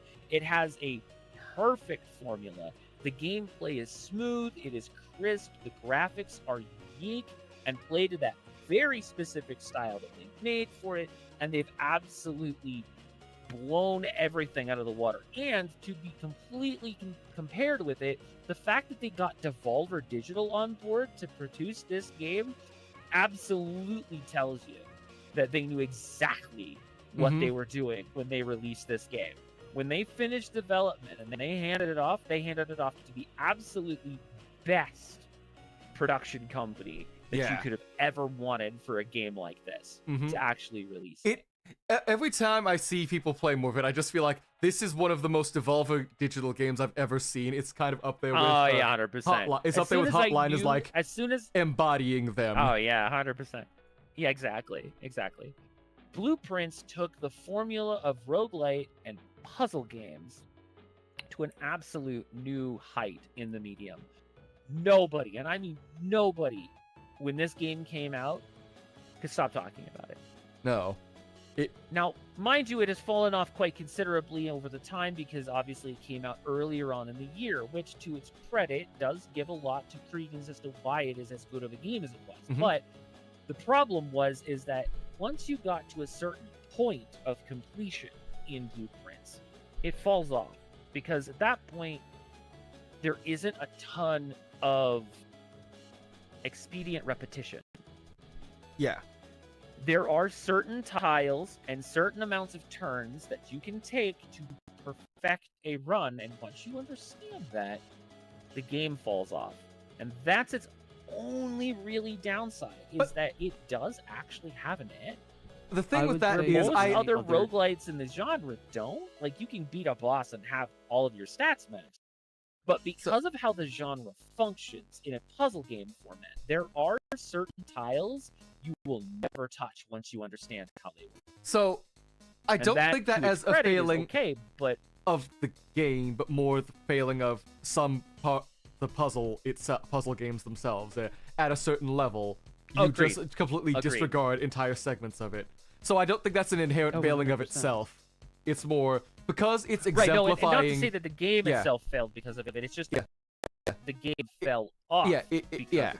It's the weakness of the game. In its own inherent nature of puzzle games. Yeah. Exactly. There's also the concept of people not talking about it because you really couldn't. Like, when people started getting far enough in, they just couldn't talk about it. Otherwise, they would spoil literally everything for everything. Oh, yeah. Like, it is one of those games that people, like, held their tongue about talking about because... But that is... You kind of that's go the general blind, nature which is of... weird. Which is the general nature of puzzle games.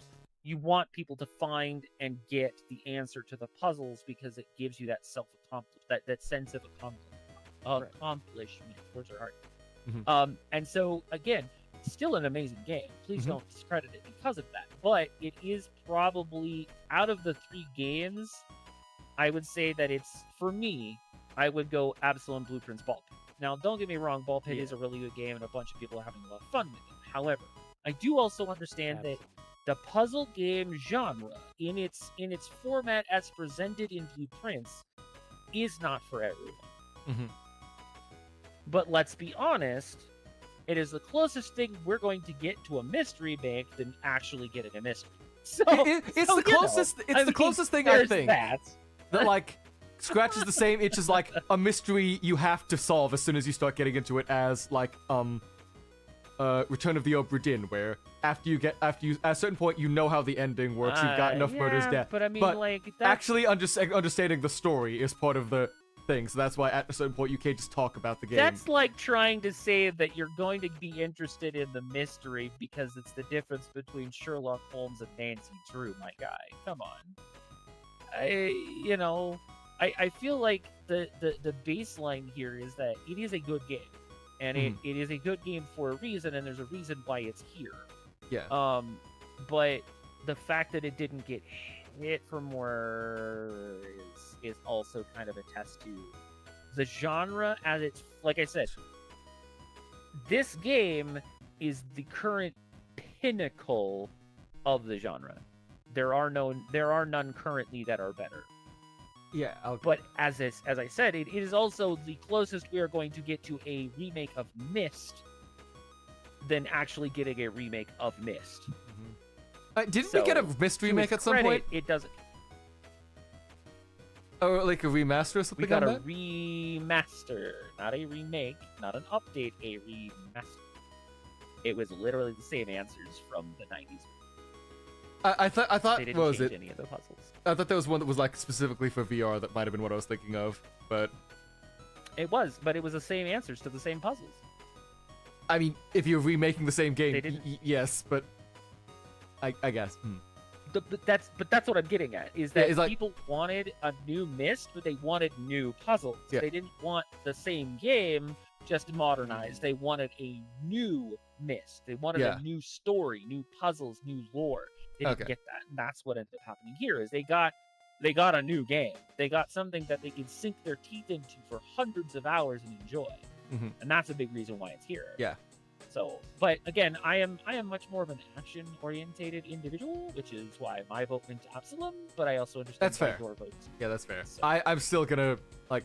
I absolutely agree. Like, No, for sure. Like I finally said, looking at I completely Absalom, understand. it looks fully like something I want to get into. But I have to rep Blueprints because nowhere else is gonna get it. It's like anywhere else I No, have to for rep, sure. I rep completely it where I understand. can. No, I completely understand. And Anyway, Any- best debut I would give to, my personal choice is Dispatch, but I also understand why Yeah. people pick Blueprint, so it's not a big deal. Yeah, I would say Dispatch or Blueprints. Yeah. okay. 100%. Alright.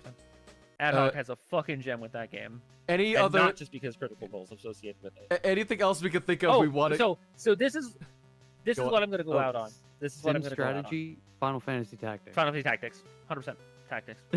Fuck. I- Look, Civ is Civ, and I get it. No People love Civ. Civ, but Tactics. Civ is Civ, but it's tactics. So here's the thing. I've heard. Tactics. I know I need to try that. I've also heard God tier recommendations from Altars the is actually Altars. really good. Like, Oh no, it's I've- actually really. It's and this is really the only good, place but that got unfortunately, nominated. But like, evilly. nobody knows what it is. Unfortunately, nobody which sucks because because it's by Which is a why it's dev I probably do not gonna love win. because it's by the people who did this War of Mine. Oh, and they 100%. do such good stuff that no one really talks Oh no, they're a about. great studio, and they've had Yeah. other really good games, but it's going to Tactics. Yeah, I'm sorry. it probably is. The Yeah. nostalgia glasses are way too big. And So it- here's the only other thing that I really That want and to the talk entire about. story Yeah. behind how that got made too. Mm-hmm. Anyways, yeah, Yeah, best RPG's going to Claire. that's fine. It's gonna win the genre. Yeah. Best Best family. action adventures. Okay. So this is the genre I'm going out on. There's only 2 family games on this list. Is it these two? Not even close. Lego Voyagers and Lego Party. Bingo. Fair enough. I still Well, need to actually, play not even Lego Voyagers. Voyagers. No, it's actually Lego Party and Mario Kart World. Because Sonic Racing Cross Worlds has a little bit of additional stuff in it that I wouldn't say is Family. family per se. I mean, Well, you obviously, because you got other. Well, I mean, no, you've got Simpsons and other nonsense. It is so. Sonic Racing Cross World is the new Smash Brothers. Period. Yeah. That is the Yeah. end of this list. You can't tell me it's not. It is the new Smash Brothers. Mario Kart is Mario Kart, but man, it is not as good as Mario Kart 8. Mario Kart No. 8 held everyone captive for over a decade. Correct. Mario Kart World is literally just a reskin with better music. Mm-hmm. Lego Voyagers is only a 2-player game, and while you can play it with a family member, it's not a family game. Donkey Kong Bonanza is a 1-player game that you can play with your family, but not with a family member, but not your family. Split Fiction is a 2-player game, and while you can play it with a member of your family, it is not a family game. Lego Party and Mario Kart, technically, are the only ones you can actually sit down and play it with your whole family.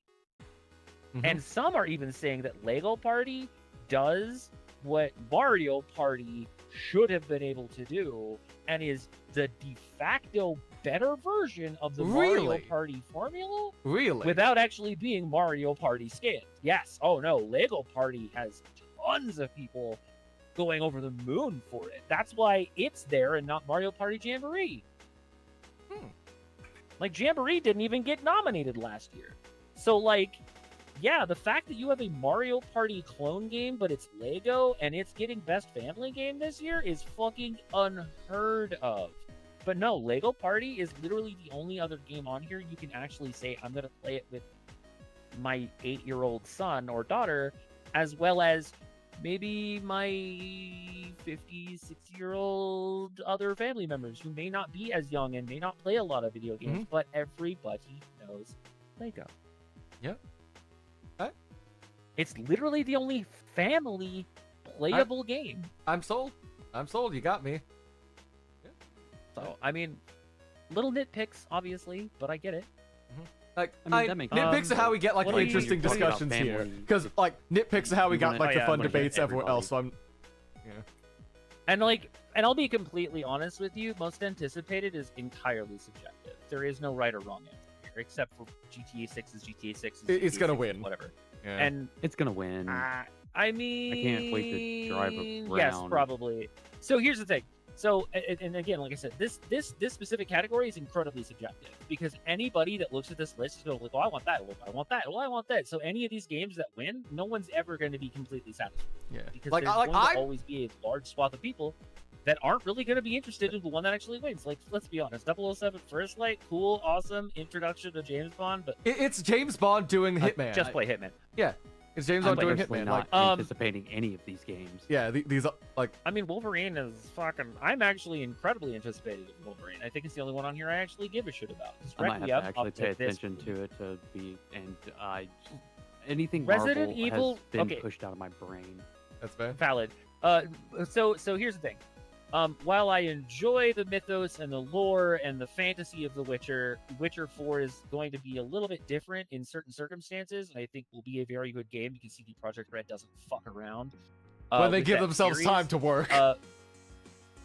Yeah.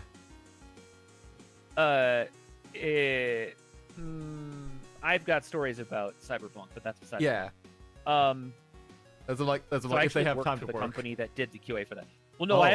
I worked for the company that did the QA for CD Projekt Red for Cyberpunk, Oh. specifically for the PS4 version.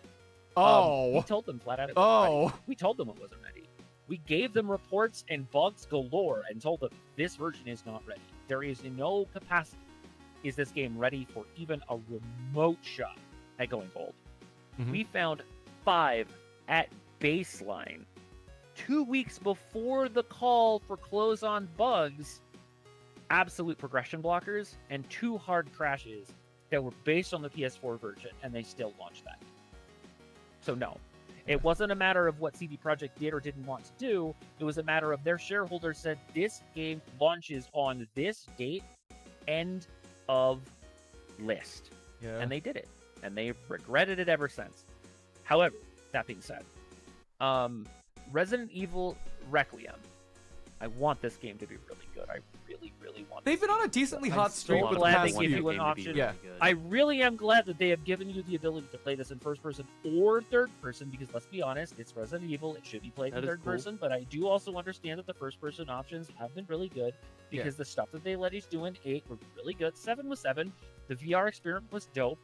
8 was really good, and I'm glad they gave us both options. However, as of right now, Requiem does not help its line in to do anything different that wasn't already done in 7 and 8.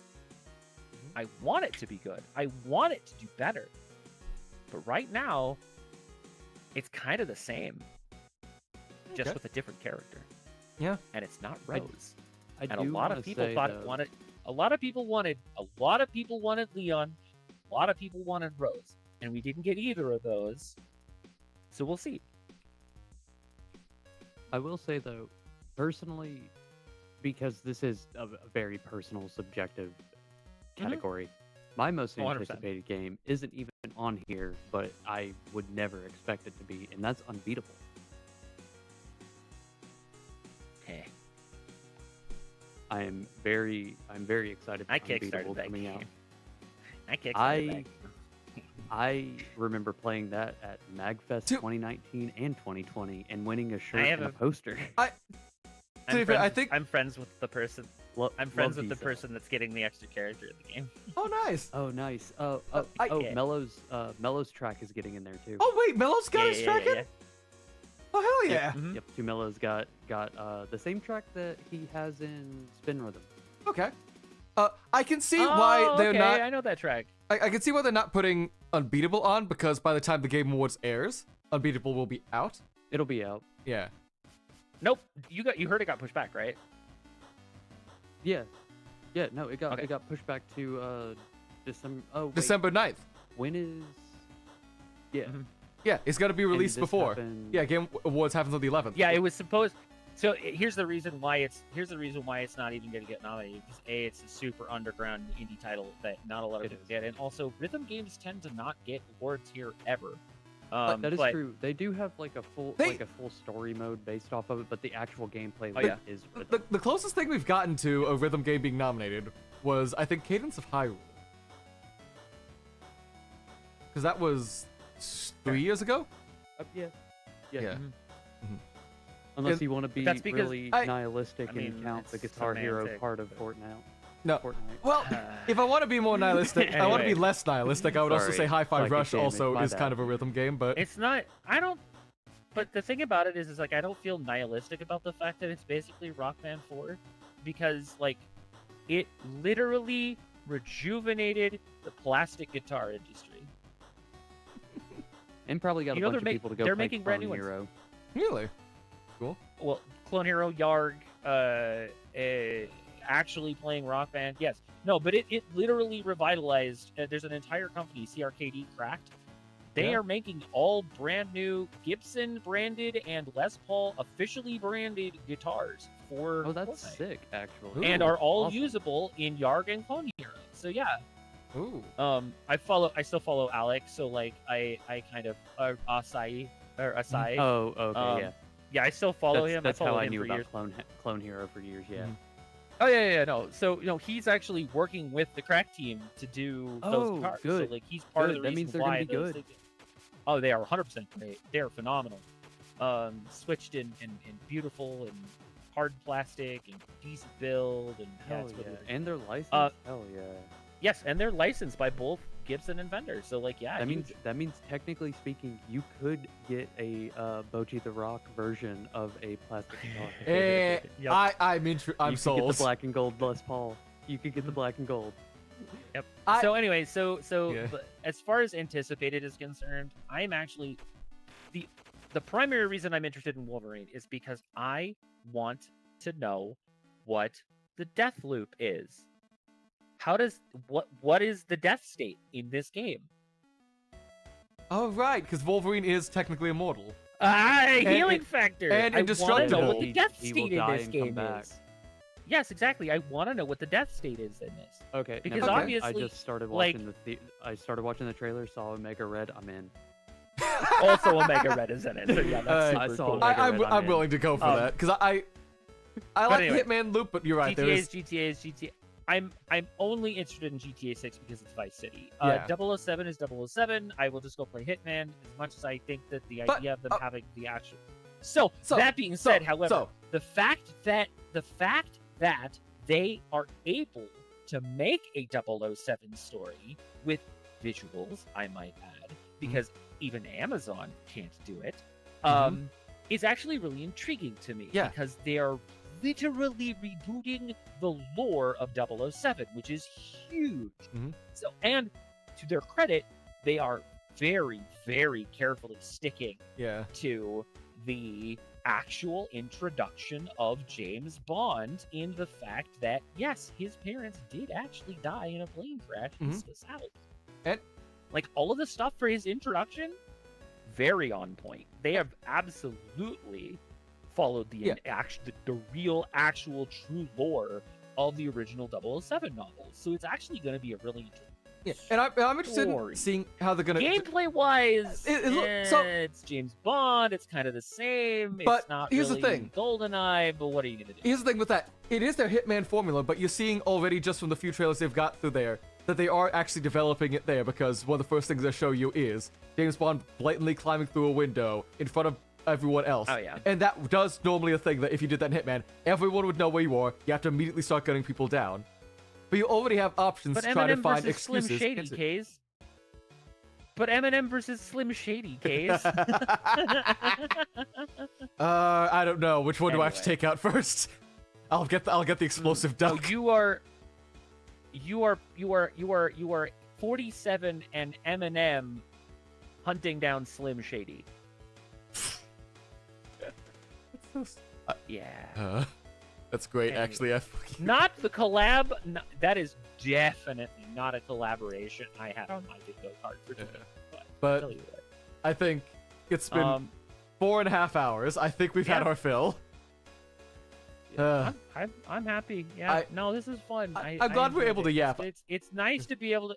Well, I think it's nice to be able to yap about stuff with people who actually know what the fuck they're talking Mhm. about, which Yeah. is great.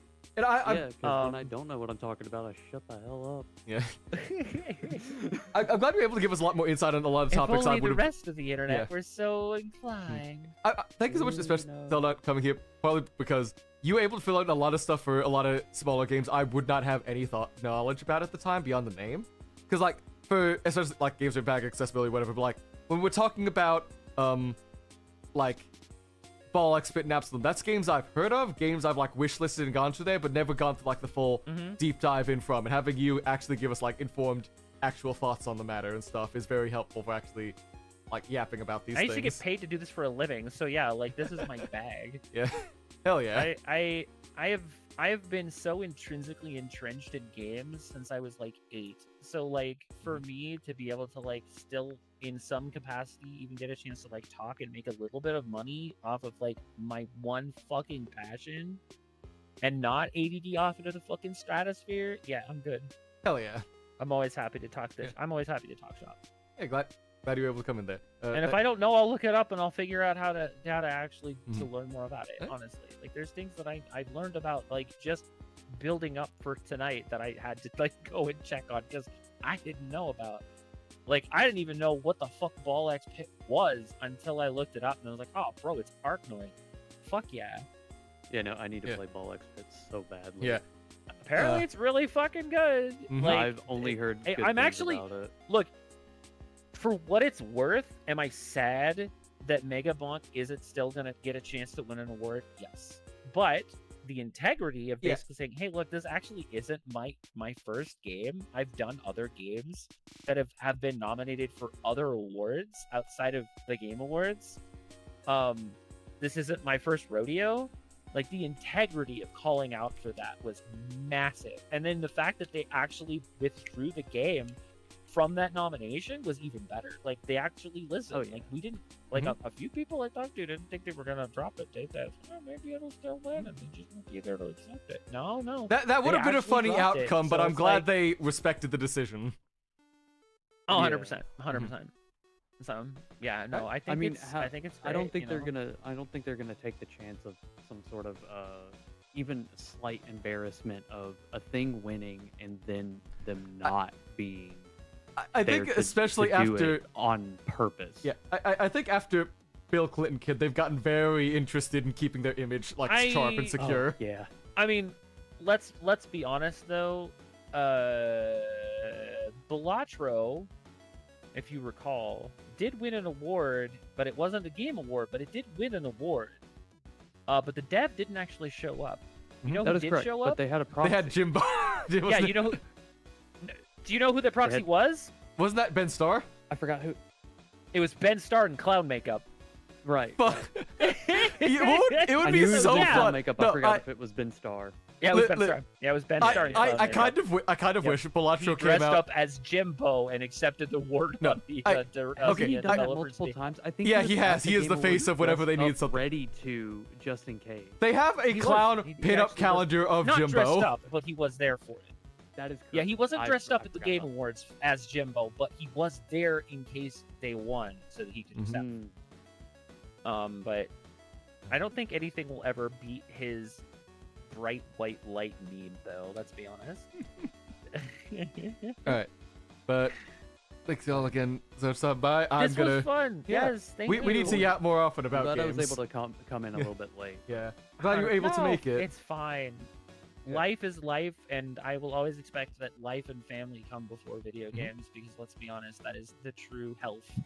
The true Yeah. health of any gamer is being able to take care of their personal lives before you come down. with a bunch of If you've random ever something streamed like after a mental breakdown, are you really? that. Have you ever not streamed as a VTuber without before having a mental breakdown? Then are you Exactly. really Hey. streaming? But yeah, thanks y'all again so much for stopping by. I'll be live again tomorrow playing What do I have tomorrow? I think it's LobCorp. Quickly, discreetly checks what I've got on my Probably. schedule. Yes, it's Lobotomy Corporation again tomorrow because I'm get you. stuck in the.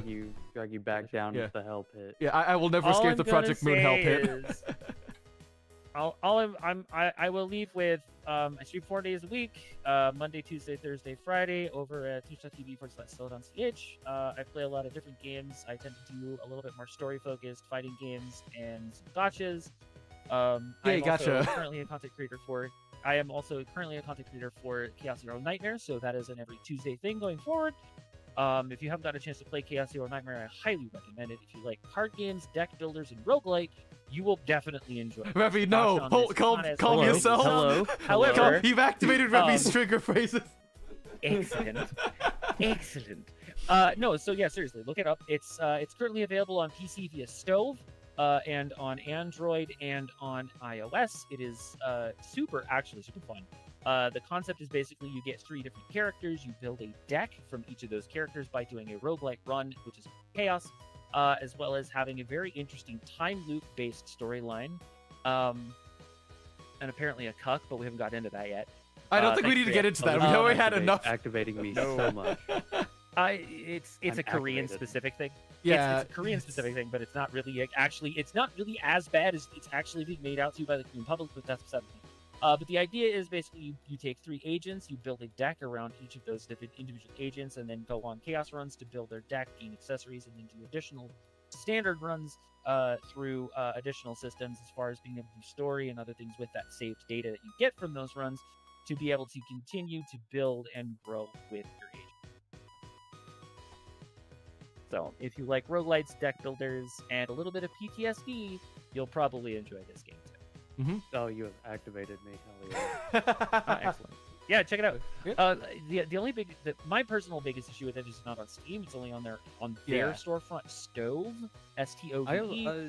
They're the But they're also if you are familiar with the company Smilegate, they are also the company that created Epic 7. Mhm. Alright. It's a very specific RPG anime style. They did a Guilty Gear collab and a bunch of other nonsensical things back in the day, but they've been around Okay. for around 7-ish years, so they kind of are not unfamiliar with the gacha genre. But yeah, this was definitely a complete departure. When I found out about it at the beginning of the year, I absolutely lost my shit. And then when they actually Oh, invited they me to did be a Lost content Art. creator, yes, Okay. in Korea, the Korean version of it, not the version Okay. that was bastardized by Amazon. Okay. But yeah, that is Yeah. who they are. But yeah, no, it's actually a super fun game. Like I said, I stream it pretty much every Tuesday. So yeah, Alright. that's me. Revy, you got anything to say before we head out? Cool. I'm ReviOccultist. You can find me on Twitch, Blue Sky, under the same names. I mostly play Hades 2 right now. Probably going to be streaming a lot more late night. Might be streaming after I get home from work. But yes, Hades 2. Eventually I'll get back into Library of Ruina, the hellscape that Case dragged me into. And, Another card-based roguelike that I then- knew would activate you. God, it activated me until I hit that wall. But also a lot of fighting games, mostly currently 2XKO. Probably going to go back to Guilty Gear Rev 2, make Nick destroy me at it. Yeah. And then you'll probably see me in Case's chat and ass load. Okay. If that's all for us, thank you all again so much for stopping by. I'm too tired to look for someone to raid to, so we're just gonna end stream there. Bye bye. That's right. Get outta here. Yeah, that's fine. All right, bye. Bye. Bye.